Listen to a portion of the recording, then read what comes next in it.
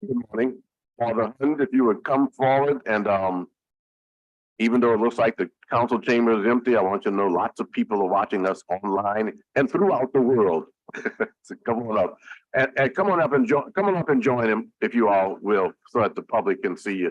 Just stand behind him at this podium. I'm sorry, not at the podium, but right here in front.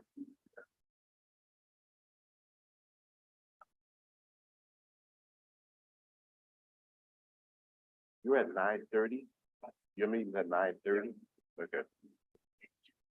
Oh, actually, no, Father Hunt, We got come and have a seat. Come and have a seat. Juniper here. Everybody come and have a seat. Oh, inside. Yeah, come on, y'all can get in the picture.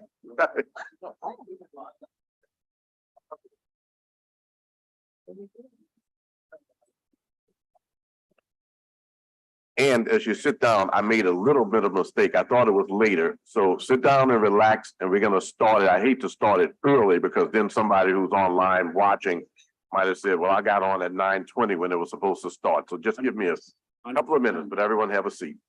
You say sit or stand? Sit Sit. down. Everybody sit. Father Hunt in the middle. I'll be in the middle here. Right here. I'm over here. Hi, Jim. Mary, Sit by my border. Aaron, Look at the picture of myself. you're gonna be all over the world. I know. Oh, my God. I'll go look on the rebroadcast. I'll have box to do. Phones off. No, I don't either. I'm sure it's on. Had it. I don't think anybody else coming from the church. No, so look-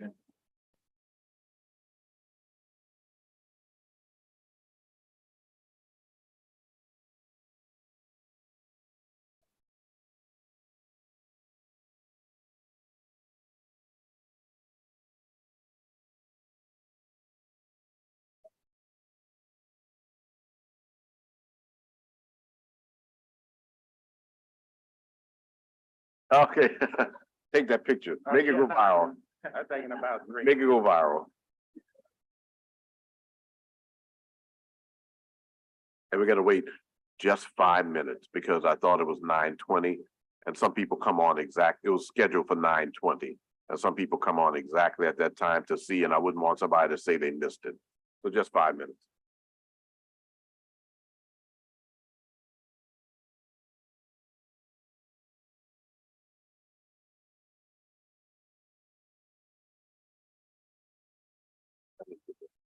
Put it on my phone.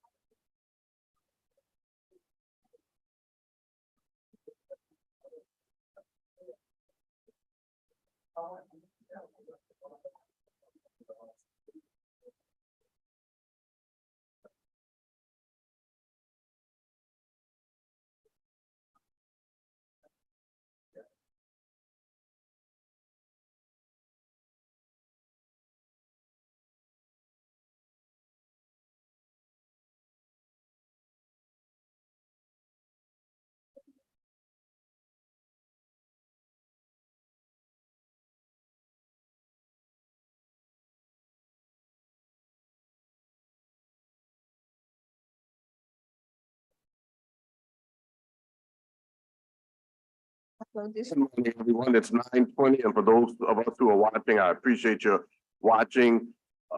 I have an opportunity to introduce and to celebrate Father Joseph Hund, OFM. He was born in Detroit in 1944, the third oldest of eight children. He served for 56 years as a professed Franciscan friar and 34 years as an ordained priest. And if any of these numbers are wrong, just let me know, all right?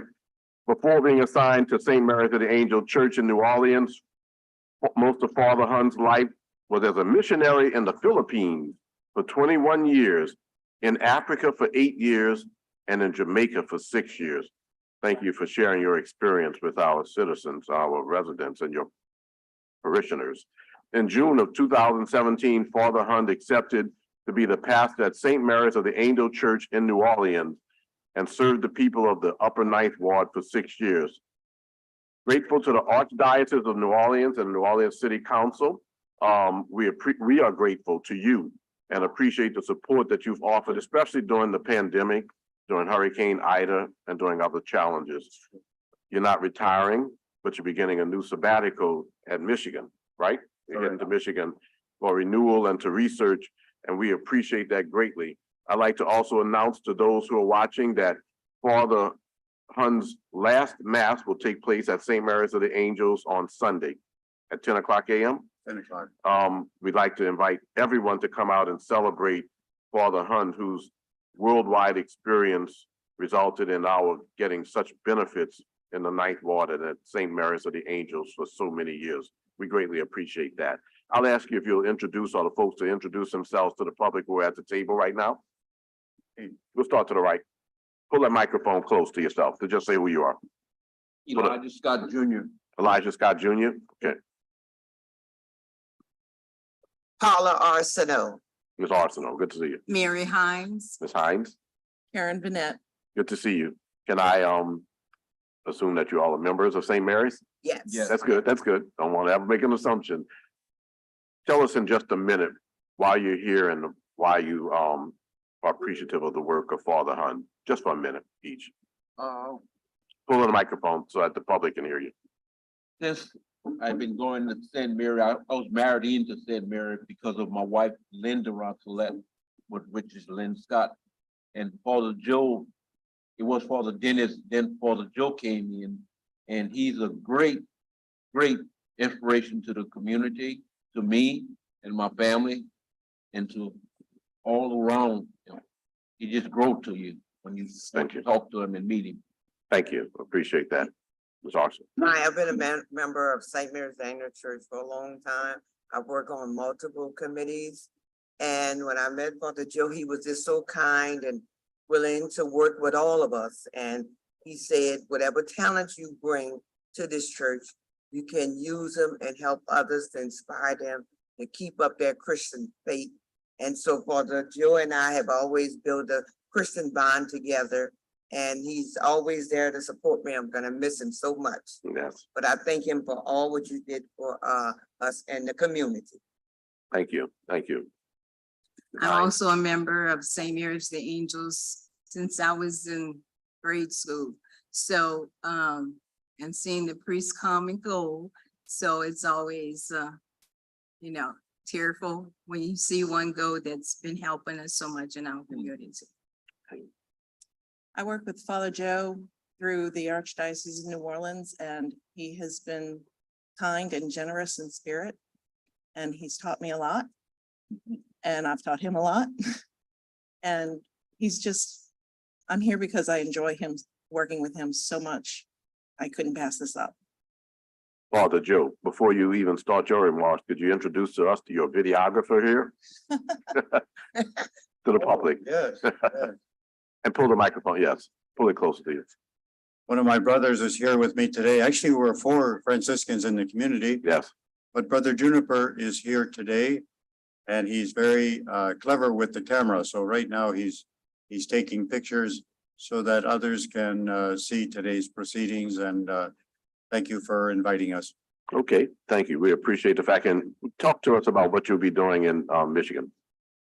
Be happy to. I said not retirement, but sabbatical. Sabbatical is a word used when a person wants to renew or to refresh or to research, pretty much to study or take programs or to have time for books or items that have not been able to do in the active ministry, to have a time off to catch up on basically personal renewal, spiritual, and time for prayer. That'll be 1 year that I'll be in Detroit area, and looking forward to it. I still will come back to New Orleans from time to time to visit, and have time also to travel. But the sabbatical is a wonderful time to recharge my batteries.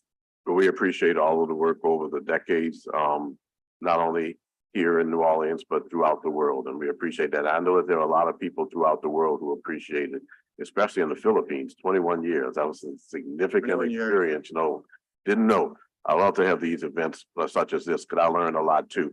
We're going to ask you all to come down to the front so I can present to you this proclamation, and we can take our photo for the public and also, for members of your congregation. I want to invite members of the public who are watching to come by on Sunday for St. Mary's of the Angels. You're not only having your last mass, but you're dedicating a new church generator. That's a good story by itself. Everybody needs to come in. Everybody needs to emulate exactly what you all are doing at St. Mary's, because it's such a good idea to have a backup generator. Everybody should. But whereas the city of New Orleans is renowned for its food festivals, famous citizens and foreign visitors, and whereas the city council takes great pride in paying tribute to events and activities, now therefore be it proclaimed by the city of New Orleans that the New Orleans City Council today and always recognizes Father Joseph Hund, OFM, the pastor, in appreciation of your many years of service with St. Mary's of the Angels Catholic Church and the Archdiocese of New Orleans. Thank you for your motivation and for your helping so many thousands of people to grow spiritually. We appreciate that. Come join us in the front for the photo.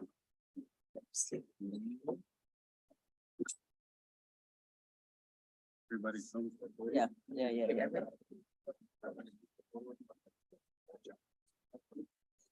I got it to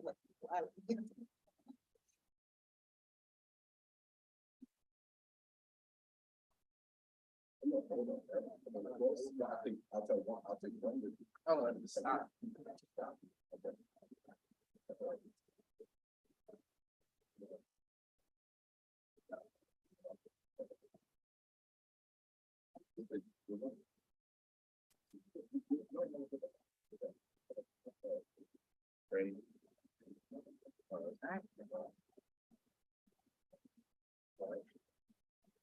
My turn. Yes. All right, now everybody. Photo.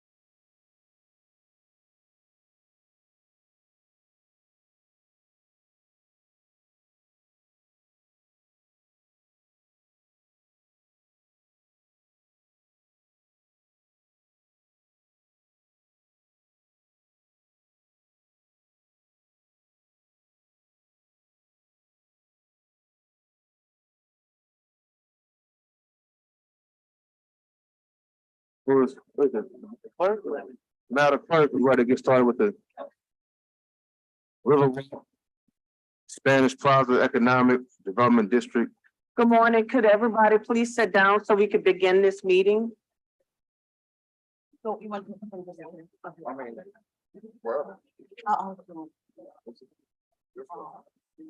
We're about to begin the Riverwalk Spanish Plaza Economic Development District meeting. Councilmember King, Here, Councilmember Green, here. Councilmember Jeruso, Councilmember Harris. We have 4 members. We have a quorum. Thank you, Madam Clerk. We have on the agenda, number 1, we have the Riverwalk Spanish Plaza Economic Development District Resolution R 2023-3 by District Member King by request to give a preliminary approval to the issuance of not to exceed $25 million of revenue bonds to the RSPEDD and provided for other matters in connection within. Therewith, I'm sorry. Thank you. Good morning. I'm Maria Ozen and I'm co-bond counsel together with Feline Udell. Jason, since his apologies that he can't be here today, but he's handling another matter in Baton Rouge. So you guys are stuck with me today. As you all remember at your last meeting, you adopted several motions. This was going to be on that agenda, if you recall, this resolution of the intent to issue bonds. And just for a little snafu, it was not there. Jason wanted to make sure that it laid over so you had time to look at it, but you've already adopted everything else. You just have this resolution to issue the bonds outstanding for no more than 30 years, the 30-year bonds, and at interest rates not to exceed 10%. I'm sure there will be less than that. And that's it's pretty simple, and that's all this one is. All right, so any comments, any online comments, questions from the dais? None? All right, this time make a motion to adopt. Second by Councilmember Jeruso. You have 4 yeas, no nays. The motion is adopted. Resolution adopted. Thank you. Thank you all so very much. Okay, thank you. At this time, make a motion to adjourn. Second by Councilmember Harris. Oh, no, I don't know if I'm ready to adjourn that quickly. This is a record breaker. Did we discuss jobs? Right, something that's right. Say it all. All right. Second, the motion to adjourn. 4 Thank yeas, you. no nays. The motion is adjourned. Thank you. Thank you.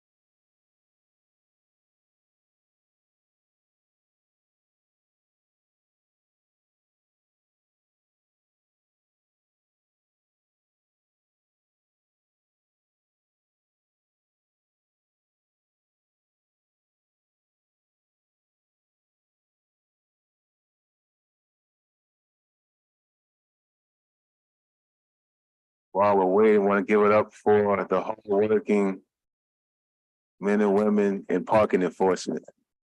Thank y'all.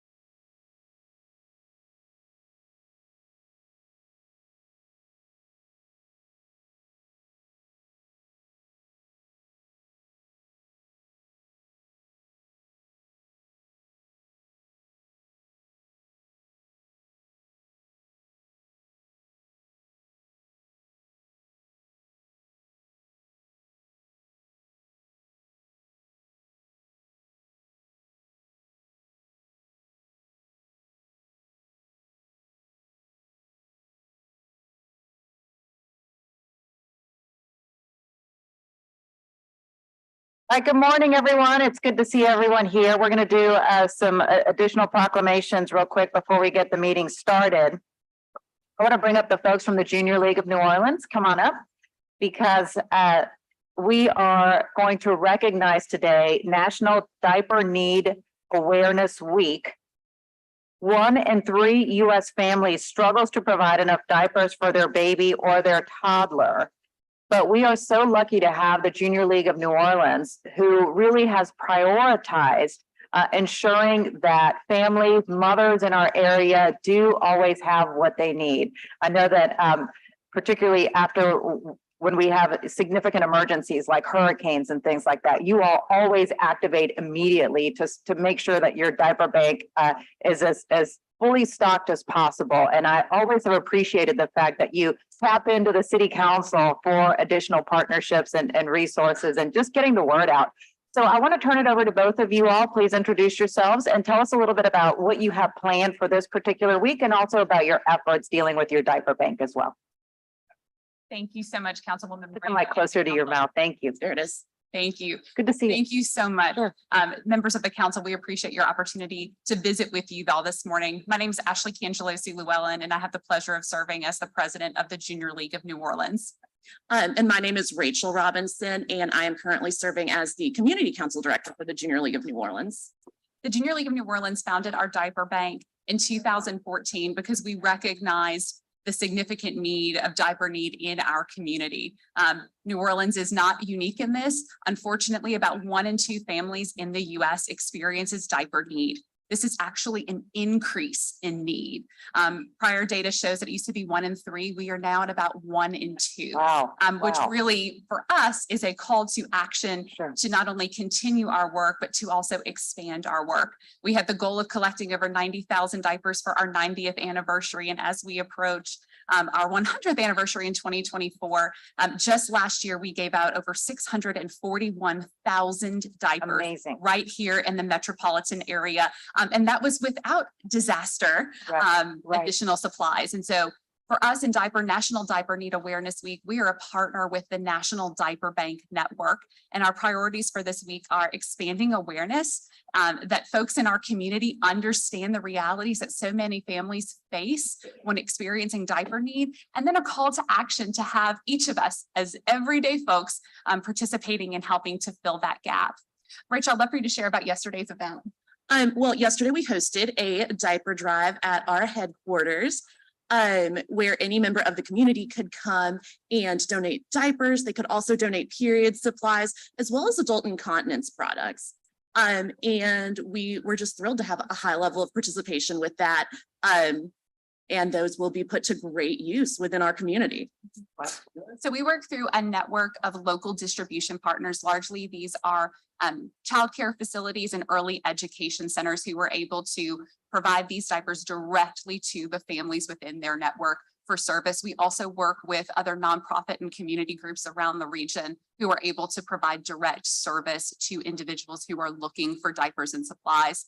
Folks can hop online to jlno.org at any time to donate funds, which allows us to maximize our purchasing power so we can purchase in bulk and at a reduced cost to distribute those diapers. We also accept product donations year round. That includes open boxes. So if you have a kiddo in your household or in your life who they have outgrown one size and are moving on to the next, and you've got an open box, we'd love to be able to receive those and be able to distribute those to others in our community. Wonderful. Well, we appreciate what you're doing so much. Obviously, you mentioned how the diapers are distributed through your different partners, but if someone happens to be watching right now online or even in the audience and wants to provide information, you know, or needs information as to how to get diapers from you all, what is the best approach to do that? First and foremost, hop onto jlno.org, search under Diaper Bank, and you will see a list of our community partners. So you can see who might be close to you, to your neighborhood, or in your community. You can also call our headquarters, and our staff members are more than happy to direct you to those partners that we know do provide direct service access. Fantastic. Thank you. Anyone want to make any comments? We'll start with Councilmember Green and then move down the line. Just want to say thank you for your work, your diversity of work that makes our city a better city. And it's always great to have these sort of moments where we can learn things that we didn't know. I didn't know that the diaper shortage and need was so significant and severe. I will certainly pay more attention when I might see an advertisement, but I will also donate in this particular instance. So, but I'm glad that you all are here this morning, and I appreciate the work and appreciate the opportunity through Councilmember Vice President Moreno to be exposed to this need. Thank you very much for your work. Thank you so much. Thank you, Councilmember Green. Council President? Thank you.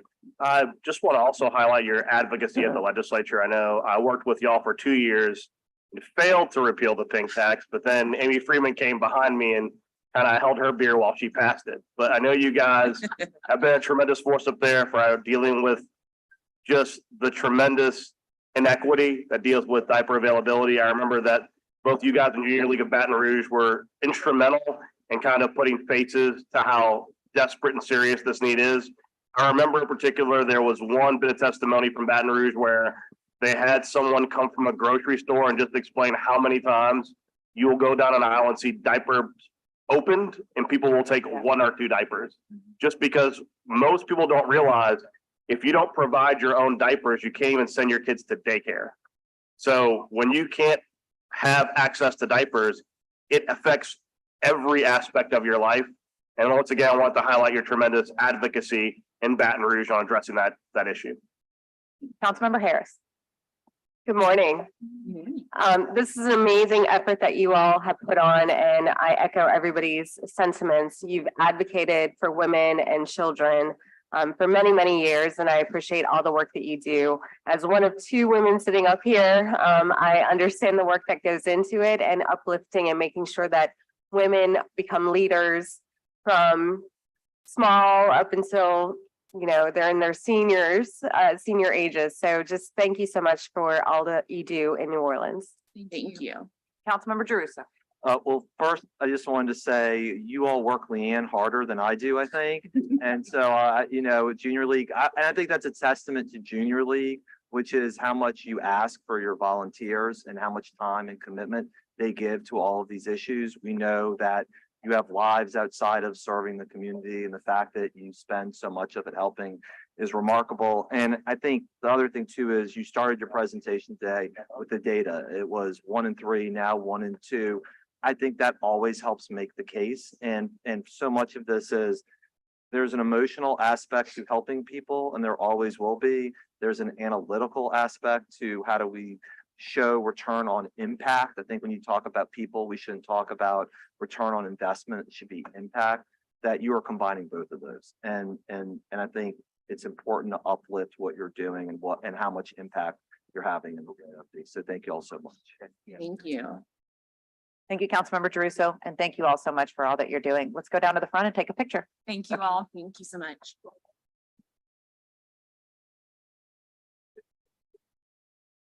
I guess.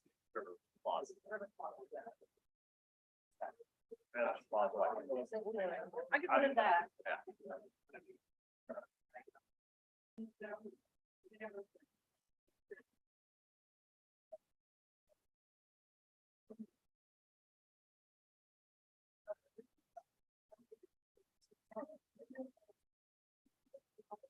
God.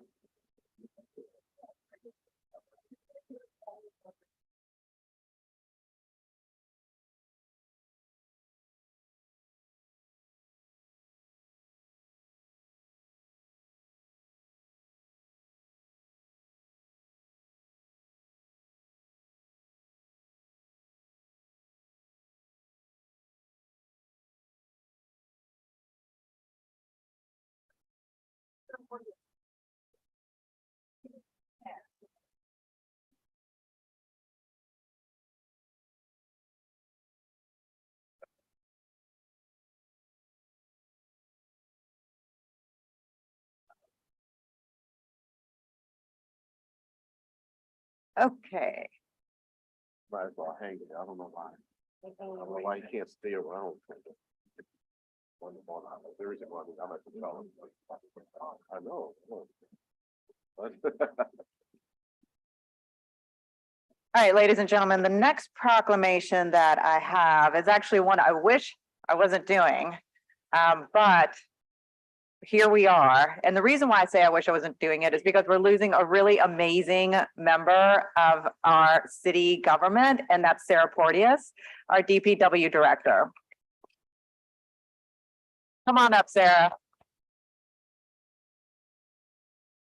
Look, as happy as we are that, you know, that you are moving forward with new opportunities and new goals in your life, as happy as we are for you, we are so sad to be losing you, because you have been a just incredibly responsive team member at City Hall. I mean, anytime that my office has contacted you for anything, night, morning, whenever, you've always been so incredibly responsive for the tiniest little things. I mean, as you know, I've been working on trying to get some landscaping on a couple neutral grounds. You're right there to more major issues of whenever there happens to be some type of emergency situation where there happens to be some type of, you know, ruptured leak at a street and we need immediate attention. You've always been there. Your approach to public service is to be responsive. And I think what is so great about you is that you have, in your role as DPW director, you have been all about serving the public. And I just respect you so much for the approach that you've taken to your job. And like I said, we're sad to be losing you, but obviously also very happy for you for whatever comes in store for you next. So I'll open the floor up to you, and then I'll open it up to other council members. Yeah, thank you so much. Thank you for this honor. I'm not going to say much because this is an emotional transition for me. But I'm proud to have this honor. I'm proud to share it with all of the men and women of the Department of Public Works, Roadwork NOLA. Many of them are here today in support of this honor. And I think I couldn't have had the success that I've had without the work that they've done. In particular, I want to thank the DPW leadership team of division heads who are just an incredible group of women and men who have just given me such great support, in particular over the last year. So this has been an incredible experience for me. It's been quite a ride, 7.5 years. Right. And I'm just taking with me, so many great memories and experiences, that I'm going to cherish forever. It's going to take me a while to process everything. Sure, yeah. But I'm just so grateful for the experience, for the friendships that I've made and will have for the rest of my life. And I think that Leslie and I would also like to say that I think you've been really a great role model for women because you are in an area where it's not, public works is not necessarily an area where in the past has been really one where it's been women dominated. But the fact that it's like you have been a woman in leadership in this position and have done such a great job, I think you're showing other women kind of like there's a path for you here as well. So I think that that's been really tremendous as well. I'll open it up. I started on that side before, so I'll start with Councilmember Drew. So, well, I want to echo Sarah, what Councilmember Moreno said is, first of all, I don't know really that there's anybody who's more responsive than you are. I think everybody's shaking their head up here and saying that. And as somebody who has emailed consistently with people in the administration, other department heads, and have fine workers throughout City Hall, you are at the top of the list by far. The other thing too, I think sometimes responsiveness gets washed out by is also hard work. I mean, being responsive is one set of the equation, but I really candidly don't know anybody who's worked harder than you have over the last 5 years. It's, I'll meet you on site. Let's get this scheduled. How do I find a way to get to you? I'll make the phone call.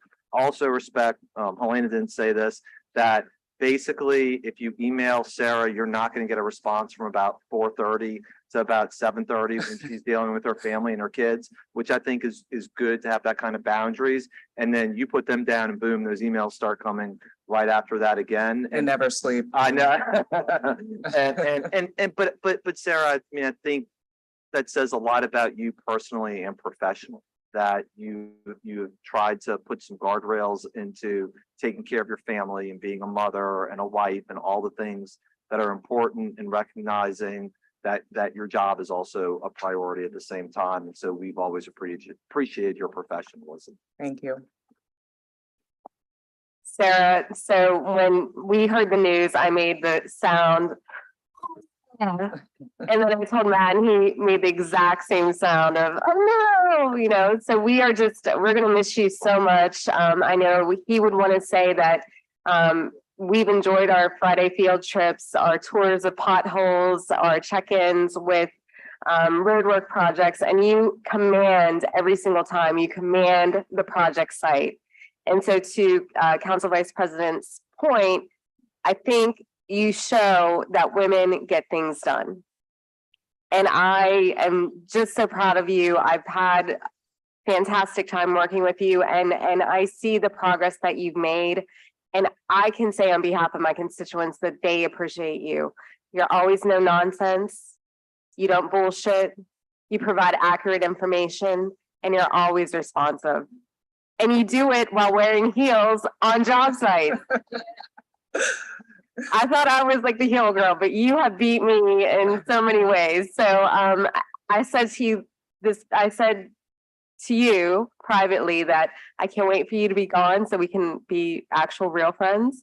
I just really appreciate you and all the work that you do. Thank you so much. Councilmember King.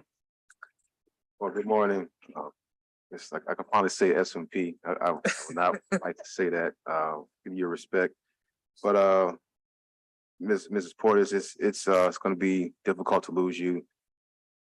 Responsiveness and being active and getting results is synonymous with your name and with your department. And this is going to really, for me, be a tough loss because you help with so many projects on the East Bank, on the West Bank, things you didn't agree with, things I didn't agree with, but we got the issues resolved and the constituents were satisfied with the results. I think it's gonna be a tough loss for the city. This is one of those losses that I think the entire city from the east to Algiers, everyone between will feel the effects of. And congratulations on your next step. And I just hope that some of the factors that may have helped you leave, that we could change and make it better for the person following you.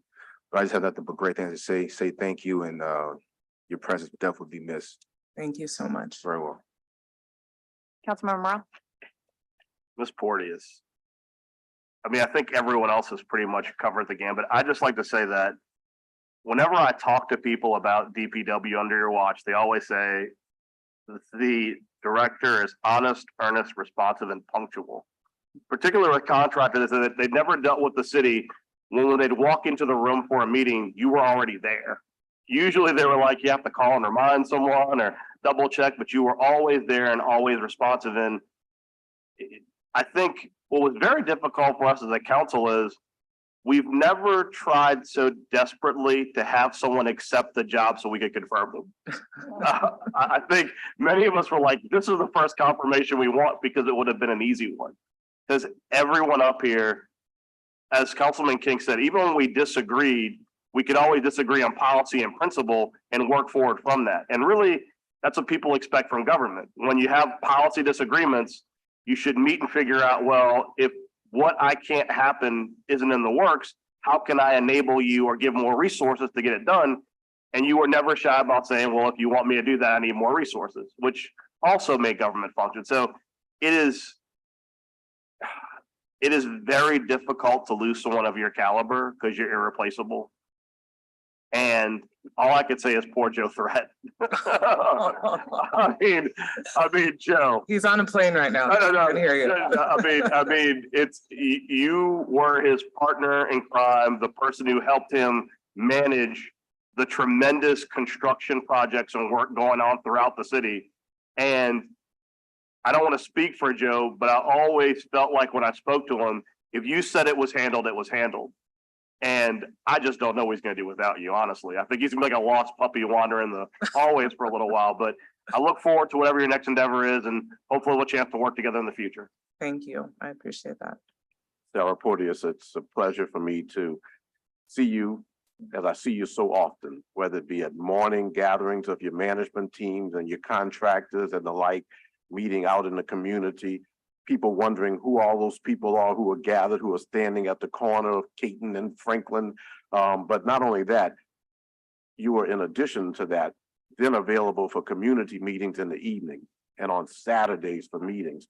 And sometimes I know that it can be a relatively thankless position when you're looking at people blaming you for 72,000 catch basins if the one in front of their house is not clear, or looking at sidewalks that might have been destroyed for some other reason, or looking at streets that are unrepaired or not finished, but not paying attention to the numerous streets jobs such as Gardenia, such as Owens, such as Mendez Street, so many other projects that have gotten done in my district alone. So I guess I just want to say thank you for your work.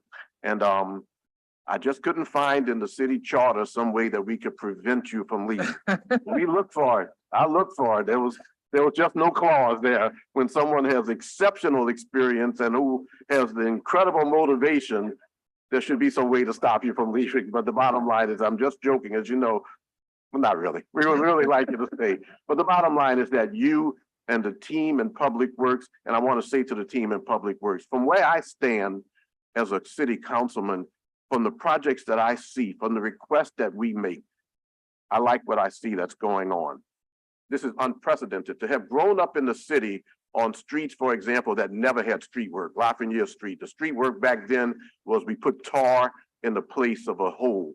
We have no ditches. We have no, concerns relative to flooding and the like.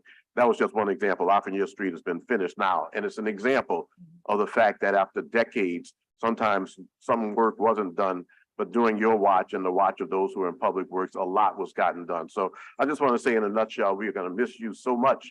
We appreciate the work, and you're a true public servant. All of those emails that you responded to personally, all of the meetings that you attended, all of the availability to go on tours of the district with us to help us with our problems. Thank you very much. And as you drive throughout the city and you see successes, remember that there are a lot more people out there who appreciate those successes than you will get emails from saying they appreciate that. Thank you very much. Thank you so much. I think, thank you. If I could just say lastly, I think this department is set up to continue to succeed in the future. And I just look forward to cheering them on. From a distance, I'm not going far, I'm not leaving the city, and you know, I'll forever be cheering this department on.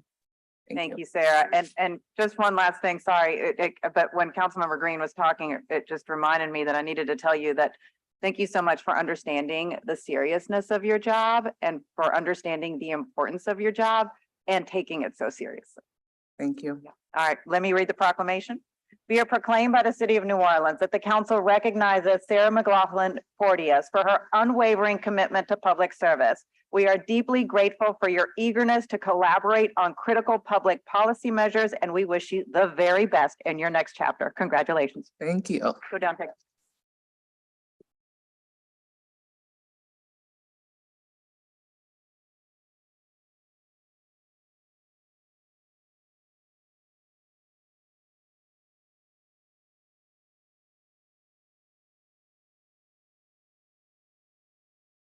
All right, it's not done, I think my last.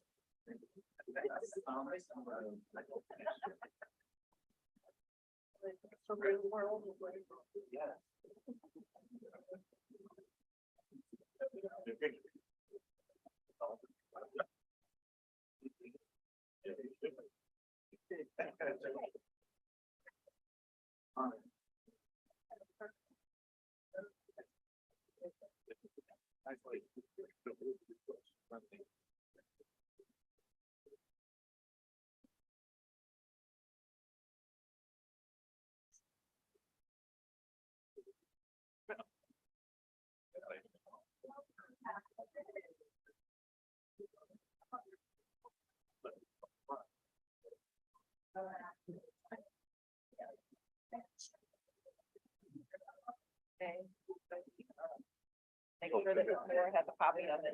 Amendments or just? It's an amendment.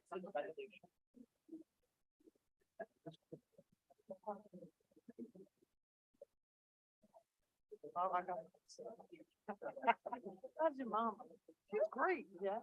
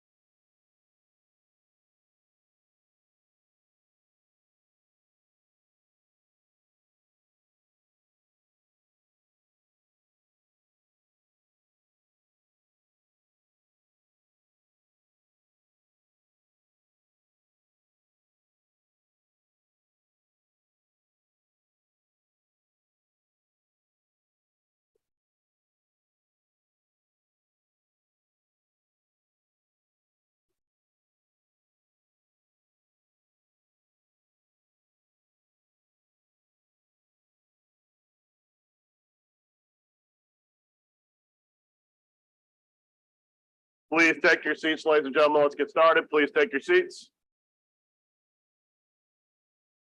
Council members. Come on. All right. Madam Clerk, whenever you're ready. Roll call. Councilmember Thomas, absent. Councilmember Green, Present. Councilmember Morrell, Present. Councilmember Moreno, Present. Councilmember King, Councilmember Harris, Here. Councilmember Jeruso. Here. We have 6 members. We have a quorum. Thank you. First, we have our invocation. Pastor Butef. May we all stand for a moment of prayer? Feel the pledge. Father, how we thank you, how we honor you, how we adore you, how we reverence your presence in this place on today. We thank you for this moment and this opportunity for all of us to come together. God, we thank you for this council. God, the word says that all authority, governing authorities come from you. So we know that you are in our midst, and we pray, Father, for your peace, your wisdom, and your guidance. God, let us come together and work to make this city better. We thank you for all that you have done and all that you will do. We ask your blessing in this place today, we pray. Amen. Councilmember Green will do the pledge of allegiance. I pledge allegiance to the flag of the United States of America and to the republic for which it stands, one nation, under God, indivisible, with liberty and justice for all. Good. All right. We have special orders of business.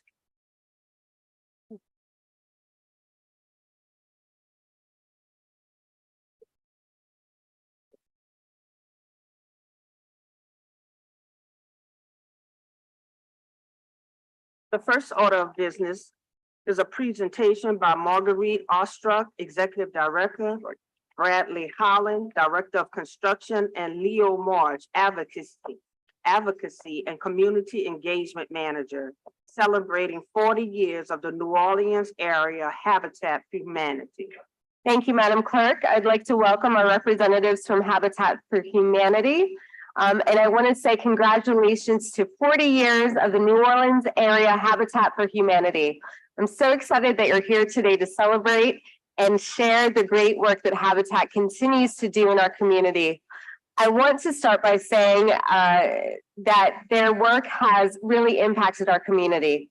Since they began their work in 1983, New Orleans area Habitat for Humanity has built 750 homes and completed over 400 home repairs. They work hard to eliminate substandard housing and provide affordable accommodations to family in need. And they do this by making sure that their construction is environmentally friendly.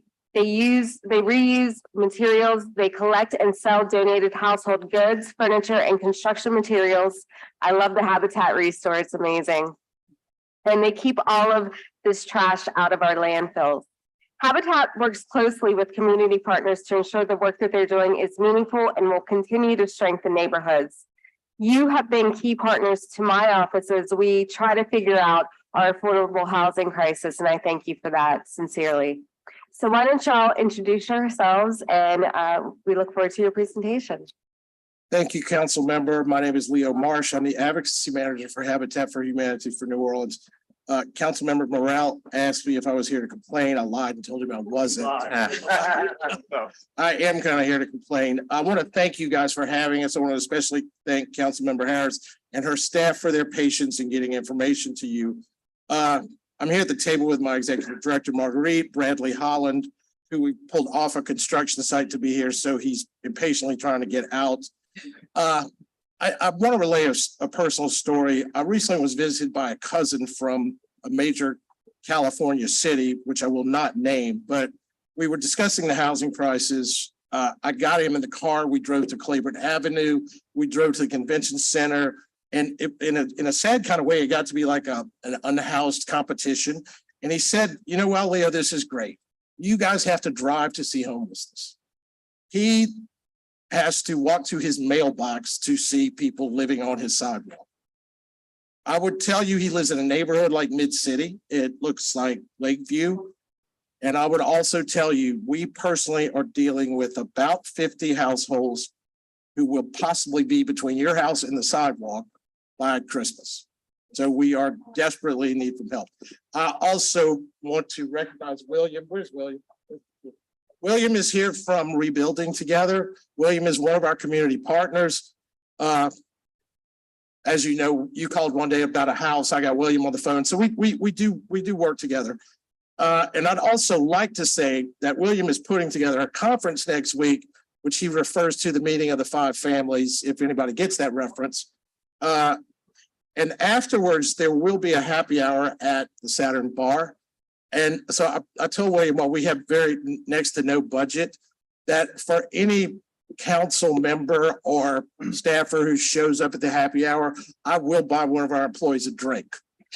So I have mixed emotions about whether or not you all show up, but I will be sending you an invitation. Having said that, I'm going to turn things over to Marguerite A. Striker, our executive director. Oh, one last thing I want to warn you about. We do have a video. If Paul was managed to get this on, we have a video coming up after Marguerite speaks.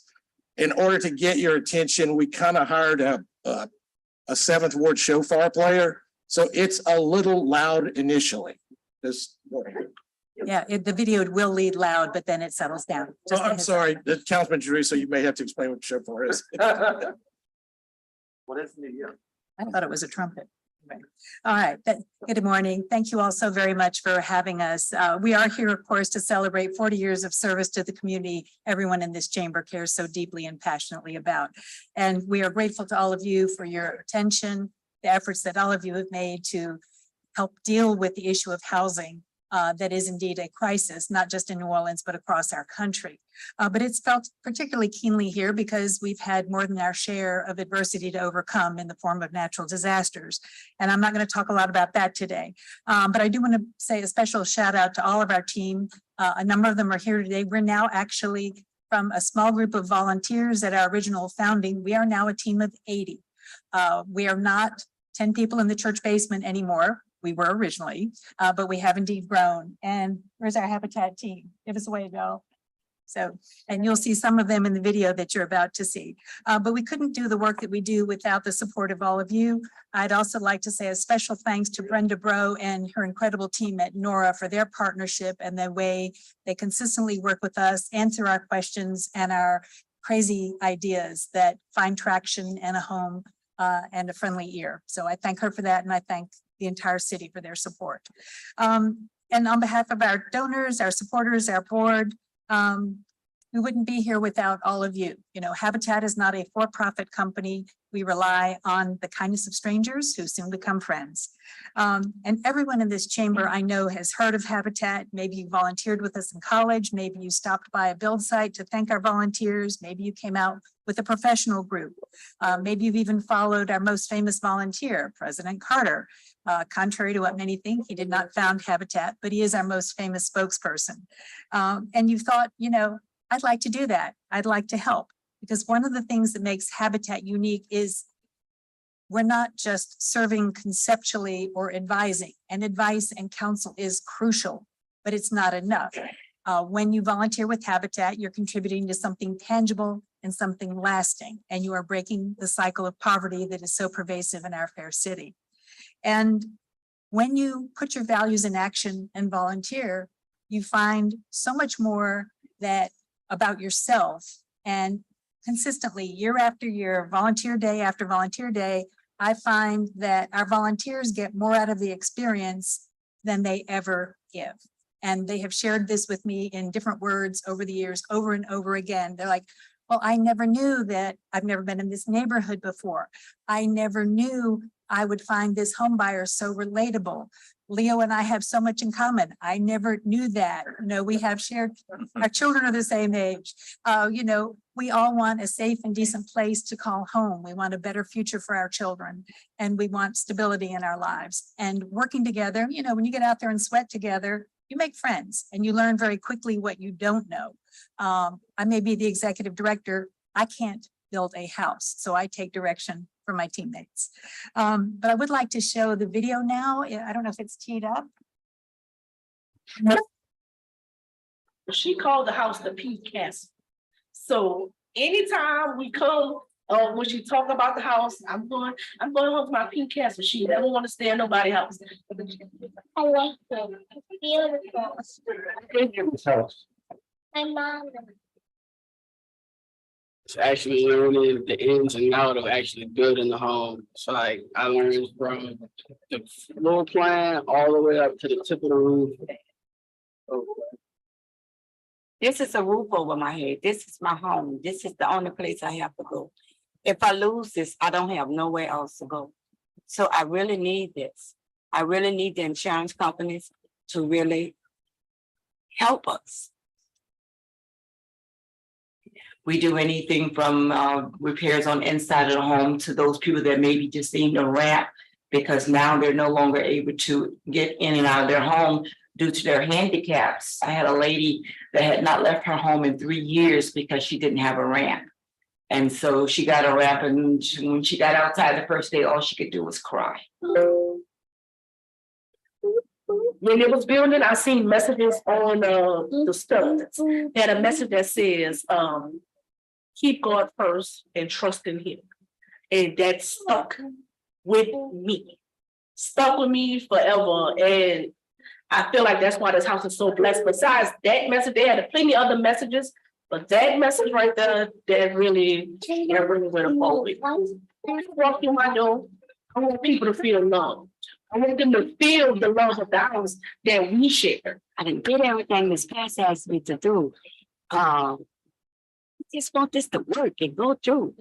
And then after a while, I say, it's gonna work. It's gonna work. Bye. Bye. Bye-bye.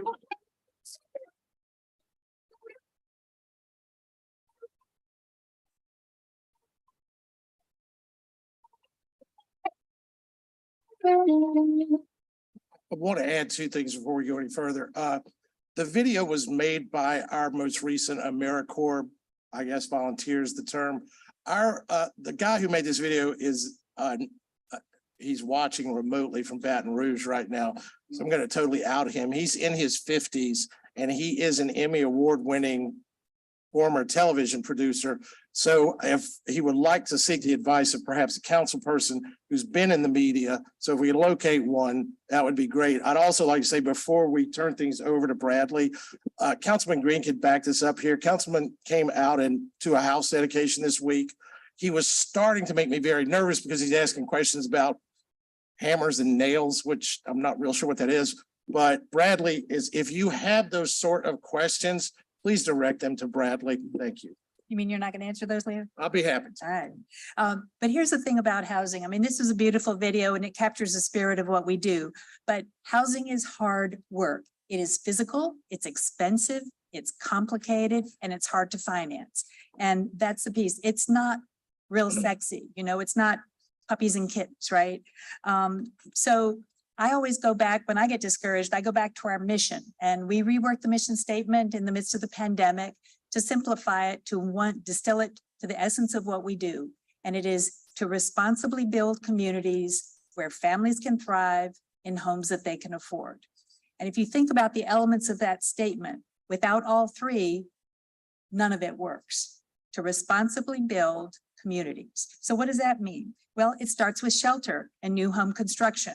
It's AmeriCorps, it's our interns, our new apprenticeship program. You saw one of them in the program now, and he's been hired as a staffer. So we're providing a pathway to a skilled trade and to greater opportunity from young people in our community.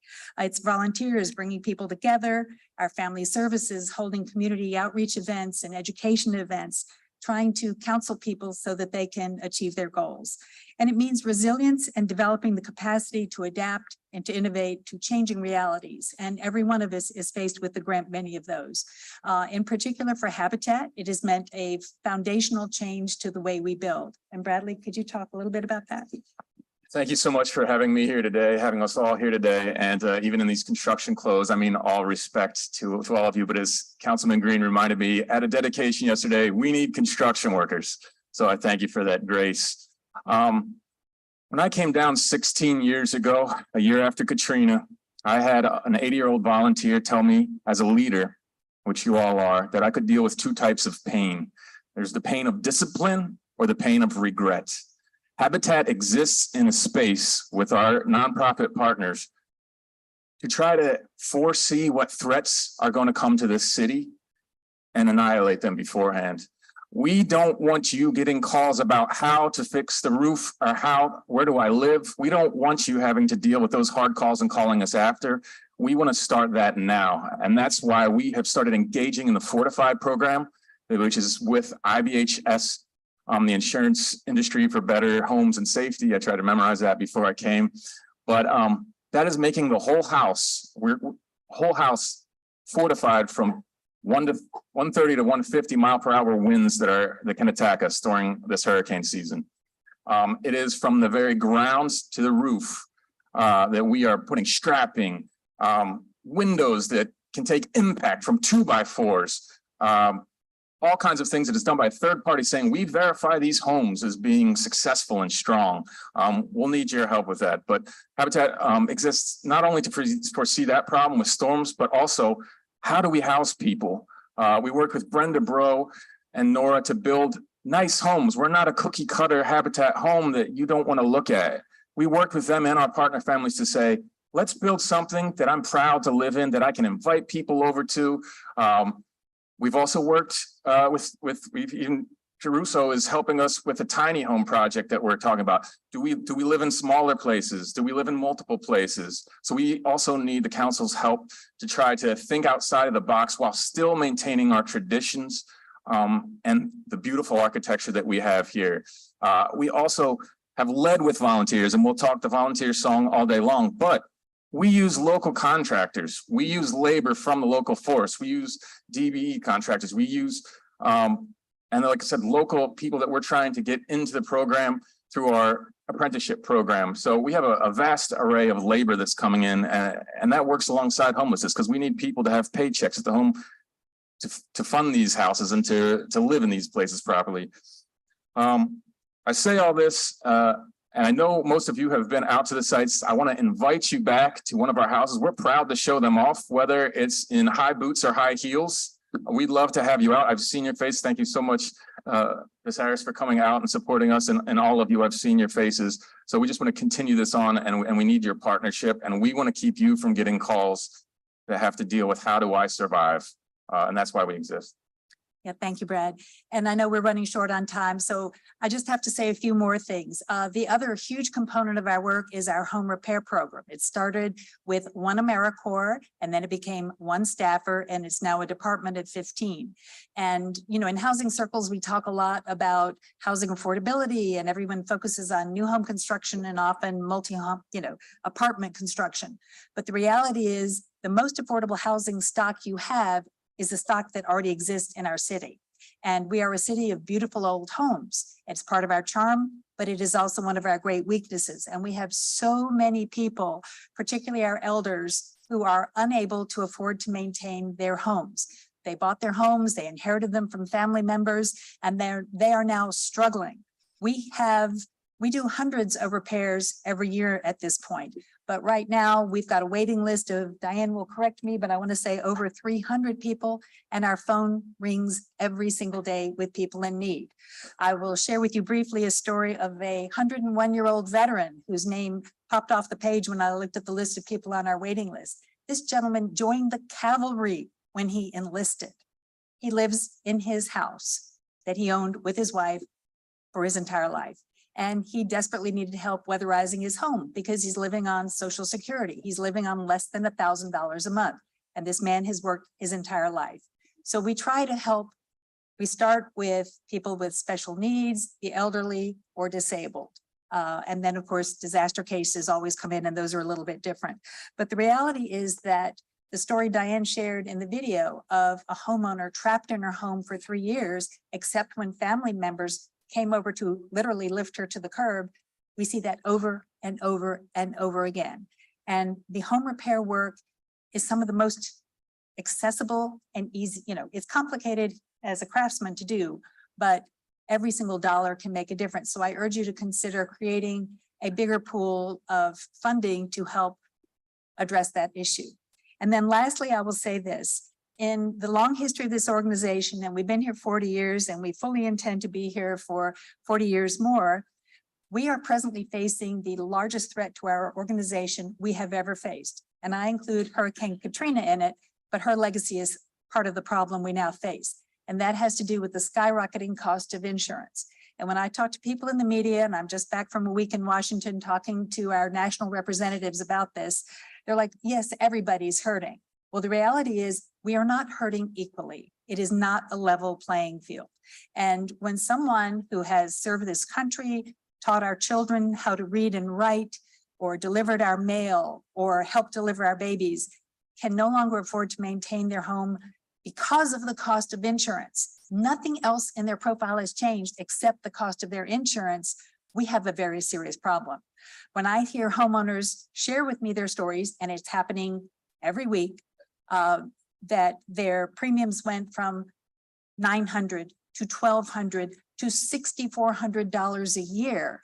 Their note has doubled from under $600 a month, and they're already working 2 jobs. We have over 60 homes, as Leo referenced, homeowners facing foreclosure because they're not able to pay their insurance premiums. And I got to tell you, as a nonprofit leader, it really chaps me to consider fundraising to put money in the pockets of a for-profit company, but that is exactly what we have to do now. So I respectfully request that you consider creating some sort of an emergency fund to help homeowners get over this hurdle until our rates can stabilize. And it's the kind of thing, it's not just Habitat homeowners, but ours are hitting it first because we've concentrated on people who make less money than most of the people in this room. So I know we're out of time, but thank you again so very much for your time and kind concern, and we're grateful to all of you. Well, don't leave yet because we always take comments from council members. I do want to say my office is working with HGLC to see if we can't siphon some of the funds that they receive through fines into a home repair model. So we are working on that. Councilmember Jeruso, I need to talk to you. And there's also hopefully some money on the horizon for a housing fund just generally. So again, Joe and I need to sit down and hammer that out. And I'm putting him on the spot right now. But I just also said hammer, right? Listen, I try, Leo. But I do want to thank you so much for the work that you do. The 60 homeowners who are in crisis, we should be able to put our arms around them as a city to make sure that they don't end up under the overpass at the Claiborne corridor on Calliope. So we need to sit down together and figure out how we can do that as a community with your help. To assist those homeowners. So I'm going to start with Councilmember Green because I'm sure he wants to make a comment, and then I'll roll this way. Yes, I am so pleased to make a comment as I was there on Monday for the dedication and heard the words that Miss Cassie offered to those who were present. It just reminds me of the fact that you all work out of a spirit of belief in God and believe in that what you're doing is making a difference in the way God would want this world to be. And you are. As we look throughout our city, and even as I look throughout our district and I see the work that you've done. For example, the new home on Friday in a nice subdivision, the Pine Village subdivision, being made available to a woman and her 3 children, each with their own bedroom now. And I was asking about the construction because the construction looked so good. It looks like you are very sincerely desirous of making a home that can withstand some of the challenges that we have in New Orleans now, and something that's going to be around for years. So you all have said it, and I know it's been said before. And how do we say thanks? We basically say thank you. You all have done a tremendous job in our city in enhancing the quality of life for many of our citizens, for many people who, just as Cassie said, had never imagined that she would own a home. And now she owns a home because you all, with your sincerity, have made that possible. So thank you for the work that you do. Happy 40th, and I certainly look forward to participating in as many of these activities as I can, and look forward to working with the council to see what we can do to bridge some of those gaps that might result in people not being able to stay in the beautiful homes that you've made available to them. I also look forward to next week's reception so that we can make drinks available for workers. That's gonna be a priority of ours to get there so that the workers can get their drinks. But no, really, thank you very much for everything that you've done. And as I go throughout the city and I know of streets on which Habitat has built homes, such as right there in Pine Village along Dwyer Boulevard, an entire stretch, a beautiful stretch that people are so proud to own their homes on Ray Avenue, for example, which is very near the district and other places. Thank you very much. We appreciate that work. Thank you, Councilmember Green. Council President. Well, I think it's impossible to talk about Habitat for Humanity without talking about President Jimmy Carter. And I think he really said it best. A lot of people don't look at housing as a human right, but it is. To have a decent place to live is a basic human right. And I appreciate that. That has been your mission. It has always been your mission. It is your mission, and it's something the councilors support you in doing. So thank you. Great to see you all. I always hold a fond place in my heart for Habitat for Humanity because my grandfather actually used to be a volunteer for Habitat for Humanity. Not here, but in Oklahoma where he lived. He's since passed away, but he was a carpenter and he loved, helping to volunteer his time to build homes. So like I said, I always think of him whenever I hear about Habitat for Humanity. What I did want to mention though is the restore, because I don't think that enough people know about the fact that you can donate items and also get great items at Restore, which is it's on Elysian Fields. Is that right? Yeah. So can you tell us a little bit more about if you'd like to donate items, what you can do, and also about, purchasing items and what you offer at Restore as well? Well, thank you for asking. Yes, in our Restore, we offer donated appliances, gently used furniture. Sometimes we have purchased product like laminate and tile. And we also upcycle and recycle different kinds of construction materials. So it's a great opportunity to come in and find bargains. Our drink machine is in there. I'm in there every day and I'm shopping every day. It's very hard not to shop because there are wonderful bargains. And in addition to keeping things out of the landfill, as Councilmember Harris mentioned, it also provides an opportunity for homeowners and small contractors to come in and buy things that they need, tools and materials to do the work that they do. And that is a big piece of the work as well. Yeah, and then I think too, it's even like with some furniture, particularly like wooden furniture, that instead of just like, oh, I'm just gonna like throw this away, but there are individuals who would absolutely love to restore the furniture and figure out even, different ways to use it. I've actually seen some pieces of furniture turn into fantastic art. So Absolutely. And we will happily just call us or find us on our website and we'll schedule a free pickup. Appreciate it. Thank you so much for all you do. And if I could throw in on that, we are in the process and continuing to develop relationships with the restaurants, the hotels, and the movie sets to go out and pick things up, and they don't have to bother. We recently sold what had been in the original Cape Paul's restaurant. So if you know somebody that's renovating, let us know and we'll go get it. Oh, that's great. Thank you, Leo. Appreciate it. Good morning, everyone. I want to thank you for your work. You do a lot that people are not aware of. For instance, the store, it's like a mini Home Depot or mini Lowe's. A lot of great things there. I just want to also highlight the fact that you all teach. You saw the video. One of the first things was a young man saying how he developed the skills on how to repair and build a house. So along with providing homes, you all provide skills and knowledge that helps others in their life moving forward. So that's something that goes unnoticed a lot with Habitat for Humanity. I just want to highlight that. Again, thank you all for the work that you do throughout the city. Thank you. I also wanted to say thank you and tell you, Marguerite, sort of an anecdotal, as we've been going around the city talking about the charter amendments. I've had a couple of people pull me aside and say, I just decided not to get homeowners insurance this year. It's too expensive. And to hear those stories are heartbreaking.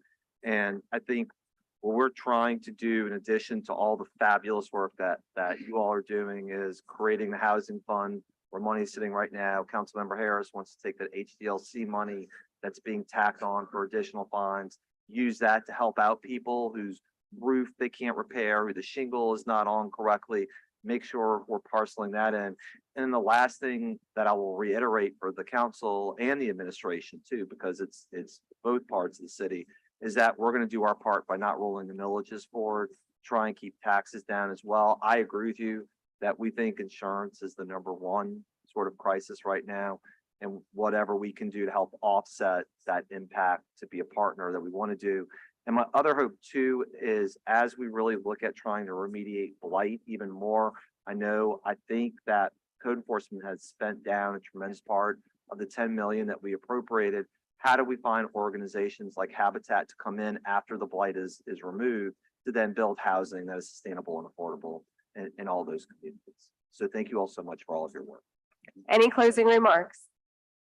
Oh, thank you. You all have said it better than we could. Yeah,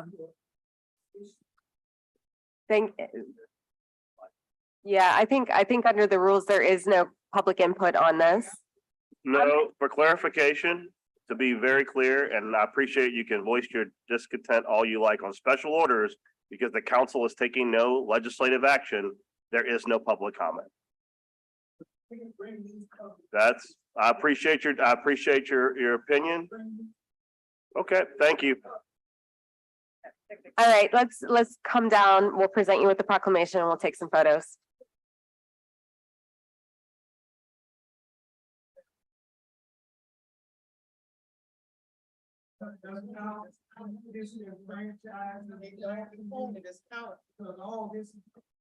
They can't go and pony up. The council not out here where we at. They dog and pony the council.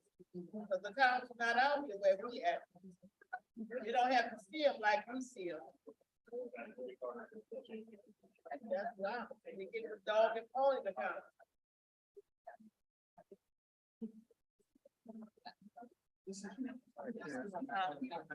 Yeah, some of y'all. Like they something they really not. Them and Norm. They're all together. A detriment to this community.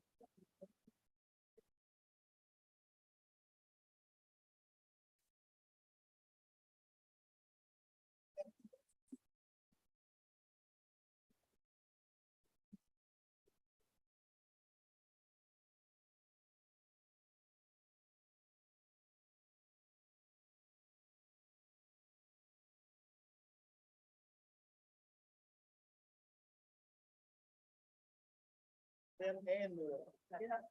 Yes, and Norm. All right. And it's definitely really white there. Yeah. All really white there.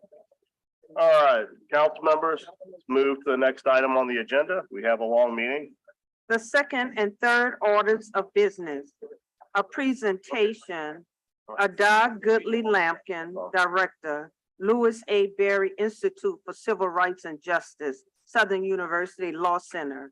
Whitley Parker, Southern University Law School student 3L, Student Bar Association President, Lewis A. Berry Institute for Civil Rights and Justice Legal Intern and Cohort Fellow, Judge Calvin Johnson, retired Judge, Orleans Parish Criminal District Court, John Collins Esquire, Project Manager, Lewis A. Berry Institute for Civil Rights and Justice, Southern University Law Center, and Emily Ma, or a representative from the DA's office, honoring the life of Kenneth Borden, who was killed by an undercover NOPD officer on September the 15th, 1970, during the Desire case, the NOPD versus the Black Panthers.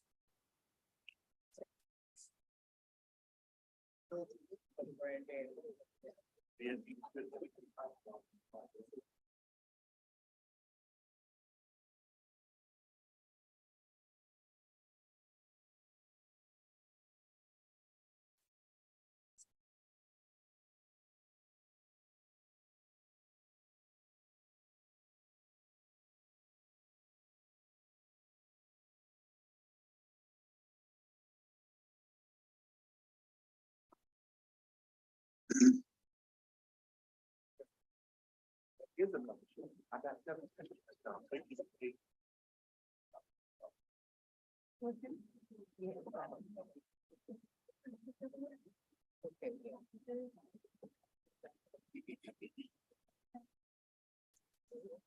you go.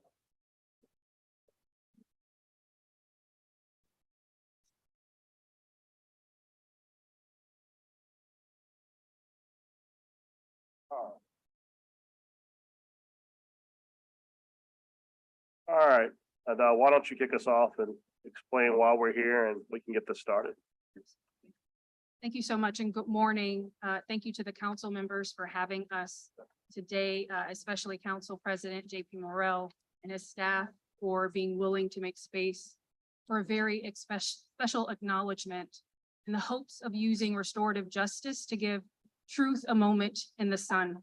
My name is Ada Goodley Lampkin, and I am the director of the Lewis A. Berry Institute for Civil Rights and Justice at Southern University Law Center, where I've enjoyed 3 years of teaching law school students how to investigate unjust killings from the Jim Crow and Civil Rights period in partnership with the Civil Rights and Justice Project, Northeastern University School of Law in Boston, Massachusetts.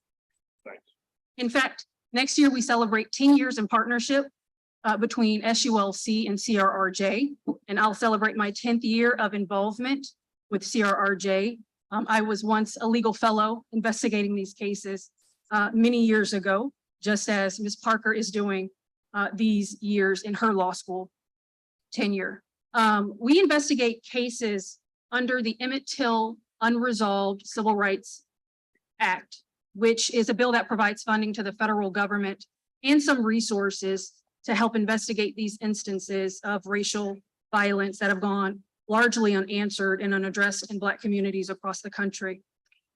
However, the federal government doesn't necessarily have the bandwidth to go back and identify these cases, to find evidence, to find family members, and do what the bill intended it to do. So that's where we come in with partnerships and programs such as CRRJ, the Burnham Honors Cohort, SULC's summer internship and externship that we operate at Southern University Law Center. In fact, it was in the summer externship of 2021 that the Borden case came across our desk. And this is where Whitley Parker comes in as a student attorney investigating the case of Kenneth Borden. But before we get to that, I want to set the stage for today's presentation. It's our full intention to allow this space to be an opportunity to discuss the truth.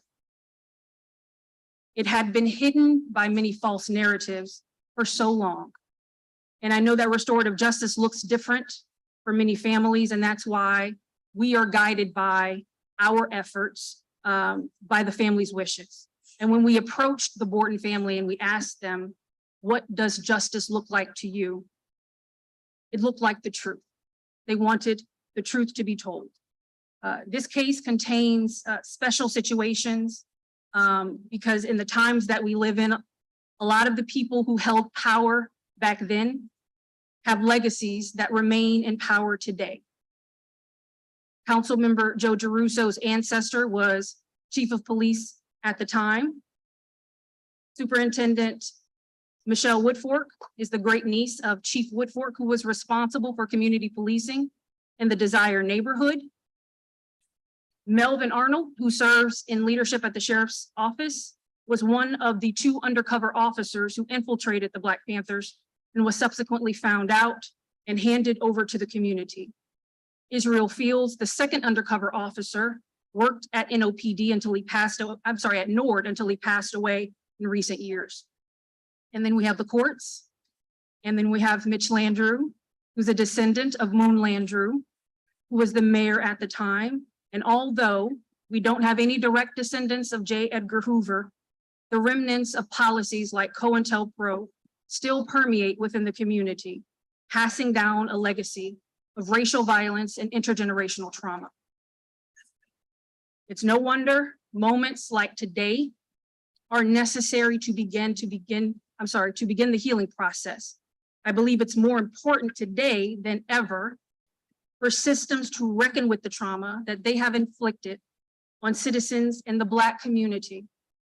Before I stepped into the role as director of the Southern University Law Center's Lewis A. Berry Institute for Civil Rights and Justice, I worked for the city of New Orleans in the Office of Criminal Justice Coordination, developing strategies to reduce racial and ethnic disparities and making recommendations about crime prevention and safe communities.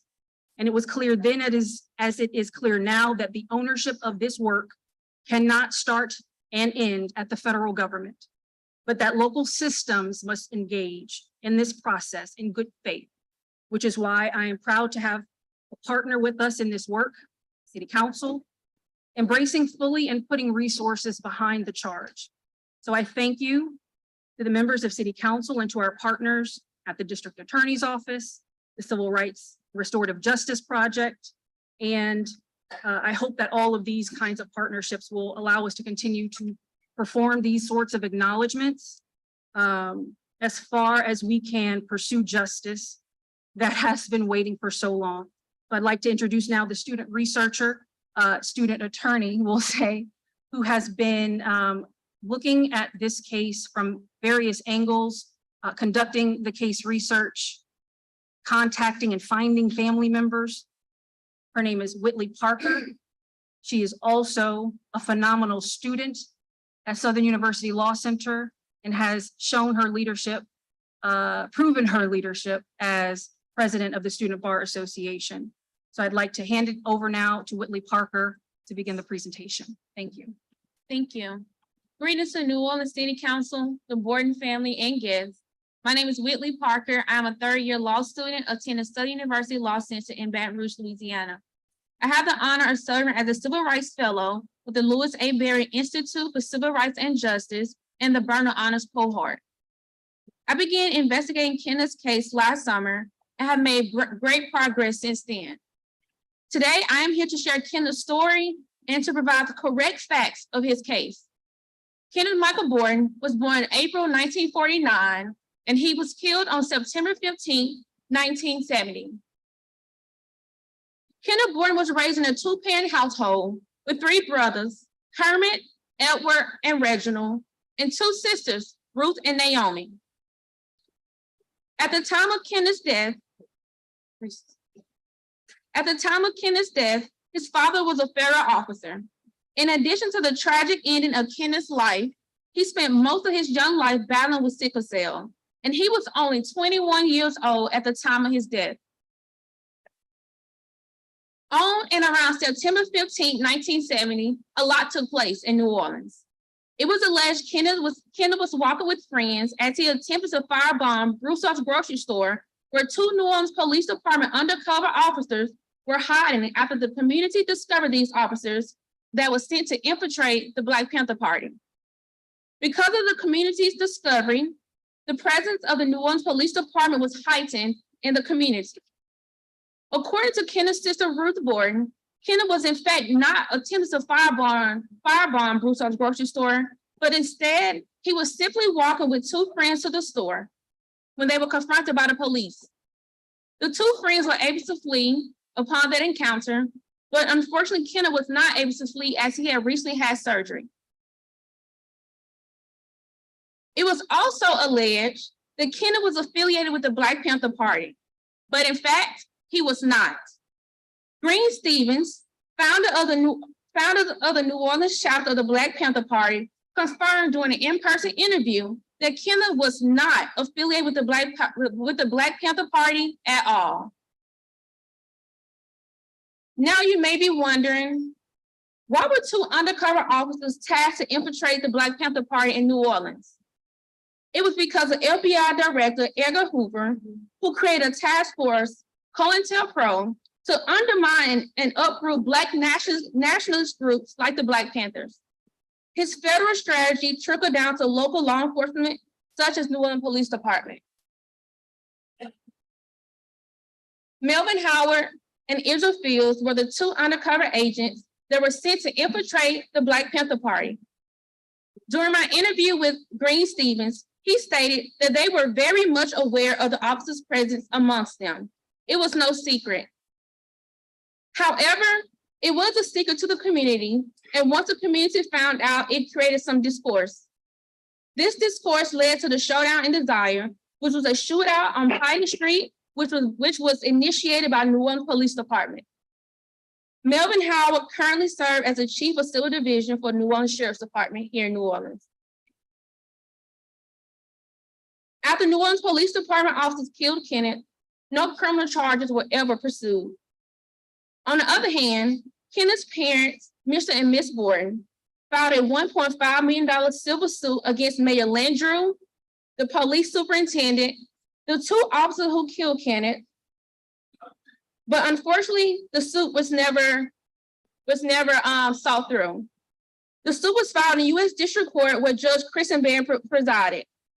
According to Kenneth's sister, Judge Kristen Baird prevented their family from pursuing the lawsuit and told his parents that he would make sure that they never were able to bring that case forth in the civil district court. New Orleans City Council, it's time to reconcile history. The Borden family has suffered from years of injustice and intergenerational trauma, which has even led to many of the family members fleeing from the city of New Orleans. Kenneth's story and the history of it all includes 4 key players who historically and currently have a direct connection of leadership to New Orleans. Former New Orleans Police Department Chief Joseph Giroso, he was the chief of police during the infiltration of the Black Panthers and at the time of Kenneth's death. Former New Orleans Police Department agent Melvin Howard was one of the undercover agents that infiltrated the Black Panthers, which caused an uproar in and around the Desire Housing Project. Melvin Howard is still directly connected to New Orleans in a leadership capacity. Former agent Israel Fields was the other undercover officer who infiltrated the Black Panther Party. Lastly, former district court judge, Judge Kristen Baird, was a judge on the bench when Kenneth's parents attempted to file a civil suit as a result of Kenneth's death. This is the case, and these are the facts. And here are the key players. Again, it's time to reconcile history to end the long-standing intergenerational trauma and injustice for the Borden family. Thank you. And now we'd like to hear from the family, beginning with Kenneth Borden's sister, Ruth Borden. Afterwards, we'll hear from Kenneth Borden's brother, Reginald Borden, and Reginald's daughter, Ebony. Ms. Ruth. I'm kind of nervous.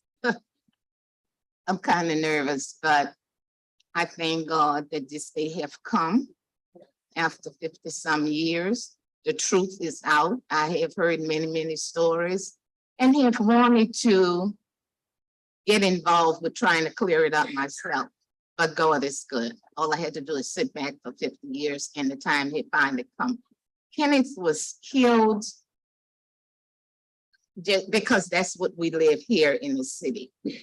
The 2 ladies who was witness said, one had just told the other, the stillness in the night bring on changes.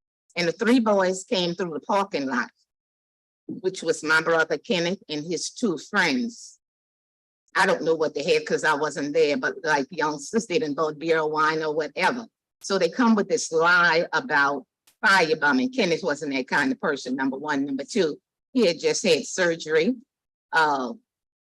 And he was, recuperating from that. When the police said, "Oh, I wasn't there," I'm saying what the 2 ladies said. The police said, "How Kenneth stood there with his hands in the air and was shot down like a dog." With my age, I'm way up there. So I know what goes on in the city. I know what it's about and I know what you have to do. So he was killed and other 2 guys ran off. And finally, I feel we trying to get some justice and the truth is going to be told. All the books is coming out with the lies about him. He was sickle cell from birth. And I don't know if it was a week or a few days, he had his surgery. And really that's being nosy, you're in the wrong place at the wrong time. That's what I guess being nosy gets you. So this is what happened. He was not a Panther.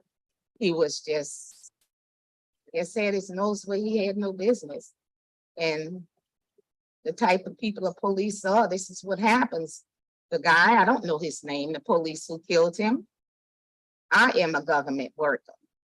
He got a job where I worked, the police, and he bragged about he killed my brother. The lady, everybody's deceased now. Thank God I'm here. And he's bringing this before my time comes. And the lady asked me, she said, you had a brother that get killed by the police? I said, yes. I only ever went through the back door of the postal service. I always went through the front because I parked in front. And the guy had gotten a job with security at the post office, and he bragged about how he killed my brother. But what I do know, the Holy Spirit. That's right. And I heard he got a terrible death. I don't worry about it. Because God will take care of it. I'm kind of upset, nervous. It's been 50 years, but anything, I was very close. Since his death, I guess it might not mean much to other people, but I have not eaten a cream cheese. We would go to the store and I would get one for me, one for him. It was a lot we did together. He would come to the picnics. I would bring him out with me. It's just something you never get over. I've gotten real good since it happened because I would just be driving and the waterfall come. I have not been to a funeral since then. I can't handle it. But God is good to me. I'm not like this all the time. But I came because this is the truth that's going to be told, the lies that was told on him. Christian Berry, he was president. Because one day when I got to work, which I had 2 different jobs because I was a federal protection officer. And when I got to work that day, the girls say, oh, Christian Berry said he didn't want no niggas guarding his courtroom. So I guess whatever happened at that time, it's a lot that done went by that I done forgot. So I just want this to be out. I don't know if it's going to come out in the newspaper, but at least people will be able to see. He wasn't at fault. He wasn't trying to firebomb nothing. He wasn't that type of person. And like I said, he just got killed unjust. That's what we're dealing with this police department. All police are not bad. I quit mine because I can't handle people any kind of way. I'm just nervous right now. It's okay. Thank you, Ms. Borden. Thank you, Ms. Borden. Ebony and. Yeah, I'm ready.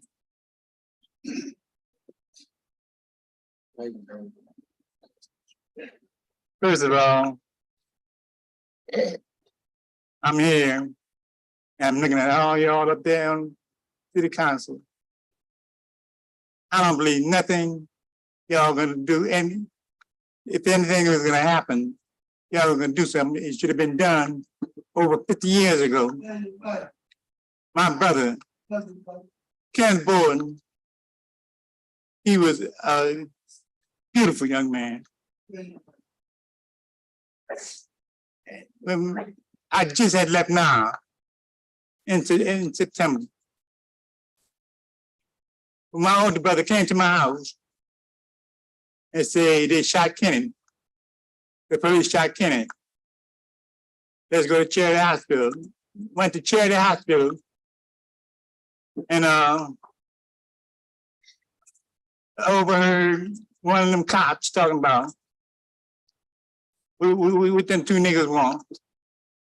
And the cop replied, oh, they came to see about that nigga we shot and killed. When I heard that shit, I went off. Of course, I couldn't.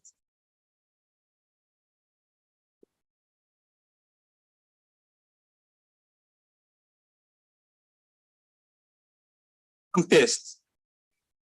Of course, I couldn't do nothing. I couldn't ring because there are too many damn cops out there.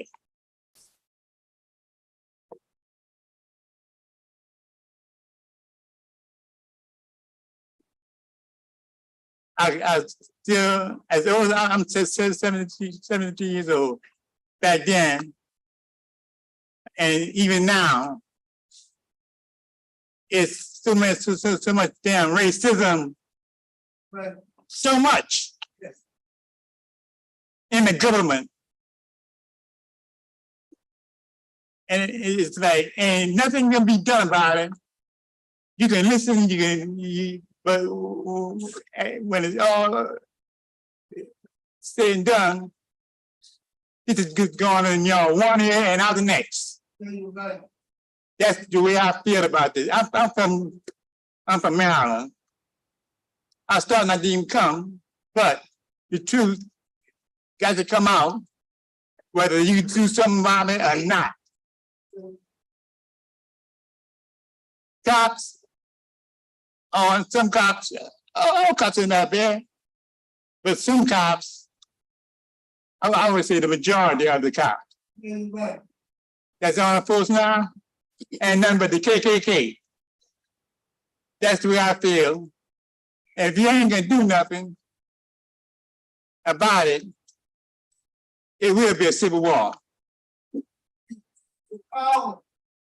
That's all I got to say, good. I'm pissed. Hi, everyone. So my name is Ebony Borden. I am the niece who never got to meet her uncle. I am the daughter of Reginald Borden, who just spoke.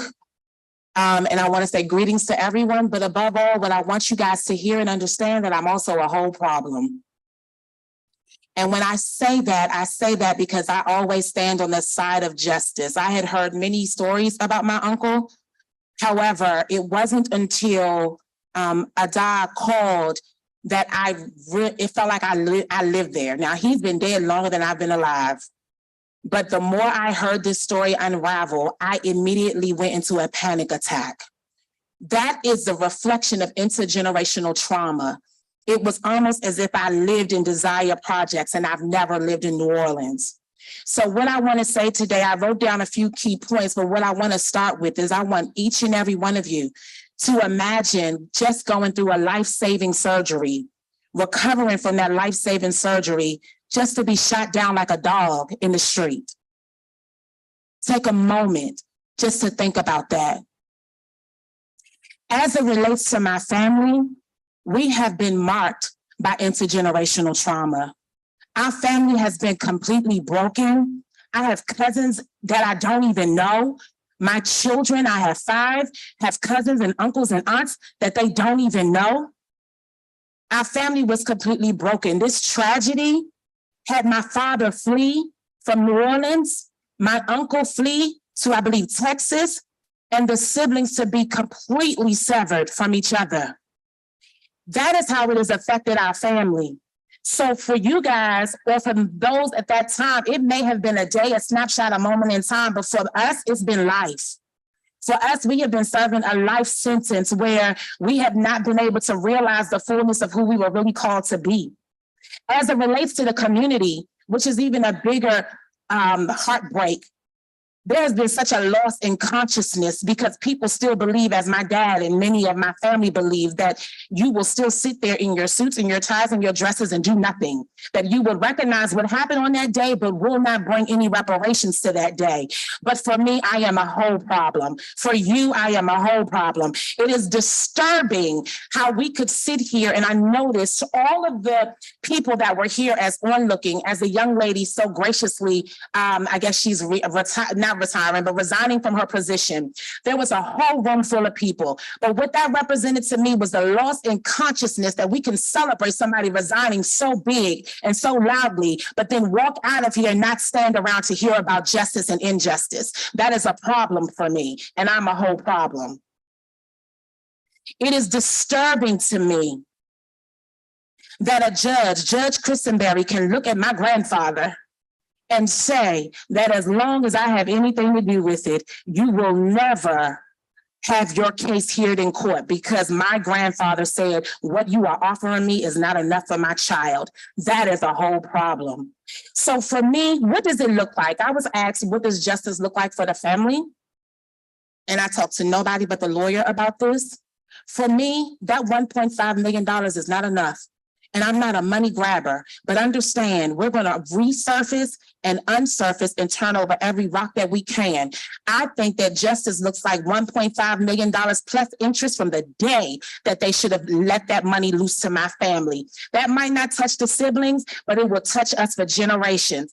And part of that money needs to be dumped into documentaries to bring this standoff to the forefront, because it has died out. Not very many people know about that unless you lived in the Desire projects. They don't even talk about it anymore.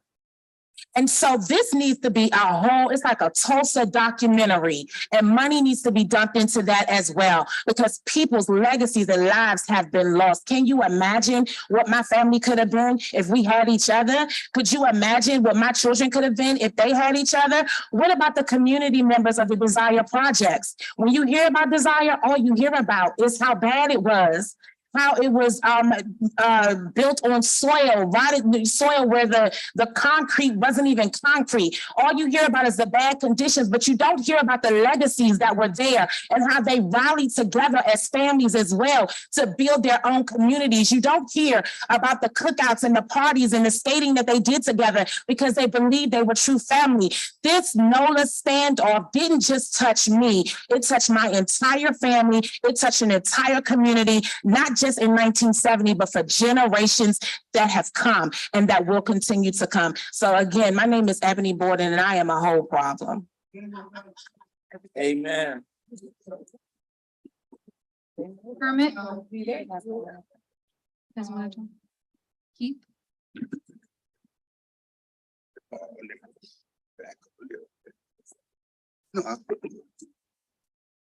Greetings, Council. My name is Keith Malonson. I am Naomi Borden's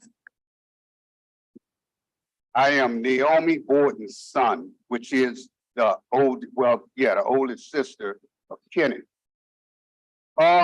When this thing took place, I was 10 years old. I never forget the night. I was at my grandmother's house when it was a knock on the door. And the guy said, just like, your son's just been killed. And my grandmother flipped. My grandfather was just, it was crazy.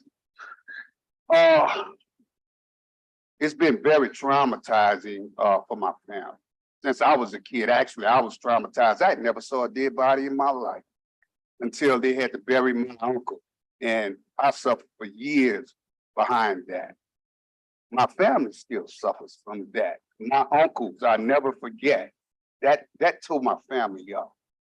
My uncles, this uncle, his name was Edward Jr. They left this city. Left, just never came back. And we were always a close family. My Uncle Kermit, he's never been the same. Our family has just been torn. Alcohol, all kinds of things to try to cover up what they were feeling. And today we're not the same. Kenneth, he was something. I remember him, he used to play with me, and he was something. But one thing I know, he was always sick, always. And the night he got killed, there's nowhere in the world he was trying to bomb a store. He just was a nosy little guy, just as Ruth said. He was just out wanting to see what was going on in the night. And when he went down there, that was the last thing he ever saw. And what we want is just justice, just the truth to be told that he was not a Black Panther. He was just a boy that's trying to see what's going on. At 21, that's all he was, a boy. And again, we just want justice to be served in his name. Thank you. This one more statement I did want to make. And that is that it matters not. It matters to us to a degree, but in totality, it matters not whether my uncle was a Black Panther or not, because on that day, the Black Panthers were given they were doing different programs, providing different things for the community. So even if he was, the level of injustice and how they treated everyone in the Desire Projects and in that area was full of inhumane treatment, Black Panther or not. Thank you. Thank you, Ebony. Just to follow up on that and to introduce our next speaker, local New Orleanians are familiar with this case with the titles Showdown in Desire or Standoff with the Black Panthers, as it was referred to in local headlines. But it's because of this common association that Kenneth Borden gets lost in the story. And so what I think the story focuses on is how COINTELPRO used infiltration and other subversive tactics to undermine self-determination in Black communities. And how they use deadly force on people dedicated to empowering the community. Kenneth Borden, as they said, was not involved with the Black Panther Party in any capacity, spent the entirety of his 21 years of life battling sickle cell anemia. But the unfortunate aspect of his association with the Black Panthers is not because they were an unsavory or unlawful organization, because history and the people of New Orleans will tell you that the Black Panthers served the community of Desire with love and with care. The unfortunate aspect is that the truth of his life and death would forever be a footnote that was not fact checked.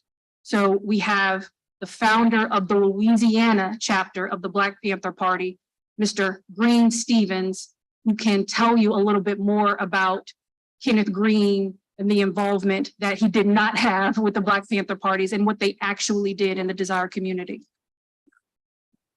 Good morning.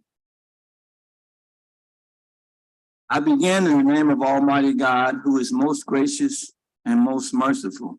I bear witness that there's nothing, no one worthy of praise but Almighty God.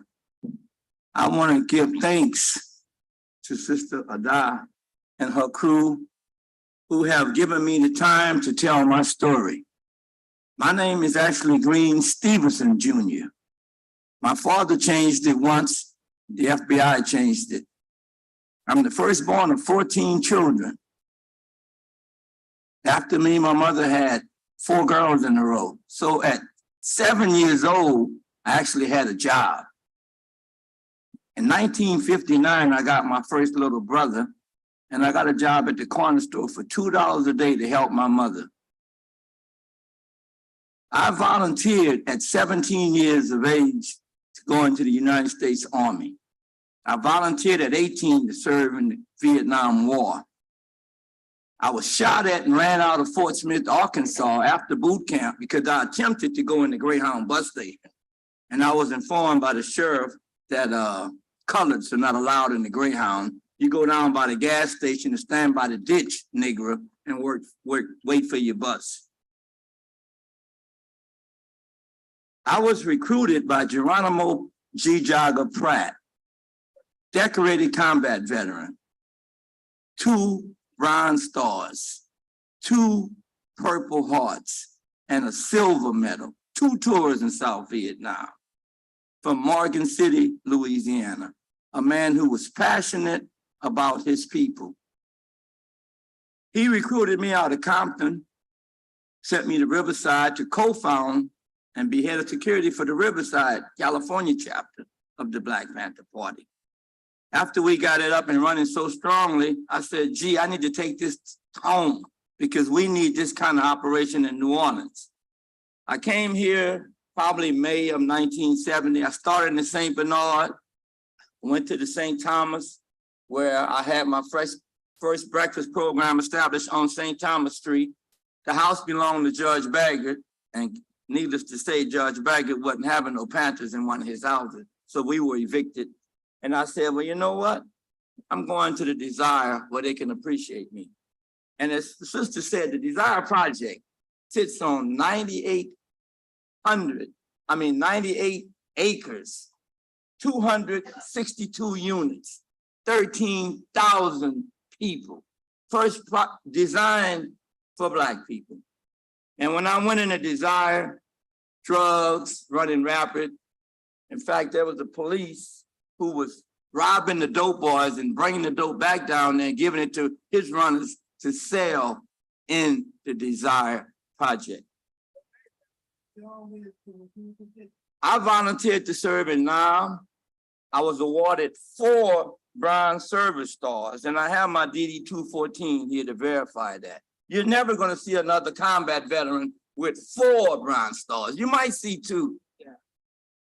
But I was 18 years old in that jungle. I sit in that jungle and watch Vietnamese show me pictures of how they castrated and lynched Black people. And he was wondering why I was there fighting him. But that's another story for another time. We had secured the projects. We ran the dope boys out of there. We had a serious program with free breakfast. The elders were coming out. All the people were coming out. And about Israel Fields and Melvin Howard, I protected them. I was instructed by headquarters, by Huey. Well, Huey wasn't there, but Geronimo and David Hilliard. They said, feed them with a long-handled spoon. Huey Newton got out of jail, I think, sometime September. He called me, he said, Steve, I need you to meet me. My name is Green, but they call me Steve. He said, I need you to meet me in New York. We're having a big powwow.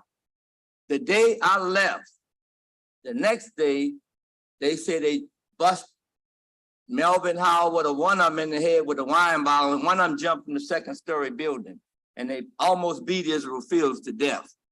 But Melvin's father was even bragging about, oh, my son, an infantry. We knew who they were. I was protecting them because we had been infiltrated all around the country. When I saw what they did to my brother, Fred Hampton, shortly after Geronimo recruited me, he was arrested and put in jail for 27 years. And they had video surveillance of him in Oakland and convicted him of a crime in Los Angeles, or vice versa. Johnny Cochran got him out and got him $15 million. In fact, the last time I saw my brother Geronimo, him and Johnny and myself had lunch here in New Orleans. But that was just part of the COINTELPRO. I was in New York with Huey. So they jumped on the police that night. The next day, they rose with 545 policemen and shot up my office for 18 hours. But I had just come out of the jungle where I served with 3 combat units, killers who wore human ears around their neck like I still wear my dog tags, because I sacrificed for these and I will never take them off. But that's another story. So they called me after the assault after the shootout. I couldn't even come home. I went to Los Angeles. I went to San Francisco office, and it wasn't nothing like what we were doing here, because there wasn't many hungry kids in Frisco as there was in the Desire. But anyway, I left that. I was on there. I got arrested in Los Angeles. I went before the United States Magistrate Court, and they refused to extradite me because they said the charges of criminal anarchy were bogus. So the judge instructed me not to come home for 7 years. I lost a 19 and 20-year-old brother shot and killed, one shot and killed and robbed. The other one shot in the head in the Magnolia Project. And to this day, we don't know because it's just another dead, you know what? So it's inconclusive homicide, unfortunately. Those 7 years changed the trajectory of my life. Me being the firstborn of 14, I couldn't come home to my family. I turned to drugs and alcohol and all kind of crazy stuff to try to ease the pain. So I'm thankful today to finally tell my story because I'm still impacted. I'm one of 980,000 homeless U.S. veterans. There are more than 20 million veterans in this country, and we're catching hell and high water because we've been forgotten about. PTSD is real. So I'm not going to take up a whole lot of your time. I'm still here today at 74 years old. We go out every Friday. We give away 25 foods a plate to the homeless that seem to be unreal. I just culminated a 60,000-mile trip. I was evicted from my home, my family house property that I purchased for my mother by my baby sister in August 27, 21. I took a 60,000-mile trip for the last 2 years. I've been homeless, but homeless is overrated for me. I get money, I could have a house and have somewhere to live. But right now I choose to live this way because it keeps me from going ballistic. Okay? You talk about COINTELPRO, but you don't talk about the low intensity program that they followed up with after COINTELPRO to flood our community with guns and drugs and let us do the rest. And I don't know if anybody knows, but it's said that New Orleans is on track to become the murder capital for the third time in this history. I've been blessed now. Show you, after Vietnam and after all the Black Panthers, I got a job in 1988 for the Department of Defense as a quartermaster above, on a United States naval ship. I mean, I was driving a Navy ship. I was a patrol boat operator and amphibious craft operator now. When I got on the U.S. naval ship, that took a top security clearance. After that, I joined the Union. I was blessed to travel to over 60 countries, 10 countries in Africa, circle the earth, seeing how half of the earth's population existing on $2 a day while we spending trillions on Halloween candy and foolishness. When I go under that bridge every Friday and give out that food and to all those people in that water, and I say, this could have been me, and why do we live in the most abundant country on the earth? And when I seen the homeless in Los Angeles, in Atlanta, and in Atlanta, if you go out and feed the homeless, they will give you a $500 fine for feeding the homeless. But this is a great day. I'm documenting my story. I have been to hell and high water, and I'm so thankful for this time to tell my story. And I still want to serve my people and serve this city. Out of all the places I've been, New Orleans is one of the most unique and cordial cities on the planet. We have the opportunity to do something great here in this time. We need to talk about reparations, because if we can spend $866 billion with a B on the national defense budget, something wrong with that picture. Louisiana has the highest rate of incarceration in the world, not the United States, in the world. There's something wrong with that picture. 87% of the people who go into jail, within 2 years, they're going back. And now they are arresting Black women at an alarming rate. We need recidivation programs. We need equal housing still. Our 10-point program is more applicable now than it was in 1970. Jesus. Then, and the lady talking about diapers, what about food? Yeah. What about breakfast? What about affordable housing? So I'm not gonna take up a whole lot of time. I'm here to still serve. I'm not through. I'm 74 years of age, and I'm thankful for a phenomenal life that could only have been designed by the grace and mercy of Almighty God. So when you all leave here today, take heed to what has been said. Take heed to the opportunity that we have. We can still turn the tide, but it's going to be all hands on deck. Either you're part of the problem or you're part of the solution. And as we used to say in the Panthers, we have to use what we have to get what we need. All power to the people. Thank you so Thank much, you. Mr. Stevens. Lastly, we have Judge Calvin Johnson, who make his way to the podium. Judge Calvin Johnson has been a remarkable figure in this work of restorative justice.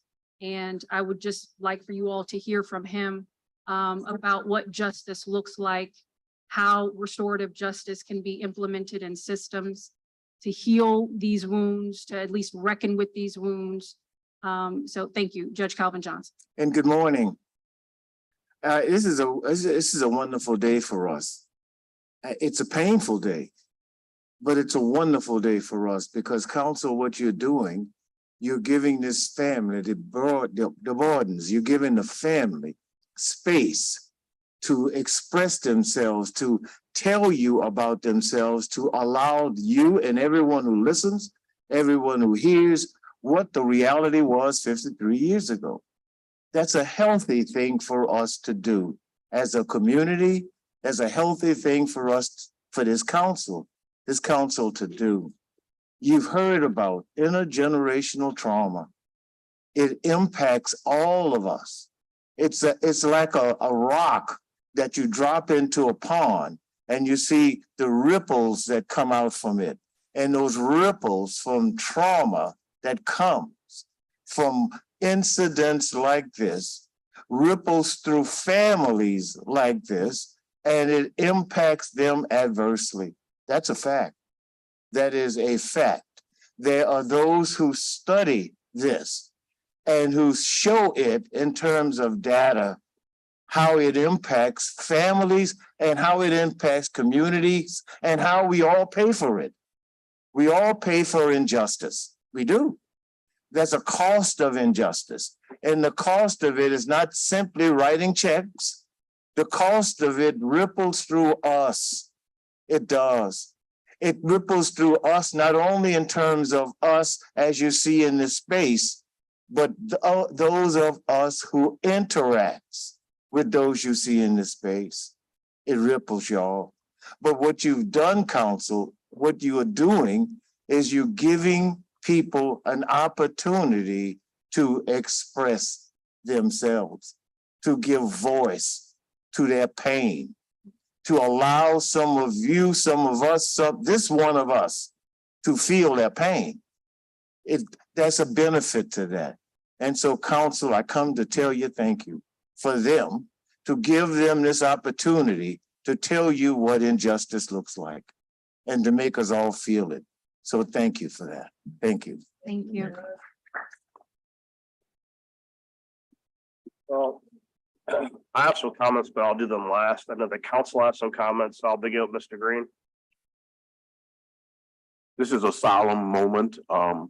I certainly feel for the family, and I was only 12 years old when the showdown happened, but I actually do remember some comments that my father made, for example, and the fact that, you know, he recognized that the Black Panther Party and the work that they were doing there was in response to incredible injustices that had taken place throughout our society. Some of those injustices take place today. Certainly a lot has changed. I mean, because of activism, because of people who have insisted that things change for the better. Here in the city, we do have a bit more oversight, for example, and I would imagine that, you know, some of the instances or the incidents that took place 50 years ago would either not take place today or would be overseen. But there's only so much that we can say other than that we feel for the family. And I do appreciate this opportunity to hear from you. Whenever I see and read about the showdown in Desire, I do always hear about that there was one person who was killed. And yes, I will look at each family member and say, I always read that it was somebody involved with a firebombing of a grocery store. So this is an opportunity. It's 53 years later, yes, but it's an opportunity for you to tell your side of the story, not your side, but the story that you know and that you feel deep down. And I'm glad that this opportunity presents itself. I do want to know that there are some people in the community, especially in the Desire community now, who you don't hear from now, but who talk about those days. I mean, it was 53 years ago. If you were 18, you're 71 years old. There are people who are 80, you know, and 90 years old who still live in the same community. And they talk favorably about the fact that in that community that was tucked away, where it was put near, you know, an industrial district on the site of, you know, sometimes contaminated land with buildings that were designed to warehouse people, they appreciate the fact that there were many people who stood up for them in those challenging times. And they appreciate the work of the party, the Black Panther Party, food programs, self-esteem programs, emphasis on the importance of self-defense. So I just heard it said today that there aren't so many people, you'd be surprised how many people appreciate that work. They may not say it to you because they may not have seen you. And I know that your family was dispersed, but I do want you to know that at this hearing, I will tell you that I see and talk to a number of people who from time to time, whether they're gathered still at Odile Davis Playground, whether they're gathered at some of the churches in the area, they quietly talk about and sometimes commemorate the work that was done back then that made a difference in society in that area. We look at the fact that there were once in our city 13,000 people housed in buildings that had 3 stories and were near each other with, you know, none of the semblances of what we see now today, central air and heat and things like that. I mean, we've made tremendous progress, but there's still a lot more to be done. And your story is a reminder of the fact that there's a lot more to be done. But thank you for telling your story. I'm pleased to be a member of the council that has given this opportunity for you to tell of your story. And I will say this, that there will never be a time when total justice has been achieved because there were so many people who were killed in the furtherance of providing equal opportunity and more opportunity for people. Even in our city, there are untold stories. I know a family, for example, whose relative was killed leaving Suno. He was shot on Robert E. Lee, and we never talk about that story. He was just shot in one of the early drive-bys of somebody who eventually spent some time in Angola and was released. It's a whole nother story that needs to be talked about and told. So we'll never be able to overcome the injustices of the past, but we do recognize that because of the work of so many others, we are in a much different place right now, a place where there's more opportunity available, but also a place where there's so much to be done. So my condolences to your family. Thank you for having the courage and the motivation to come and tell the public about your story. And it does make a difference with people who are watching us and listening. Thank you. Good morning, and thank you for being with us. What Judge Johnson said is correct. Today is it is a painful day, and it is painful to hear your story. But of course, that can't even compare to the pain that you all have endured and the trauma and the lies that you all have had to deal with for now more than 50 years. To hear about the fact that this horrific murder that occurred had more impact through the years and through generations of your family, now separated throughout the country because of what happened that day.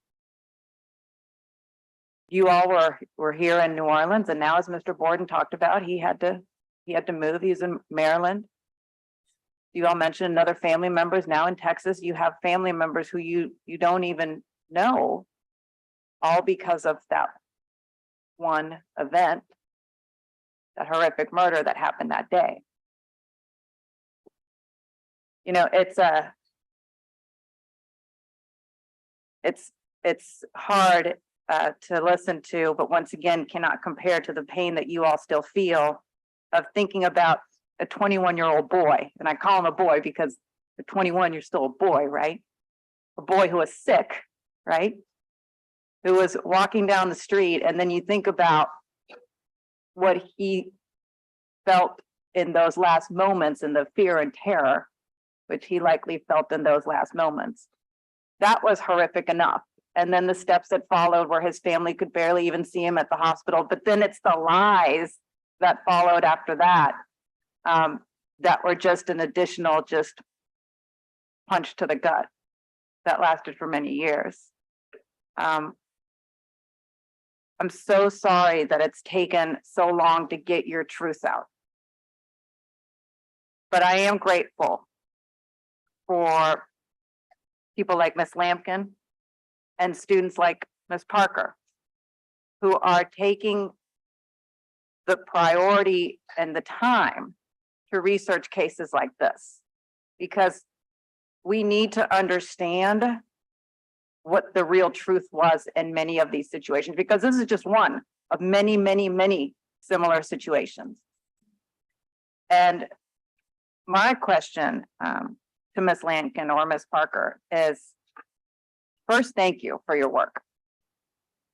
But number two, yes, thank you for your work. Number two, how many additional cases like this are you working and how can we help you? Because only by learning the real truth of our history can we ensure that we never go back. Well, thank you for that. So there's currently an archive of about 1,200 cases that we have investigated through CRRJ. And they're available on the CRRJ website, crrj.org. What you're doing today is what you can continue doing. If there was a process that we could have, you know, that was embedded within the system, that would be wonderful. Yeah. But your willingness to create space is a huge part of it, because a lot of times families just want the truth to be told. Right. A lot of times records, legal documents need to be corrected. And so we work on those things, but there needs to be a forum where the truth can be entered into the record. So this is a great first step, and I thank you and applaud you for it. Thank you. Go ahead. I would like for, if you Google Steve Green, New Orleans Black Panther, they're gonna show you a picture of Israel Fields and Melvin Howard. I wish they would put a picture of me on there and correct my name, which is Green Stevenson or Stevens Jr. Yeah. For one thing. And I still want to serve this community. I thank the city council for this opportunity to tell my story. I'm writing and documenting a lot of stuff. Again, I've been to over 60 countries. I've circled the earth. And I have a story to tell, but I have, being the firstborn of 14, I was kind of like the social worker.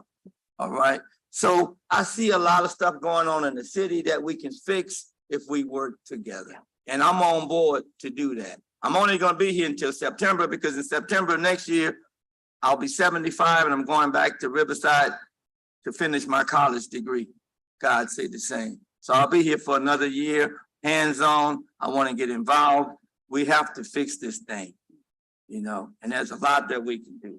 So thank you all for giving me the opportunity to, this is the first time I've ever had opportunity to tell my story in 53 years. So thank each and every one of you, you know, again, and especially these ladies. Yes. Thank you, sir. Thank you, Mr. President.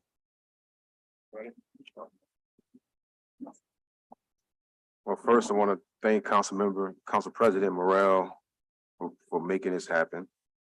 I want to thank Mrs. Lumpkin for her leadership at Southern Law Center. Ms. Parker, 3L student, for doing this. Was Ms. Bell, Professor Bell, a part of this? No, okay. And to the Borden family, my condolences. I'm honored to be in front of you and hear your side of the story. This is a story that I've heard bits and pieces of and never got the full story. And I just wondered how many more stories like that are like this are out there, not just in the city, but you know, just in the country of situations like this. You only hear about the more popular ones, the Fred Hamptons of the world, but there are many more, and it's eye-opening to hear something like this happen right here in the city. And to Miss Borden, you said something that I often think about. You know, you mentioned how this incident that happened over 50 years ago has divided your family, and you have family all over the country, and relatives and kids and cousins and nieces and nephews who have no idea of their family. And I often think about my own family and about other Black families in this country where we may be sitting next to a brother or a cousin or an uncle. We have no idea because of something that happened 50, 100, 200 years ago. And that when you said that triggered, that reminded me that I often have those conversations with myself. Like, is that person related to me? I would never know because, you know, whatever. So this is just an eye-opening experience. Again, thank you for your stories and for the work that you all, Mrs. Lumpkin and Ms. Parker, doing at Southern, and keep up the good work. And thank you for sharing your time, your family, and your stories with us this morning. Thank you. Thank you. So 53 years ago wasn't that long ago, right? And we're still, as Brother Green said, still facing the same problems. Housing, clean, affordable housing, good food for communities, community building. We're still facing those same problems. And listen, y'all don't want to hear from a bunch of politicians because, as your father said, unless we do something, we're all just talk. So as we continue, I hope this council recognizes that those problems from 53 years ago still exist, and that we need to do everything that we can do to address them. To the Borden family, my condolences. I'm sorry you lost an uncle that you've never met, that your father, your uncle, your aunt lost a sibling at such a young age. To the lawyers, thank you for bringing light to this and continuing to bring light. I think you're absolutely right, Ms. Lamkin, that we need a forum, almost like a truth and reconciliation forum, for all of the horrors that have been rained down upon us as a Black community. But again, I don't want to sit here as a politician and talk, because what we need is to hear from families who are impacted and community members who want to continue the work. Thank you. Well, let me start by saying, I know words mean very little, but I think sorrow and condolences are the absolute place to start for the family. I know for too long in this country that people have not been given the ability to have equal dignity under the rule of law or as things are applied to them. And as a result of that, wounds and things that should have been fixed a long time ago festered for too long. And I agree. I've known Judge Johnson a very long time. He's not only a resident, but a constituent, but a good friend. That there is pain, primarily with the family, but also in receiving what has been said today. And I think the question now, to what you said, Mr. Stevenson, is how do we deal with that pain? And I think to Ada, if you're going to have restorative justice, the first part is by exposing what has happened, having the hard conversation out loud, and then what is the solution as a result of that? And I know there's been a lot of talk sometimes about people fighting or what happens, but at the end of the day, our job is to serve the people of the city and try and find solutions to make their lives better.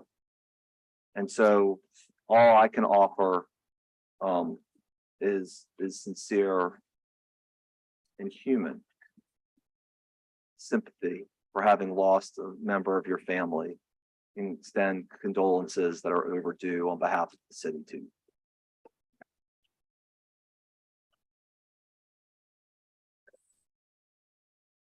I both have a lot to say and very little to say, so I'll try and keep it brief.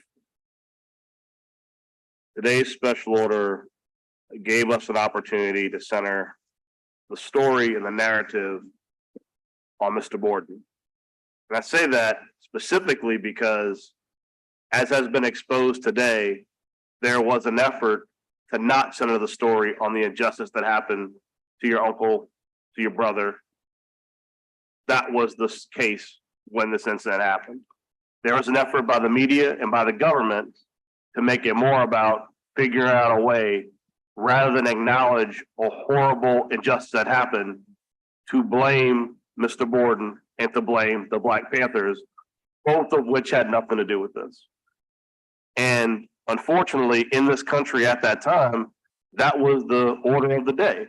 It was, rather than accept accountability, rather than speak the truth, it was about misinformation and lies to promote a narrative. This is not the first time the council has had to have one of these meetings about, in particular, the media in particular, how they were always a willing partner in pushing these narratives. there's kind of an expectation today because of the way we deal with the media that these are the people that seek truth and justice. But in these times, throughout the entire civil rights movement, they were a partner in disinformation. It did not take much. From everything you're told me, had they spoken to anyone on the scene, they would have known the truth. They actively did not seek the truth. They took a narrative that was spoon-fed to them, and they created a narrative that became history. And I want everybody to kind of think about that for a second, because there's an effort in this country to crystallize the injustice of the past and to not correct them. I mean, I hate to bring national politics into the space, but this is why you have to fight over CRT. This is why you have to fight about governments trying to say we get to dictate what type of history gets taught in school, because they don't want this history taught in schools.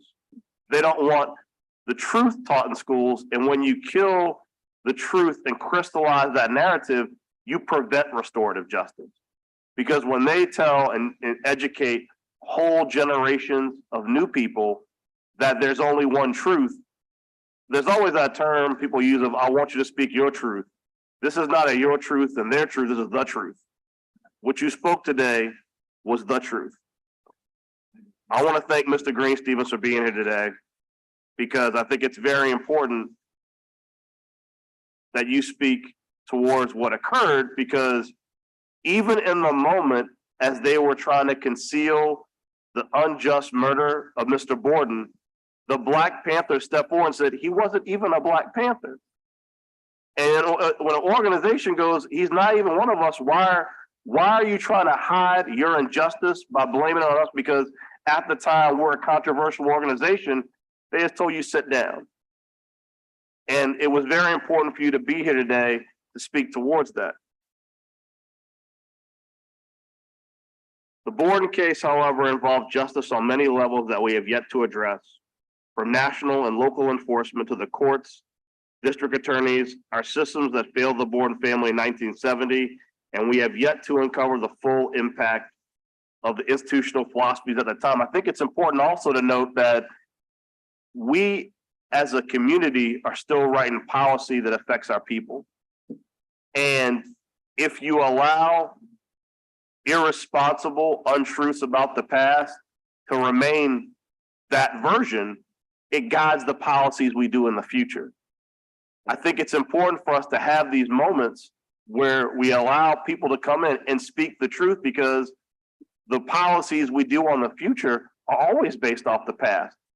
And if the past is wrong, then the foundation to build new policy and new ordinances and new policing strategies, it's all based off this idea that what was done in the past worked. I think what you see in not enough communities around this country is you really have to not look at the past in such a static way and assume that everything that you've been taught is correct. I can tell you that I'm 45 years old. I was born well after Mr. Borden died. But I can tell you my mother began her career as a teacher in 1974. My father, who at the time of Mr. Borden's death, I believe was still in construction. My dad became a lawyer and got involved in politics because of what was happening at the time in our community. My mother, for years, told me part of what you dealt with as an educator with young Black children in New Orleans was being a social worker in trauma, because the resources weren't there. Your teachers were your confessor and your social worker, and they were the people that were the first line. And when I hear the stories y'all tell us about not just the trauma you dealt with at the time, but the trauma of someone similar to me who was born afterwards, and you're still dealing with it, it's heartbreaking. And it's so important for us as a government and as a community to realize that these traumas, they're not static either. They carry through generations. And we see that in every single circumstance. As Mr. Green said, you can go into Desire today and talk to some of our elders, And they will tell you exactly what happened that day. And that narrative is exactly what Mr. Stevens said. That's the truth. That's what happened. Despite the fact that if you ask the average person and they Google it, that falsehood is still on the internet being perpetuated. Everywhere, Everywhere you go. everywhere. And the truth, this reconciliation will never be complete until we get everyone to correct that history. Because it is an ongoing trauma that if you Google the showdown in Desire, your uncle's name still comes up. Can I tell you that I tried to educate my 5 children about what happened in Desire, and I had to stop and just tell them the truth because there was nowhere where I could find the truth about what happened in Desire. And my children, I have 5, 4 years old is my youngest, my oldest is 14. And I had to stop sending them to the internet because the truth was not being told. And I mean, for us, part of our job in government and as leaders in this community is to really push out and say, this is the truth. Yeah. And any other version of this is not correct. I had a lot of notes, but I'm throwing most of them out, as you've noticed, because listening to y'all changes a lot of that. I think it's important to note the institution. We think of institutions, think of buildings. Oh, look, that's a higher ed institutions around this country, and particularly in the city, is people and families. Families are interconnected. Right. They're interconnected, and to your point, the truth starts with us killing these falsehoods in our own community. Because I guarantee you, if you talk to different people in different communities in the city, most of them would still articulate the same wrong narrative because they don't know the truth. And just like we made it a priority in this community before it was a national issue to talk about Miss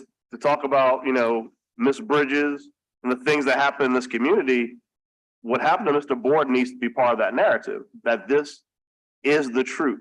This is a man who, like many people, just happened to be at the wrong place at the wrong time. And that's no excuse. Mm-hmm. That tells you how random and how accepted violence was on Black people at that time. Absolutely. Absolutely. So, like I said, I've got a lot to say and not a lot to say insofar as this council will remain a body working with people like Ms. Lampkin and others. We will always give a space here for people to tell the truth, because this is what we can do. We can get the truth and promote the truth so that people can't hide behind false narratives. And as leaders in this community, as former state legislators or the like, we can constantly be pushing to make sure that when other people try to say history was perfect, we shouldn't change it. We can say, no, no, no. History is not only imperfect, there are many examples of just lies. Yeah. And we always have to have the ability as people to go back and correct those lies and hold those people that promoted those lies to account. Honestly, and I said at the same time we had upstairs lounge fire, it bothers me that the newspapers of that time have never printed a correction. Never.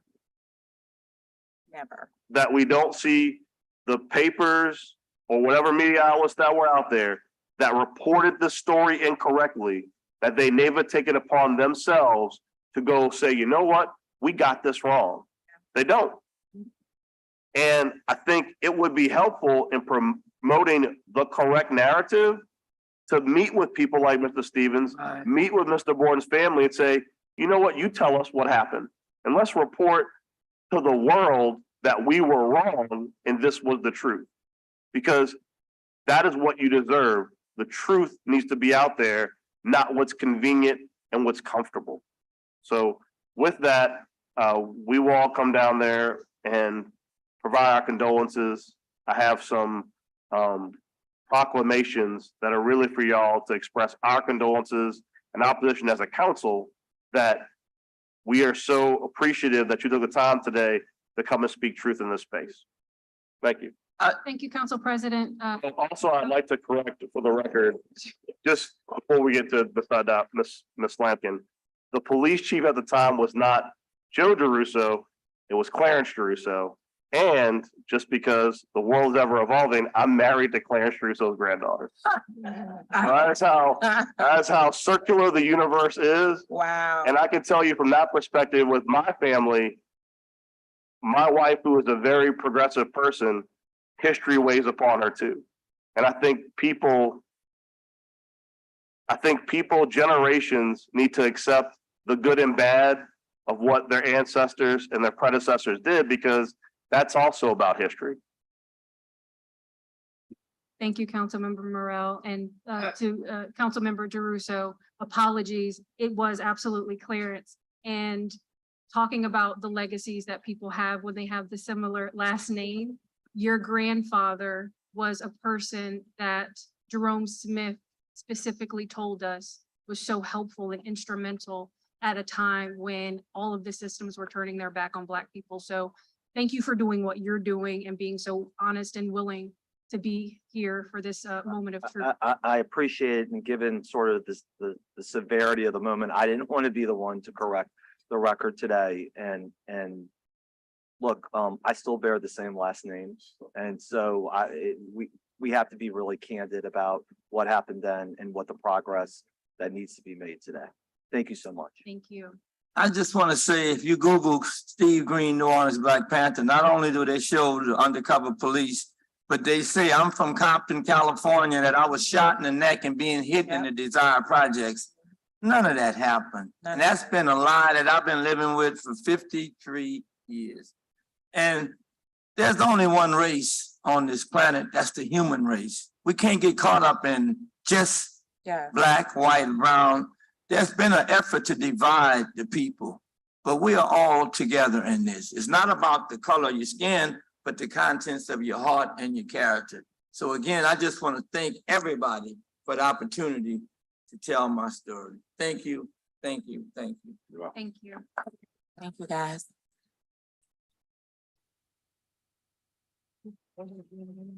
And now, Borden. I tell you, I don't think that your testimony. Appreciate your phone.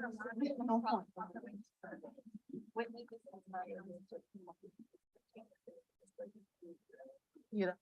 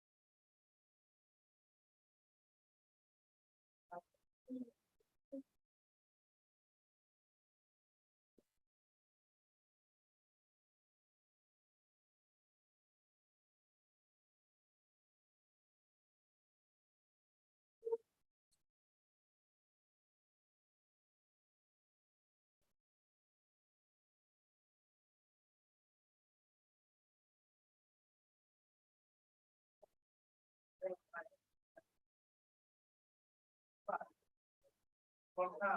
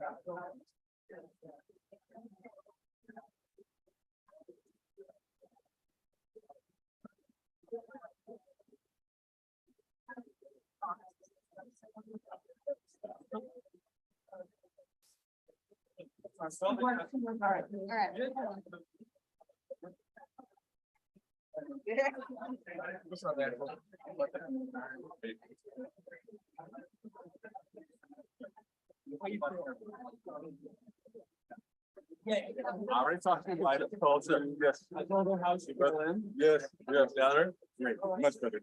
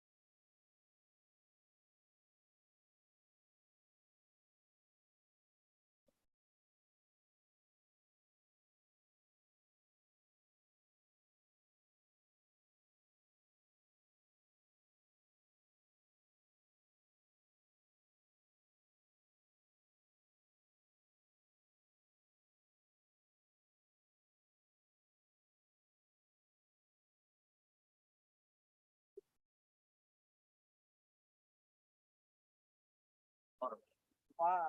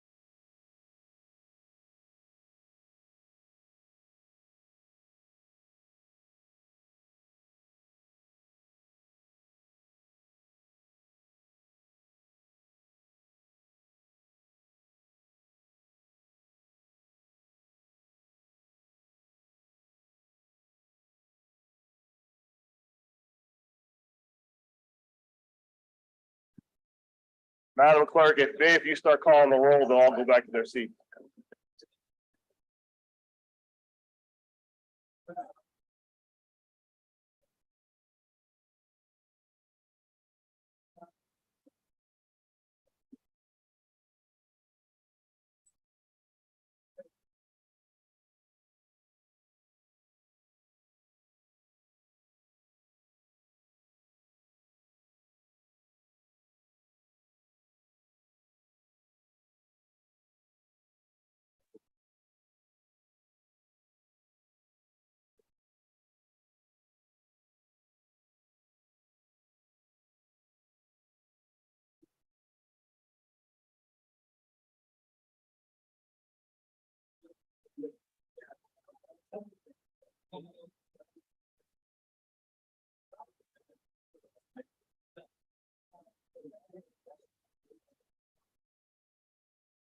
Council members, could you please make your way back to your seats? Council members, you know who you are. Could you please make yourselves back to your seats so we can continue with the meeting? We have other items on the agenda.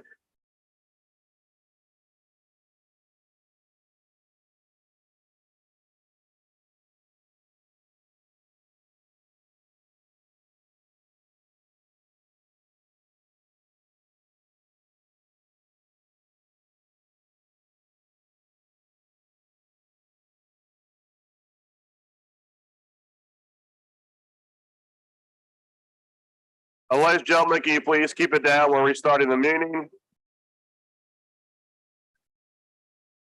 All right, let's go. Madam Clerk. Council members, we're now going to go to the top of page 13. Madam Clerk, before you go to top page 13, I think Councilman Druso wants to be recognized for a brief personal privilege.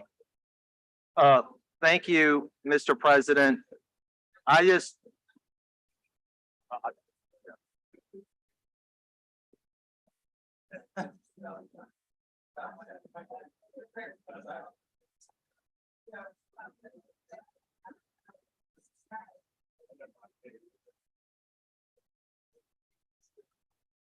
All right, whenever you're ready, Councilman Druso. Thank you. I just want to point out, because it's been coming to our attention and is receiving more reporting, that because of the dashboard this council has created, the prison population has increased by 35% in the last year. My number of concerns began with number one. This council in the last term, Councilmember Moreno created a cap that we, the city, all agreed to, and that is protected by federal law. That cap will not be violated, or there will be consequences. Number two, I am also frustrated because, but for the dashboard and understanding, we have not been told by our partners, many of whom we either fund significantly or in part, why there's been such a gross deviation over the past year. We, and really the public, are owed an explanation for that. Third, a lot of times we get blowback, I think, about why is a dashboard so important. This is one of those instances that shows why. We can't have the facts of what's going on unless we have the data and it's also frontwardly facing. So I want to make very clear to the public that we are watching closely. We expect our rules to be followed. And as a result of what has happened, and given how much of a disparity there is, we're going to expect explanations of what's going on. Mr. President. Thank you.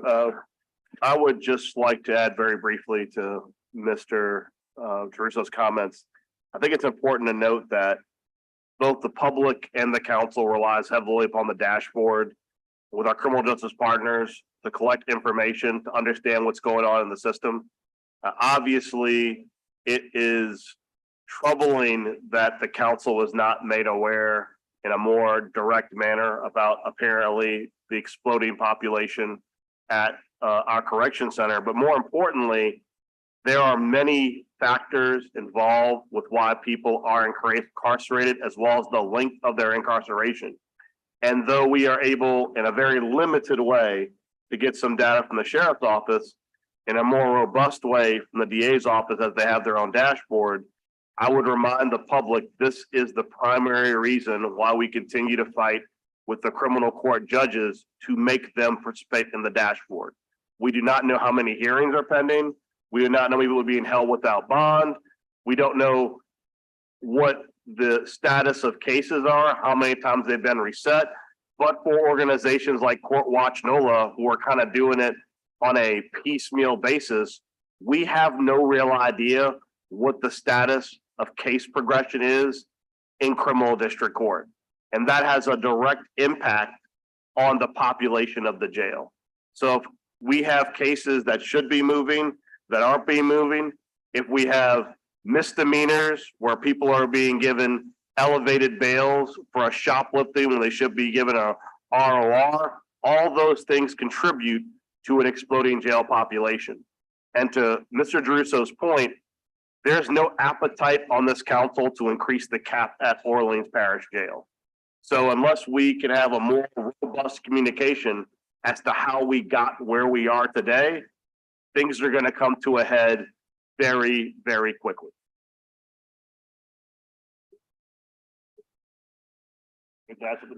Yes, I'd kind of like to add, but I just want to say that we as a council need to recognize that sometimes, and it's not necessarily for the bad of the order, but some of the things that we ask for could potentially result in enhanced incarceration. We want to make sure that the process is fair, that everyone knows what's going on. But for example, I would like to see more Wynn's Law hearings, for example. Those might result in a few additional individuals getting incarcerated.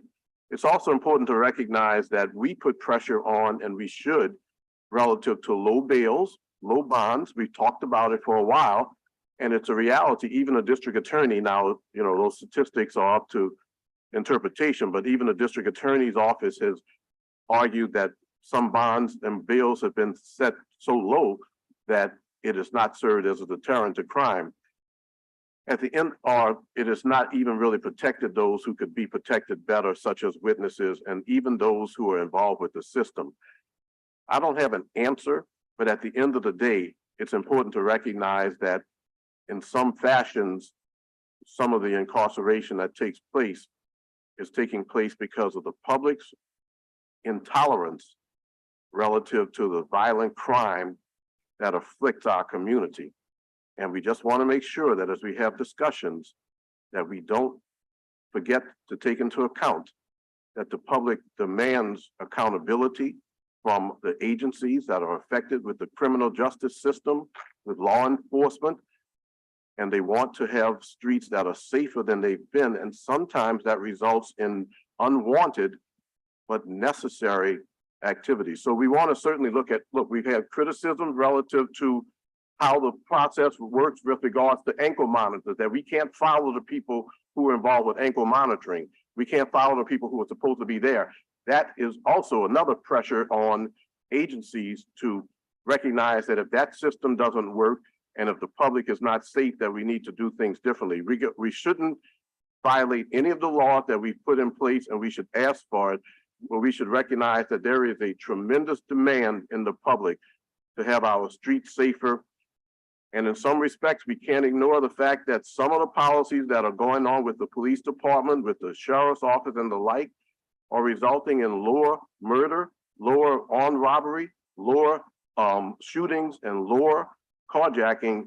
And that's what the public is concerned about. I hope that we can work it out. I don't want anybody to ever have to go to prison. I don't want anybody to be incarcerated. But at the end of the day, the families and the citizens of our city deserve safer streets. And I hope that we can reconcile the two relative to incarceration and safety so that we don't have to have increases in the jail population. But at no time should we look at our city's citizens and forget that they are demanding safety and deserve it. All right, so back to you, Madam Clerk. Councilmember, we're on top of page 13.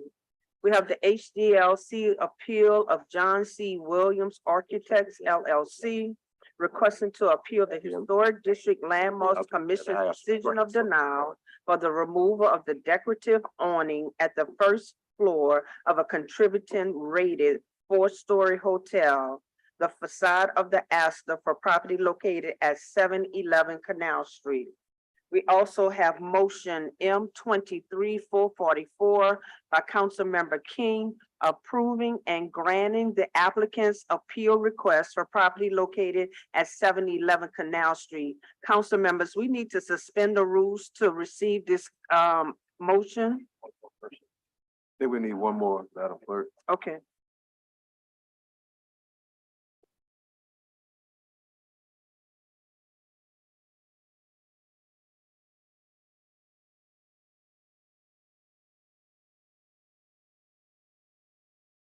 All right, I make a motion to suspend the rules to add this on the agenda.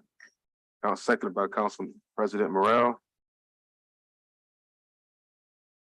5 yeas, no nays. The rules are now suspended. And then we need to further suspend the rules to add it to the agenda. I make a motion to add it to the agenda. Second by Councilmember Morrell. 5 yeas, no nays. And Now properly added.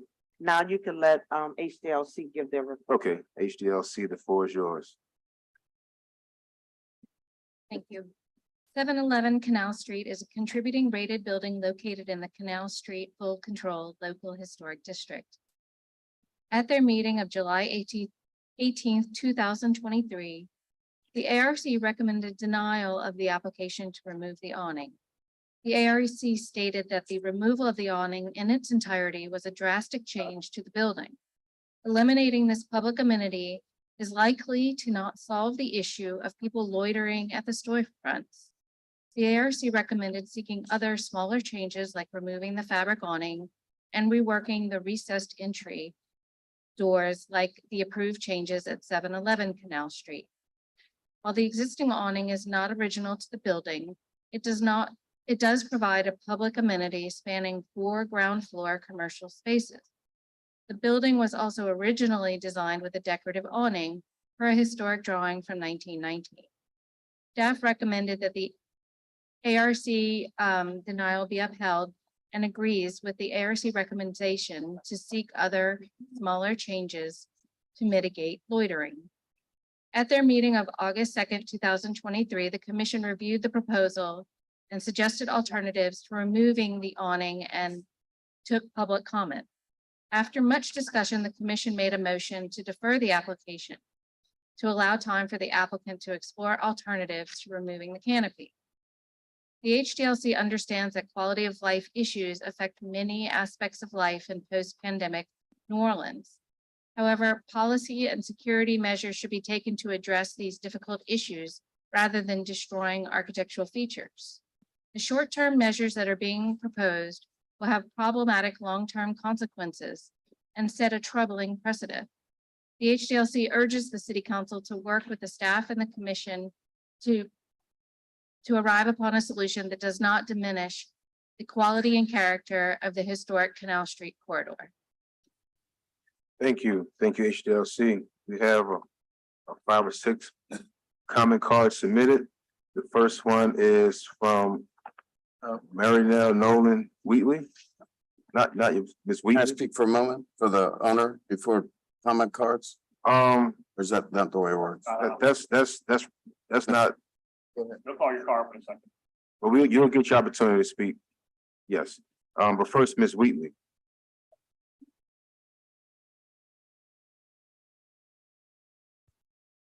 Good afternoon, honorable council members. My name is Marinelle Nolan Wheatley, and I'm the Advocacy Coordinator and Policy Research Director with the Preservation Resource Center. The PRC agrees with the professional expertise of the staff and commissioners at the HDLC on their decision to deny the removal of the awning at the first floor of 711 Canal Street, a building that contributes to the full control Canal Street Historic District. An awning has been here for much of the building's history, but we understand that this awning is not original. Our main concern today is with future decisions regarding this same issue. This strategy is ineffective and sets a concerning precedent. New Orleans is hot. Historically, its famous decorative features that overhang the sidewalk created iconic streetscapes shaded by awnings and galleries that are both beautiful and practical. While architecture undoubtedly impacts how people use our city streets, it is a leap to suggest that removing a substantial feature from a historic building would solve public safety issues or prevent the gathering of unhoused people. A haphazard block-by-block approach is not a sustainable solution. Additionally, we do not know that removing an awning will stop alleged illegal activity. At best, it would relocate it. The historic architecture in this city is an economic driver and an asset to its residents. More is at risk than an awning. The PRC does not endorse setting a precedent that allows the city's historic architecture to take the blame for unrelated issues. Thank you for your time. Thank you. Next, we have Mr. Mark from Startwood Capital Group. I didn't try to pronounce the last name. Can you give us the last name, please? Mark Sunjack, thank you. I appreciate you having us all here today, coming on behalf of the Astor Hotel ownership. Now, listen, I can't speak to the full history of what was there the past 100 years. I know that this specific awning structure in question today is not part of that 100-year history that was constructed when the hotel was built in its current state. I've walked, again, I'm pretty new to this specific matter within the past year, but I know it is I've walked the entire stretch of Canal Street. This is the only awning structure that stretches out this far and wide, and is the only one that has this kind of gathering and loitering. Most recently, my personal experience last night, I was accosted multiple times, basically run off the block. It is sad to put millions of dollars into the hotel and overall the whole master plan of which is the block, and not even be able to feel safe on our own property. I think that's something we can all agree that we all want to feel safe on our own property, and that is not the current case. So when the discussion comes to about preserving the historic feel and setting a precedent, the only precedent we're setting by keeping this up is the rampant drug trafficking and prostitution and what else have you. I mean, that's really the nature of what's going on. And I invite anyone, if anyone really wants to get a real feel for it, I invite anyone to come walk it themselves with me or of their own accord. So hope to come to a resolution. Appreciate your time and consideration in this matter. Thank you. Next, we have Mr. David Rubenstein. Just for the record, when people come up, and this is something we need to correct just going forward, make sure you state your name, your address, and whether or not you're a paid actor or consultant. That's all. Of which you're not a paid consultant, I don't believe, Mr. Rubenstein, but please say the rest for the record. But David Rubenstein, we have a business on the corner, Canal in St. Charles, been there for 100 years. So we have had a good long time view of the thing. I am not a paid consultant. I'm just a participant in the corner. All I can tell you is Coleman Adler, Steve Pettis from the restaurant, we love the preservation. I'm just redoing. I can't tell you how much money I'm going to be spending on redoing the buildings, preserving them. We didn't build up. We saved exactly what it is. So we know the historic part of New Orleans, and we really, appreciate it. For whatever reason, just like in San Francisco, when they didn't do anything to correct the problems in the square, it's now become abandoned. This thing is not only dangerous in that block, people have gotten shot. People are there, they're selling this like a bazaar, but it's more that I've been there when customers say, we're not going to walk that block. We just have to go around it. It's too dangerous. There are things that we can do. We have awnings, we have balconies, but they're generally half the block. So it's not like a shelter in the sun, a shelter in the heat and the rain. there will be something there. I am very sure of that, because we like to have things there for the pedestrians. And this was a great thing for many years, but homelessness and things like that have changed many cities. And this is cursed this one block. You look at the rest of it, it doesn't have that kind of an awning and it doesn't have that kind of a problem. And all I am saying, and I think we're all saying, is let us relook at it, let's reconfigure it, but let's do it in a way that is what's going forward. So I hope you will agree with us. I know the historic thing, it is, I'm 82 years old and I don't remember it when I was a little boy, to be honest with you. It's time just to improve a problem. Thank you. Thank you, Mr. Coleman Adler. Coleman Adler, representing 722 Canal and from 718 Canal to 738 Canal, which is where the streetcar stops at Canal and Ronlet. Like David, I'm not as old as he is. I'm a year younger, but I've been out there a long time. A long time. And what we're talking about today really pales in comparison to the other business that you've had here today. I'm glad I was here for that. Generally, I'd like to be here first and get it over with. I'm glad I was here today for that. But this is important in a different way, as others have pointed out, going forward. I don't think precedent setting is a problem here because these kinds of things are going to come here. And I think using a former precedent as a reason to get something done that is again wrong, I don't think that's the problem. The problem is what David has described. Walk out there, see what goes on every night, listen to the people walking on the street, say, we don't want to come out here. This is too dangerous, too threatening, and we're going to go somewhere else.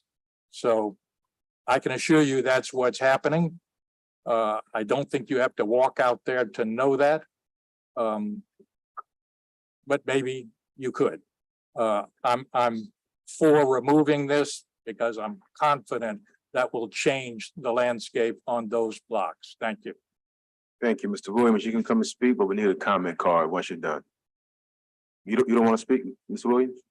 You can speak now and then pull a comment card out. Okay. I just want to make sure that Alexis I have Kamen gets to speak. She's representing Devon Yes, Barber, who is very much in favor of moving forward with removing the awning. I put the awning up about 23 years ago when I designed the hotel. It was a good thing to do, at least at the time. Historically, they had some attachments. This is actually 4 properties. I had to get 4 property owners to agree. So it's difficult to do this, but McDonald's has moved out, Starbucks has moved out, T-Mobile has moved out of that area. They can't do business there. So I listened, and what I heard was we need this awning taken out. And we need the little indentations on the storefronts pushed out so they don't become urinals. It's awful between Royal and Bourbon. That's where people make the swing. They come down, they come around, and it's just not a good situation. Historically, they had a gallery there. You know, we didn't put a gallery there. We put an awning. We want to take the awning off, and we've gotten all the owners to agree. I'm not sure I could know what I could get the owners to agree to moving forward if there was anything different. So I kind of pushed through the Historic District Landmarks Commission, and we're here today and asking you, please experiment with us. Let's do this. Nobody at the Architectural Committee meeting thought that this was a historic awning. Literally, you know, I'm not that historic. Those guys are older than I am, by the way. And what we'd like the council to do today is let us move forward. Everybody's ready to take this down, make it a different place, and work together to really correct something that's going terribly wrong. You'll know that it's going terribly wrong when you hear from Alexis, because she's going to tell you about the crime statistics. Devin says all his rangers go down there, the police go down there. These are not just passerby kind of incidents. This is real serious crime. And in terms of the people that occupy there, yeah, there are people of need that are there. but most of them are business people and they're dealing drugs and they're doing prostitution and they're doing all kinds of things. Thank you, Mr. Right Williams. there on that block. And if you could work with us to try and remedy that by allowing us to take down a canopy that I put up 23 years ago, I appreciate it. Mr. Williams, before you leave, name, well, address and John Williams, and 824 Borden Street, architect planner here in New Orleans. okay. Before we get to Miss Alexis, who will be our last speaker, Mr. Burnside.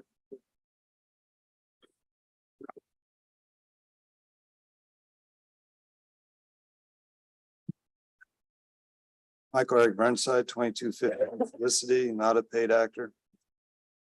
I've walked this city since 1986. I could tell stories about North Rampart and all the rest of it. I've lived in the city since 2015. Walked the city. I walked Canal Street. I walked under the awning. I don't trust my own memory anymore, and I'm not just saying those words. I've had some trouble with it fairly recently. So what I can say about right now might be wrong, and if it is, I'd be happy to be corrected. It's my understanding that there's a statue there, a little statue of a person with a fedora hat. Maybe I'm thinking of the wrong spot. I am thinking of the wrong spot. That's important. Okay. Then I will segue slightly sideways and just say that we've heard people here who want to experiment with us and want to help us.